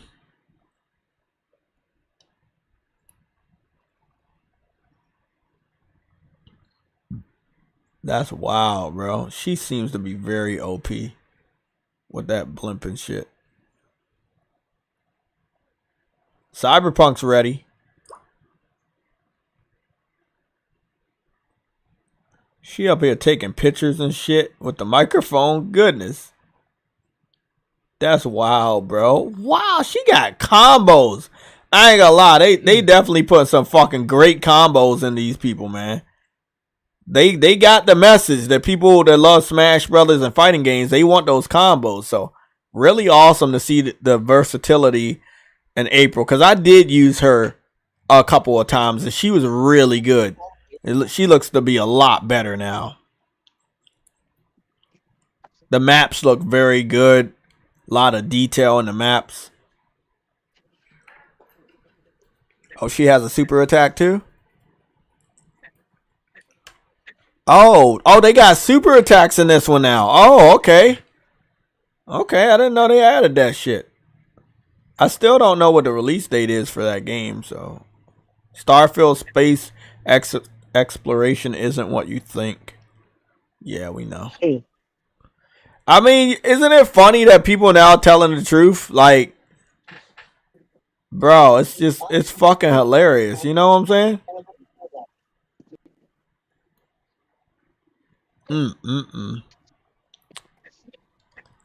So, DJD, what are you picking up, bro? I don't even know, man. I'm getting Spider-Man. That's for sure. Okay, yeah, Spider-Man. I got Ether Knights. Well, I got that coming out next week, so I'm ready to play that. So, I mean, I don't. What about Assassin's Creed? You picking that up? I gotta see a little bit more, man. That's illegal. Okay. I'm scared it's gonna be just like the rest of them. I'm done. Oh no! Well, this one's supposed to be going to the roots, back to the roots of stealth. That's what they said from the ones before that, and the one before that, and the one before that. I know. I'm waiting. I'm waiting. Jay. Yeah. Don't get me wrong. And I love Assassin's Creed, the original versions and stuff like that. You know, but I'm waiting. I'm gonna be honest. I think we need a state of play. We getting to the end of the year. We need a state of play at this point, bro. We need some info. I can't do it no more, man. I'm too old to. I gotta wait. I gotta see what it's like, and then I go into it. If they cut down the maps and make them a little bit smaller, you know what I mean? I can't do it, man. Henry, you say you picking up Mirage. Maximum Carnage says Assassin's Creed is generic trash. Wow. Okay. Yeah, that's what I'm saying. I gotta wait. I gotta see more. Cooper Clips, I'm waiting on Ghost of Tsushima. I'm done with Assassin's Creed. I don't think so. I think he got about 3 more years.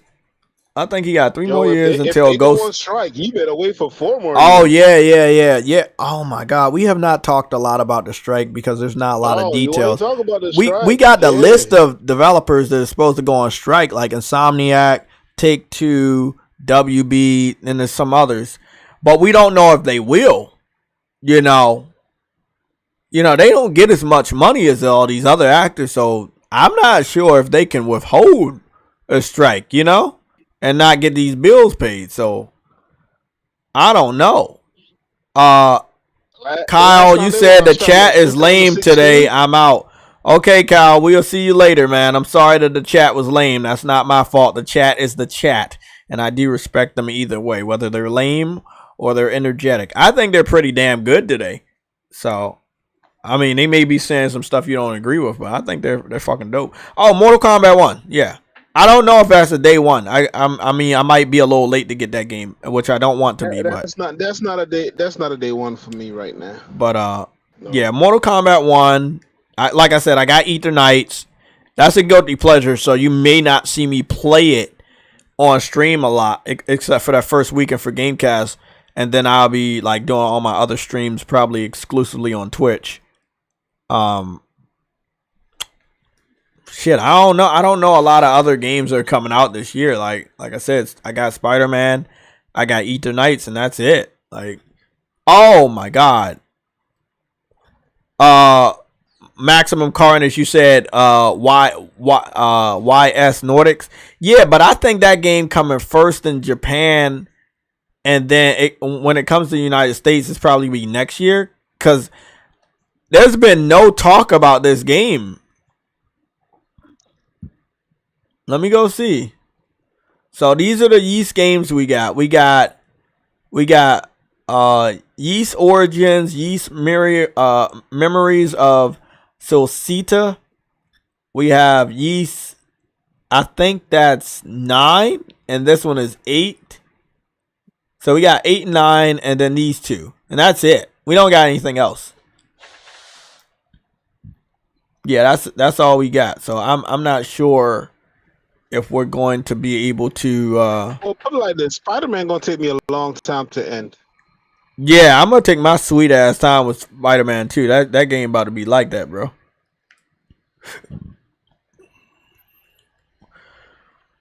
CyberPunk 130. That game is 100 and something gig, man. You know it's big. I heard that shit was a rumor, but we gotta get I think by the end of next week we gotta get more details. I feel like, let me go see what the date's gonna be, cause you know by September 20th it'll be a month away.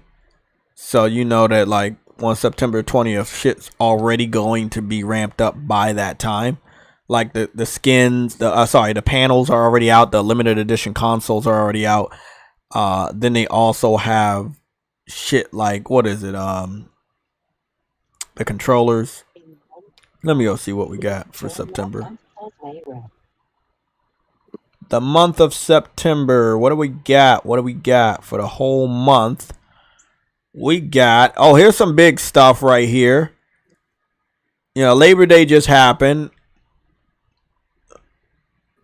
Okay. Tomorrow Starfield and Baldur's Gate comes out, so that be interesting. I won't be covering that. And then on Thursday I got question marks. The Thursday after that, on the 14th, I also have question marks. Ether Night comes out on the 12th, and then I also have question marks underneath Ether Night. And then Grand Blue Fantasy Info event comes out September 16th, which is a Saturday. September 17th is the Grand Theft Auto 5 10-year anniversary. Tokyo Game Show is on September 21st. And Outbreak Day is on September 26th. If I'm missing anything, somebody can let me know. Am I missing any other big things happening in September? Nope.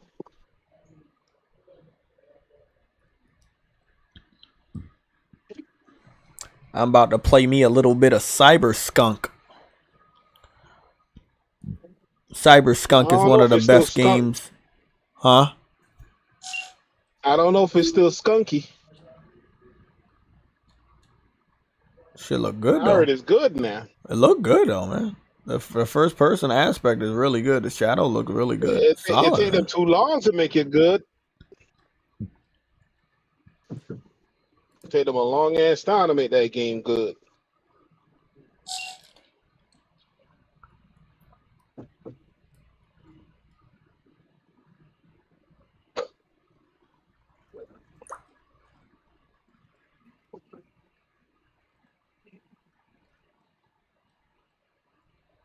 I ain't gonna waste my time right now because I'm on a trial. But I am not gonna sit up here and lie and say I haven't found the tools. I found the tools. Let me take all this. Give me all this. Found the tools? Yeah, I found the tools. The wrench and the screwdrivers and all that. You found all the tools. Oh, what is that? Good. Is that a shotgun?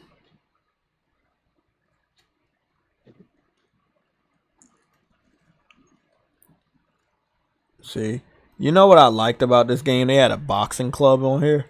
I thought that was dope. Let me go check my inventory real quick. Look at my dude. He got the fist. I don't know why my guy looks like that because... Oh, he looks like this because it's a trial. It's not a... Okay.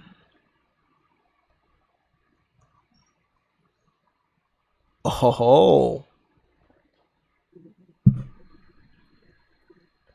Got the shotgun.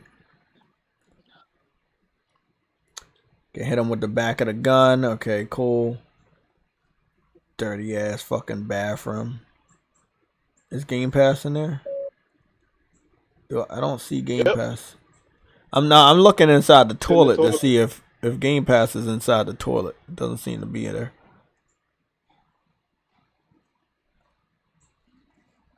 Oh, You that's sure you didn't look in disgusting. the trash? In the trash. This whole place is a trash can. They ripped her whole It's probably body on the off. floor then. That's sad. That's disgusting. You say what? It's probably on the floor. Well, fuck that. I don't believe in Game Pass that much.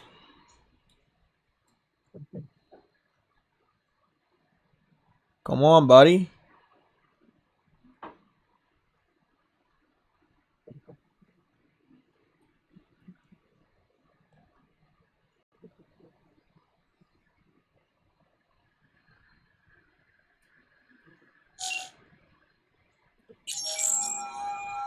Goodness, the sound coming through my fucking controller. God damn. CyberPunk. Call you a little cyber skunk.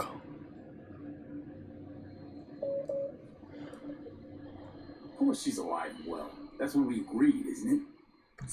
I feel like I could lose myself in a game like CyberPunk.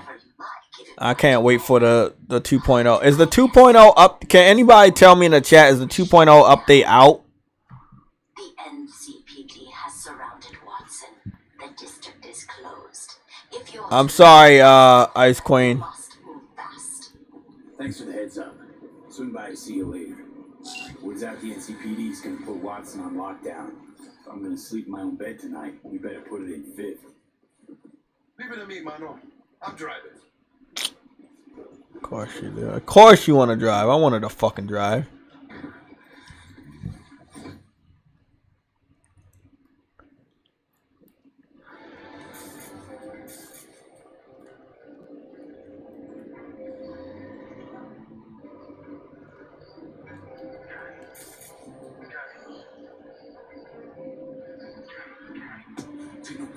Oh shit.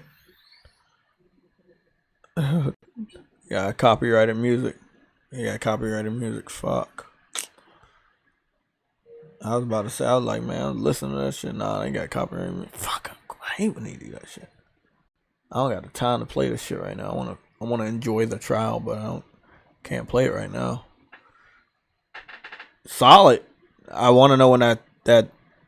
Fuck. I Google it myself. Nobody's helping me in the chat. When is the Cyberpunk 2027 2.0 update releasing?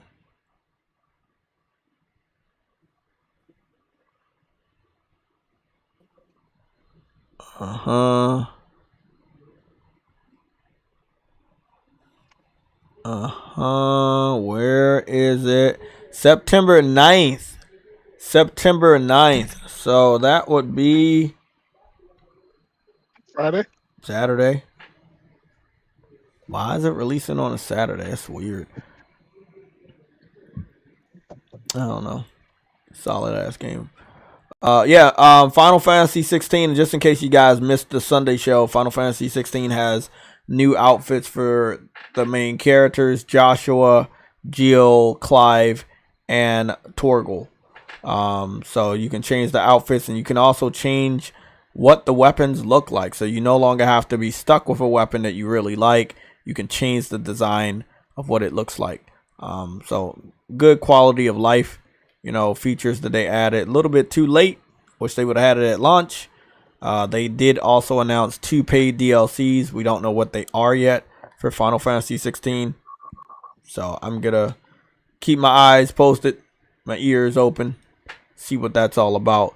Cyberpunk is here, and I'm going to wait for it. Like I said, wait for a nice sale. Finish the anime, get my ass back on there. I'm downloading. Yeah, I'll be right back. I'm about to make a phone call. Okay, man. I'm downloading Generation Zero, so if anybody wants to play this game, I believe it's 4-player online co-op. It's a first-person shooter. I'm going to just show a little bit of gameplay real quick, so maybe you guys can get a rough understanding what the gameplay looks like.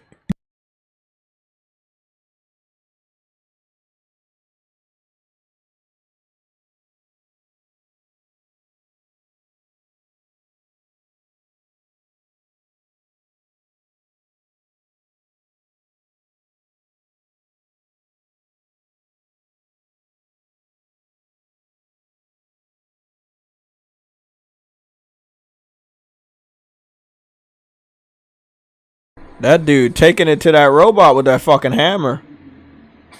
Oh, what? I like this. Oh, shit. I like this. Oh, goodness. Hey, that's fucking dope. It's like Metal Gear Solid in first person with fucking teenagers. But that's raw. Okay. Okay. I fucks with that.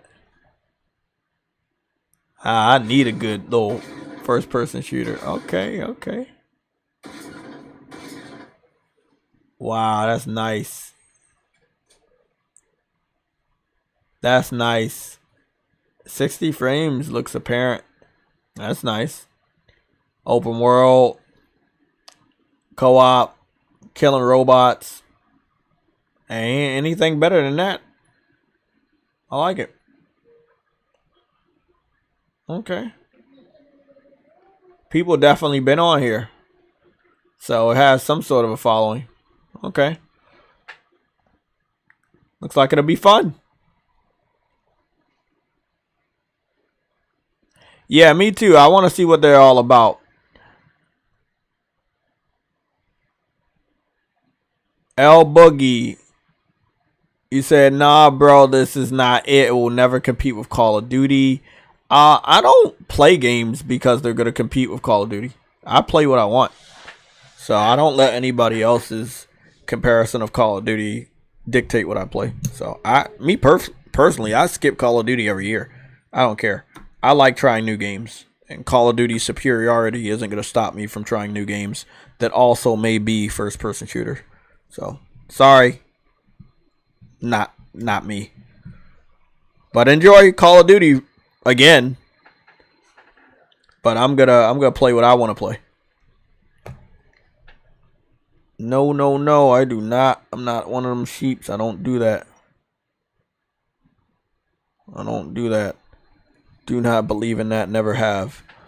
I has returneth. Also L Boogie on that, bro. Moment pack. What on that momentum pack?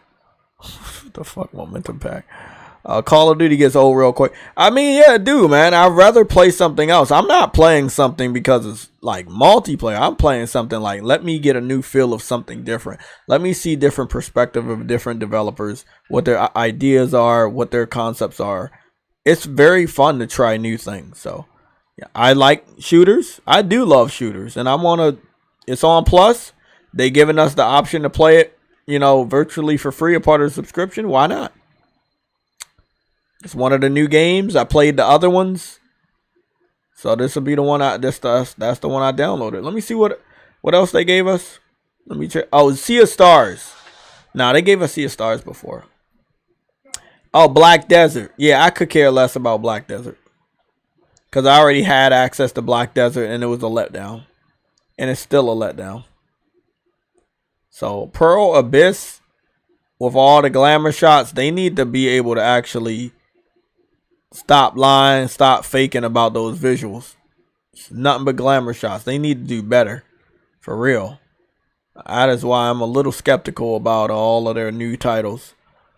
Sea of Stars. Sea of Stars. Let's see what else they gave us. Okay, see.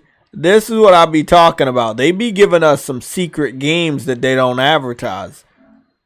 They gave us Astra Breed. I remember this game. I didn't know they gave it to us. Thank you. I'll download that.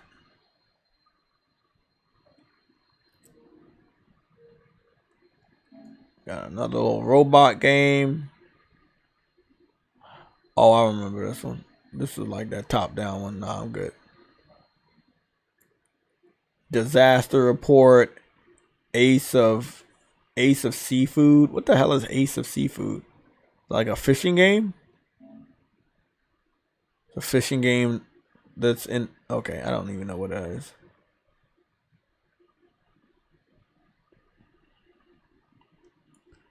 I do want to kind of like go decompress from the RPG that I was playing, which was Final Fantasy 16. So Sea of Stars may be a good RPG for me to go back to my roots, my RPG roots. So it's already installed, so I just need to go play it. But I still got a lot to do on No Man's Sky.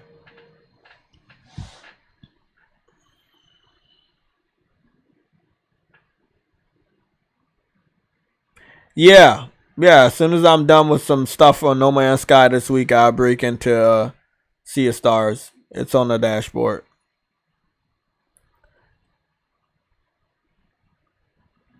Yeah, Autumn 316, exactly. Black Desert is pretty, but you know, like when you get in the game, they don't keep up that same energy with the visuals. So, and PlayStation 5 is capable of doing that, and they didn't give us a good port for Black Desert. They could have done a lot better. Maximum Carnage, you say, if you have played and enjoy Chrono Trigger, then it's for you. I have not, but I've played other games that are turn-based. Original Final Fantasies. What was another one I played? Golden Sun, games like that. Mario and Luigi Superstar Saga, the first one on Game Boy Advance. So I played a lot of turn-based games back in the day. I think I'll be able to manage.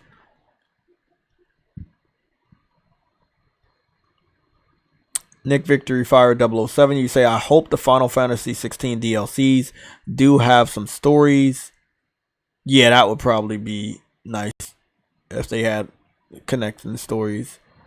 Also, I wouldn't mind to see Clive in Kingdom Hearts 4. Yeah, if they don't nickel and dime us. Remember on Kingdom Hearts 3, they split the Final Fantasy characters apart, and they made us pay for the DLC that included them. So as long as they don't do that shit again, I'll be alright. Modern Warfare 3 is a Modern Warfare 2 remake, fixing what Modern Warfare 2 did wrong. Possibly correct about that, and it doesn't even matter if you are right or wrong. People are going to buy the game regardless. That's just what they do.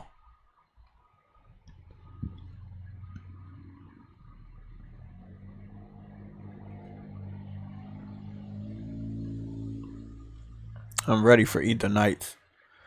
I am ready for Ether Nights. Ready.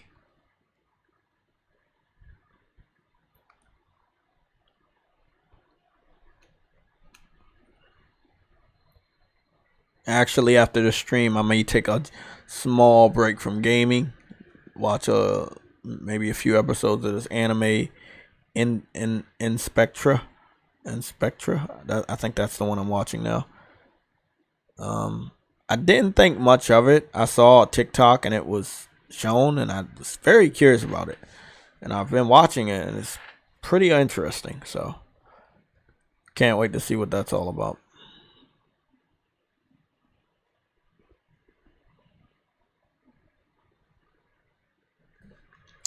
While we're at it, we might as well go on and check Spider-Man's countdown clock.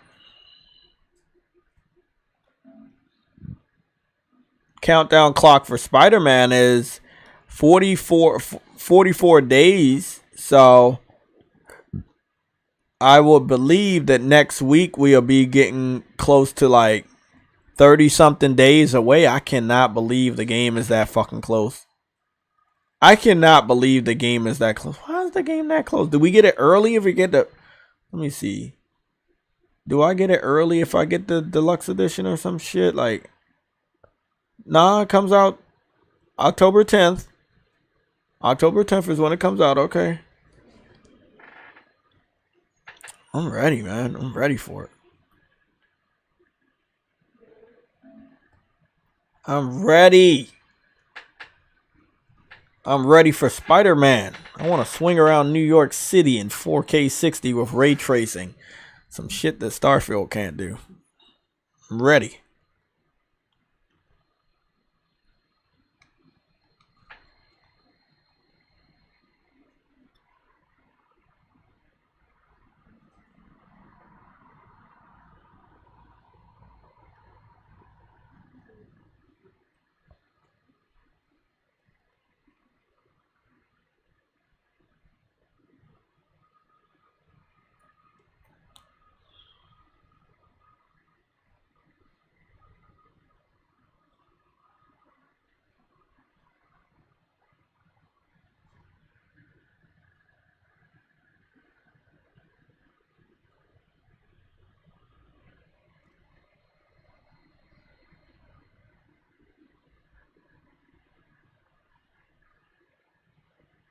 That's weird.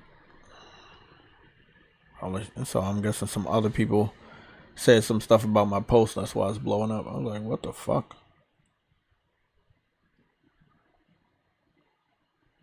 That's wild. We probably gotta get some event this month. Yeah, I would say, look, 40 when it's 40 days out.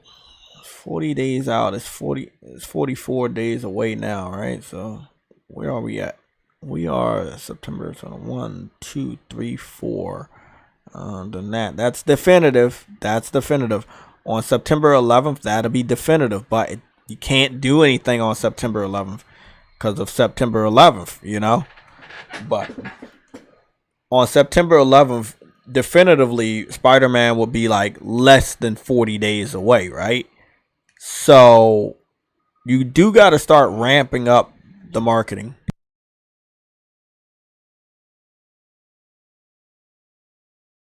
Yeah, you do got to start ramping up the marketing.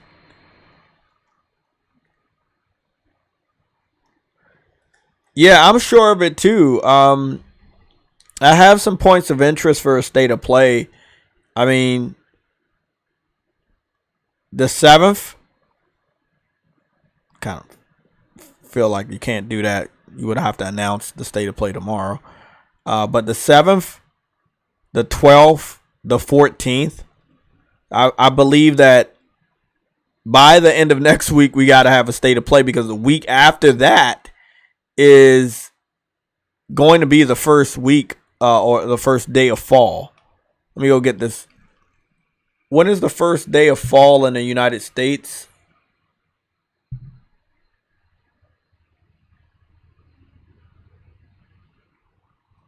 The 22nd.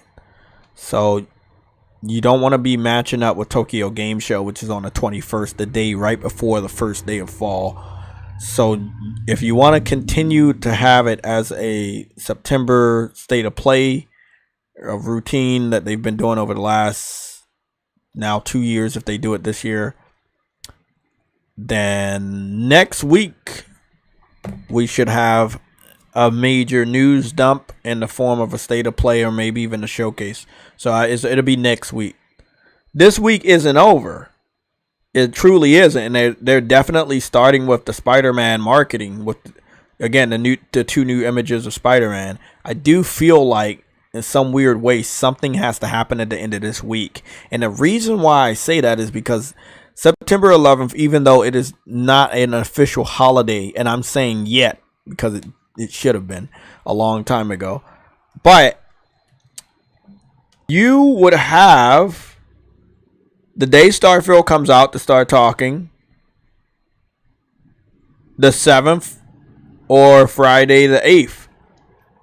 So I feel like over the next 3 days there should be more information from PlayStation on Spider-Man and possibly the future of PlayStation. I think there's no better way to get your message out than a state of play on what you plan to do next. There are a lot of games that are starting to get delayed, so I can't wait. This image right here looks fucking awesome. I'm not gonna lie. This is a fucking awesome image. This Venom image right here is fucking dope too. Venom looks great. Venom looks great. Everybody looks great. Miles Morales and his new armor. His shit looks amazing. So much detail. Again, I'm ready. I am truly ready. Damn, bro. I know they really gonna be acting their ass off. Like, the story in this game about to be good. It's gonna be better than good. It's gonna be great. They gotta have some award-winning acting moments in this game. I fucking know it, man. God damn, I'm ready. I'm ready, man. I'm ready. I'm ready. I got games in between now and October, and I'm gonna be getting through those. But man, I'm ready. I think I'm gonna get that platinum out the way for No Man's Sky today. But I got a lot to do for No Man's Sky, because being honest, it's some stuff I want to cover for Starfield And I want to make a YouTube video using No Man's Sky. And I know I've been doing it with live streams, but I want to make a nice short YouTube video. God damn, bro. That looks good, bro. This looks good. You can see the ray tracing in the back. Bro, that's awesome. I'm hoping you can swing with Peter and, you know, like you can do photo modes with Peter and Miles in the air and do different, you know, like different poses in the air when you do photo mode. That'll be awesome, man. Like, it's not like online co-op, but it'll be like, you know, computer co-op in some way. That, man. I'm ready. I am ready. Damn, that looks good. That looks 18 times better than Starfield. Amazing.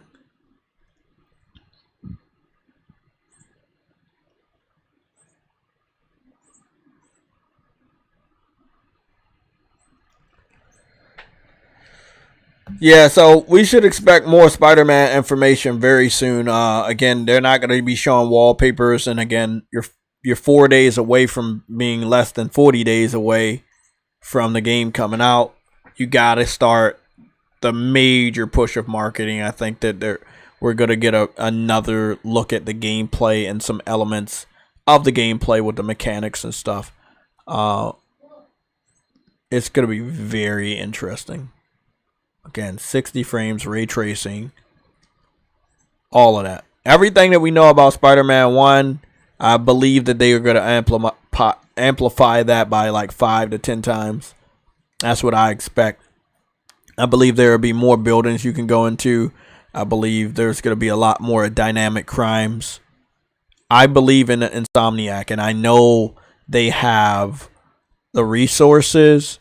I know they have the freedom to make this game unlike any other. And I am ready.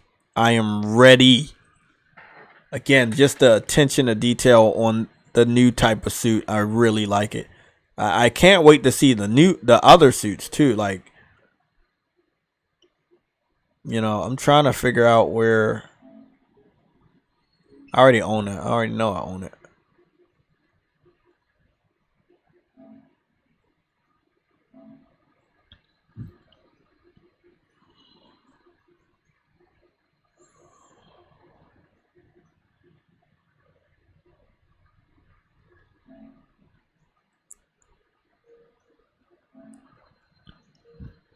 I thought it was like a preview of all the DLC and shit and the outfits. There is, but I don't have it right now. But damn, I'm ready for this shit. God, that it's so simple. It's such a simple wallpaper, but it's so well done. My only problem here is I hope that the webbing looks much better this time around. I had a major problem with the webbing on Spider-Man 1. I think they could have did much better. Like, I think that's the only thing that kind of took me out of realism in some of the photo modes, is that the web didn't look good. So hopefully they definitely looked at that web and said, hey, we can do better than this. But again, the effects on the characters, the ray tracing, all dynamics, it's going to be a technical marvel compared to, again, Starfield. So I can't wait. Day one. Day fucking one. Day one, man. People don't even know what day one means. I'm gonna tell y'all what day one means. Day one, man. Replace that shit. Day one. I got a whole rack of people about to get the game with me. Look at all them dudes about to get that shit too. Ain't nobody playing games, bro. That shit got pre-ordered as soon as I got cleared for that check. I was not playing, bro. I don't even gotta say anything else. I just say day one and they already gotta know, man. They gotta be on Twitter like, yeah, I already know. It's day one. Day one, period. People are not feeling Starfield. They're not comfortable with it. Nah, bro. This game is day one. You don't even have to think about it. It's just day one. I ain't missing out on no fucking Spider-Man. I can miss out on all these other fucking games. They'll be out. Spider-Man, fuck no. And Grand Theft Auto 6, sorry. Not sorry. Grand Theft Auto 6 comes out, I gotta get it. I'm hearing some rumors. Again, we got 10 minutes together, and we're getting out of here at 4. I know it's a little sooner than we normally get out of here. We normally last like 6, 5, but I want to get up out of here, get some more gaming done. So we got 10 minutes together, and I'm hearing rumors that Grand Theft Auto 6 will be $150 for standard edition. I mean, it's not like I don't believe they'd try to get away with that, but I don't think that's the right thing to do. But yeah, I hope not. Fucking day one, look at that motherfucker, man. I want to try something. I want to try something real quick.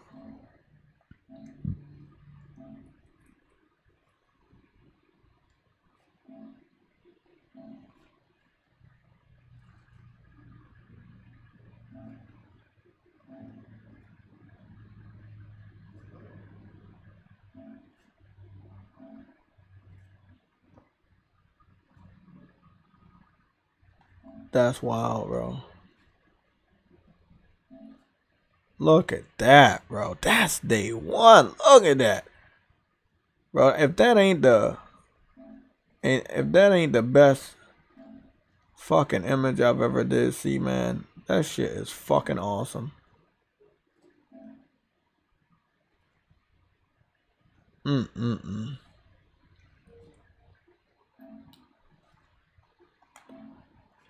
That's beautiful. That shit's beautiful. Damn, bro. That's a beautiful piece of art right there. That is just... Wow, that's day one. I like how I took a screenshot. I can still zoom into this shit and it still looks fucking quality. That's fucking awesome. Day one. Day one, people.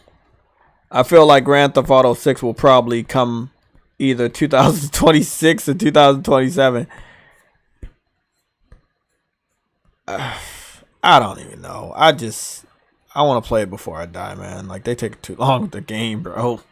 Like, they take it too long, bro. When they bring out Grand Theft Auto 6, I don't think we're gonna get another Grand Theft Auto because the how long they're taking to make this one, it's just like they're gonna take it forever to give us Grand Theft Auto 6. It's no fucking way. It's no fucking way we getting another Grand Theft Auto after Grand Theft Auto 6 because they're probably gonna take them 20 years to make that one. They took over, bro. The 10-year anniversary of Grand Theft Auto 6 is coming up soon. Like, people need to understand that shit.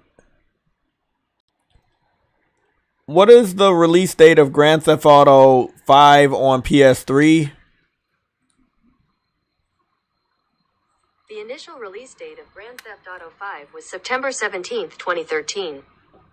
September 17th, 2013. Which is September 17th, 2023 of this year, which is a Sunday. The 10th anniversary of Grand Theft Auto 5 is going to fall on September 17th this month on a Sunday. So, the week of the Tokyo Game Show, they could acknowledge how old their fucking game is. But they may not. But it would be nice. Because Rockstar is... Wow. A lot of developers are like Rockstar. Like, they're so mysterious.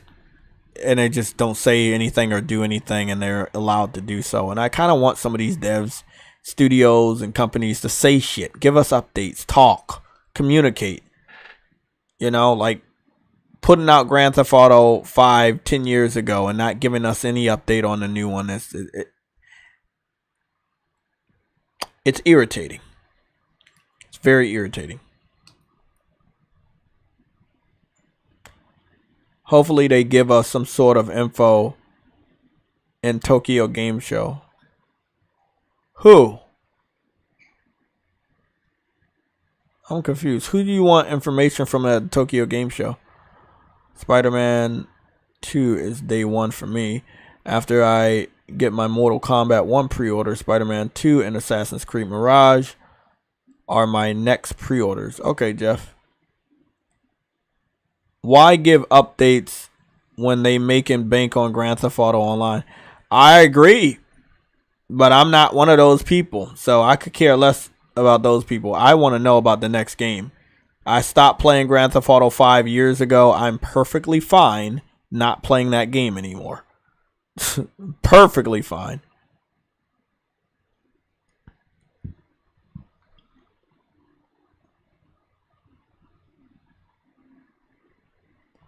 I want something new. A Starfield player stuffed 20,000 potatoes into their ship's cockpit to show off the game's impressive physics. Wow. Potatoes.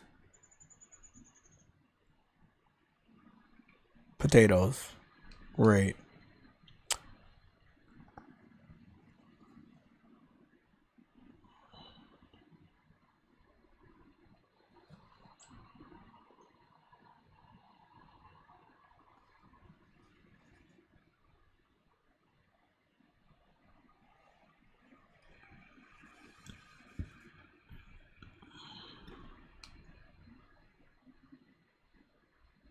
That's sad. 20,000 potatoes. Physics on 20,000 potatoes. I'm perfectly fine.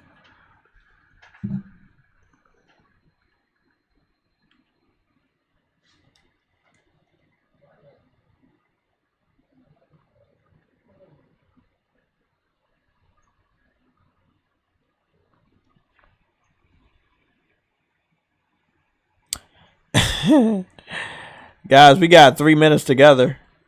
Again, I got some stuff to do tomorrow. I want to kind of decompress, do the timestamps, and play some games. If anybody is going to be on No Man's Sky tonight, if you're thinking about testing out the game, if you want to buy the game, if you have the game, but you want to get back on the game, hit me up. I am available this evening. You know, me, Henry, Cyber Dragon, The Wreck, we were all on No Man's Sky over the last 3 days. It's been a lot of fun. So if you are planning on getting on No Man's Sky for whatever reason, if you want to get on there, let me know. We now know how to get certain ships, especially the new interceptor ships with the fucking awesome cockpit. So if you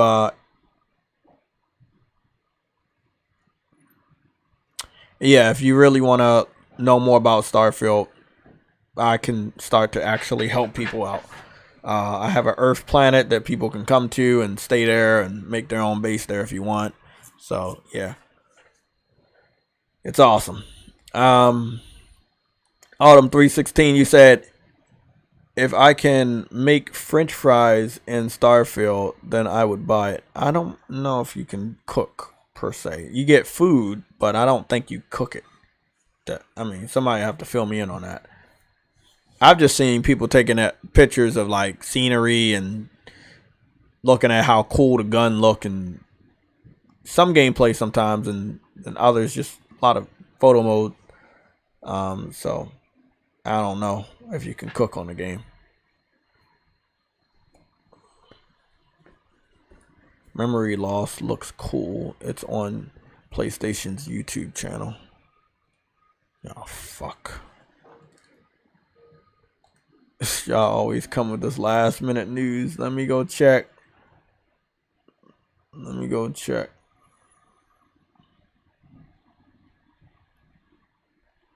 Memory Loss. I just saw that. I skipped it. Oh, fuck. Oh, this looks dope. Oh, another top down. Okay, I fucks with it. This looks nice. Okay. So you kind of move your memory to other characters and stuff. Flamethrowers, samurai swords, guns. I fucks with it. It's got a skill tree on it. Okay. Looks solid. Not bad.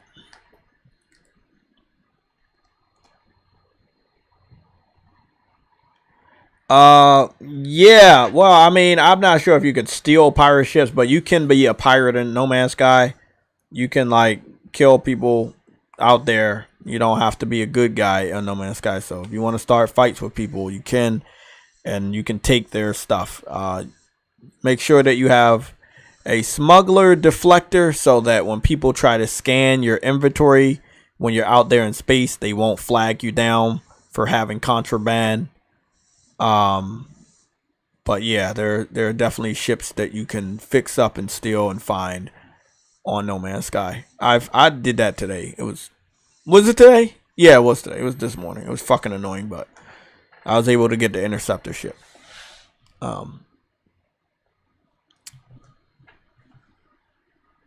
Yeah, that's the class on No Man's Sky. It's called the Outlaw class. So there's a lot of details. I'm not an outlaw, so I can't really break that down to you. But there's an outlaw solar system that you can go to and an outlaw space station, and they have run you through what you need to do or to be an outlaw. There's different missions if you want to be an outlaw. Like you'll be attacking good people instead of like killing. Like I kill pirates a lot, so it'll be weird for me to be a pirate. But if you do want to be a pirate, you'll be killing the good people and taking from them and shit. So you have a lot of dialogue choices on No Man's Sky. I know a lot of people don't talk about that, but you can piss people off. You can be nice to people and get good shit from them. Like I got a warp drive today just by learning a certain life form's language. I was able to like finesse him to give me a warp drive for free, just out of conversation. So, I think that's about it, everybody. I hope you have a great evening. I'm out. I know it's a little bit earlier.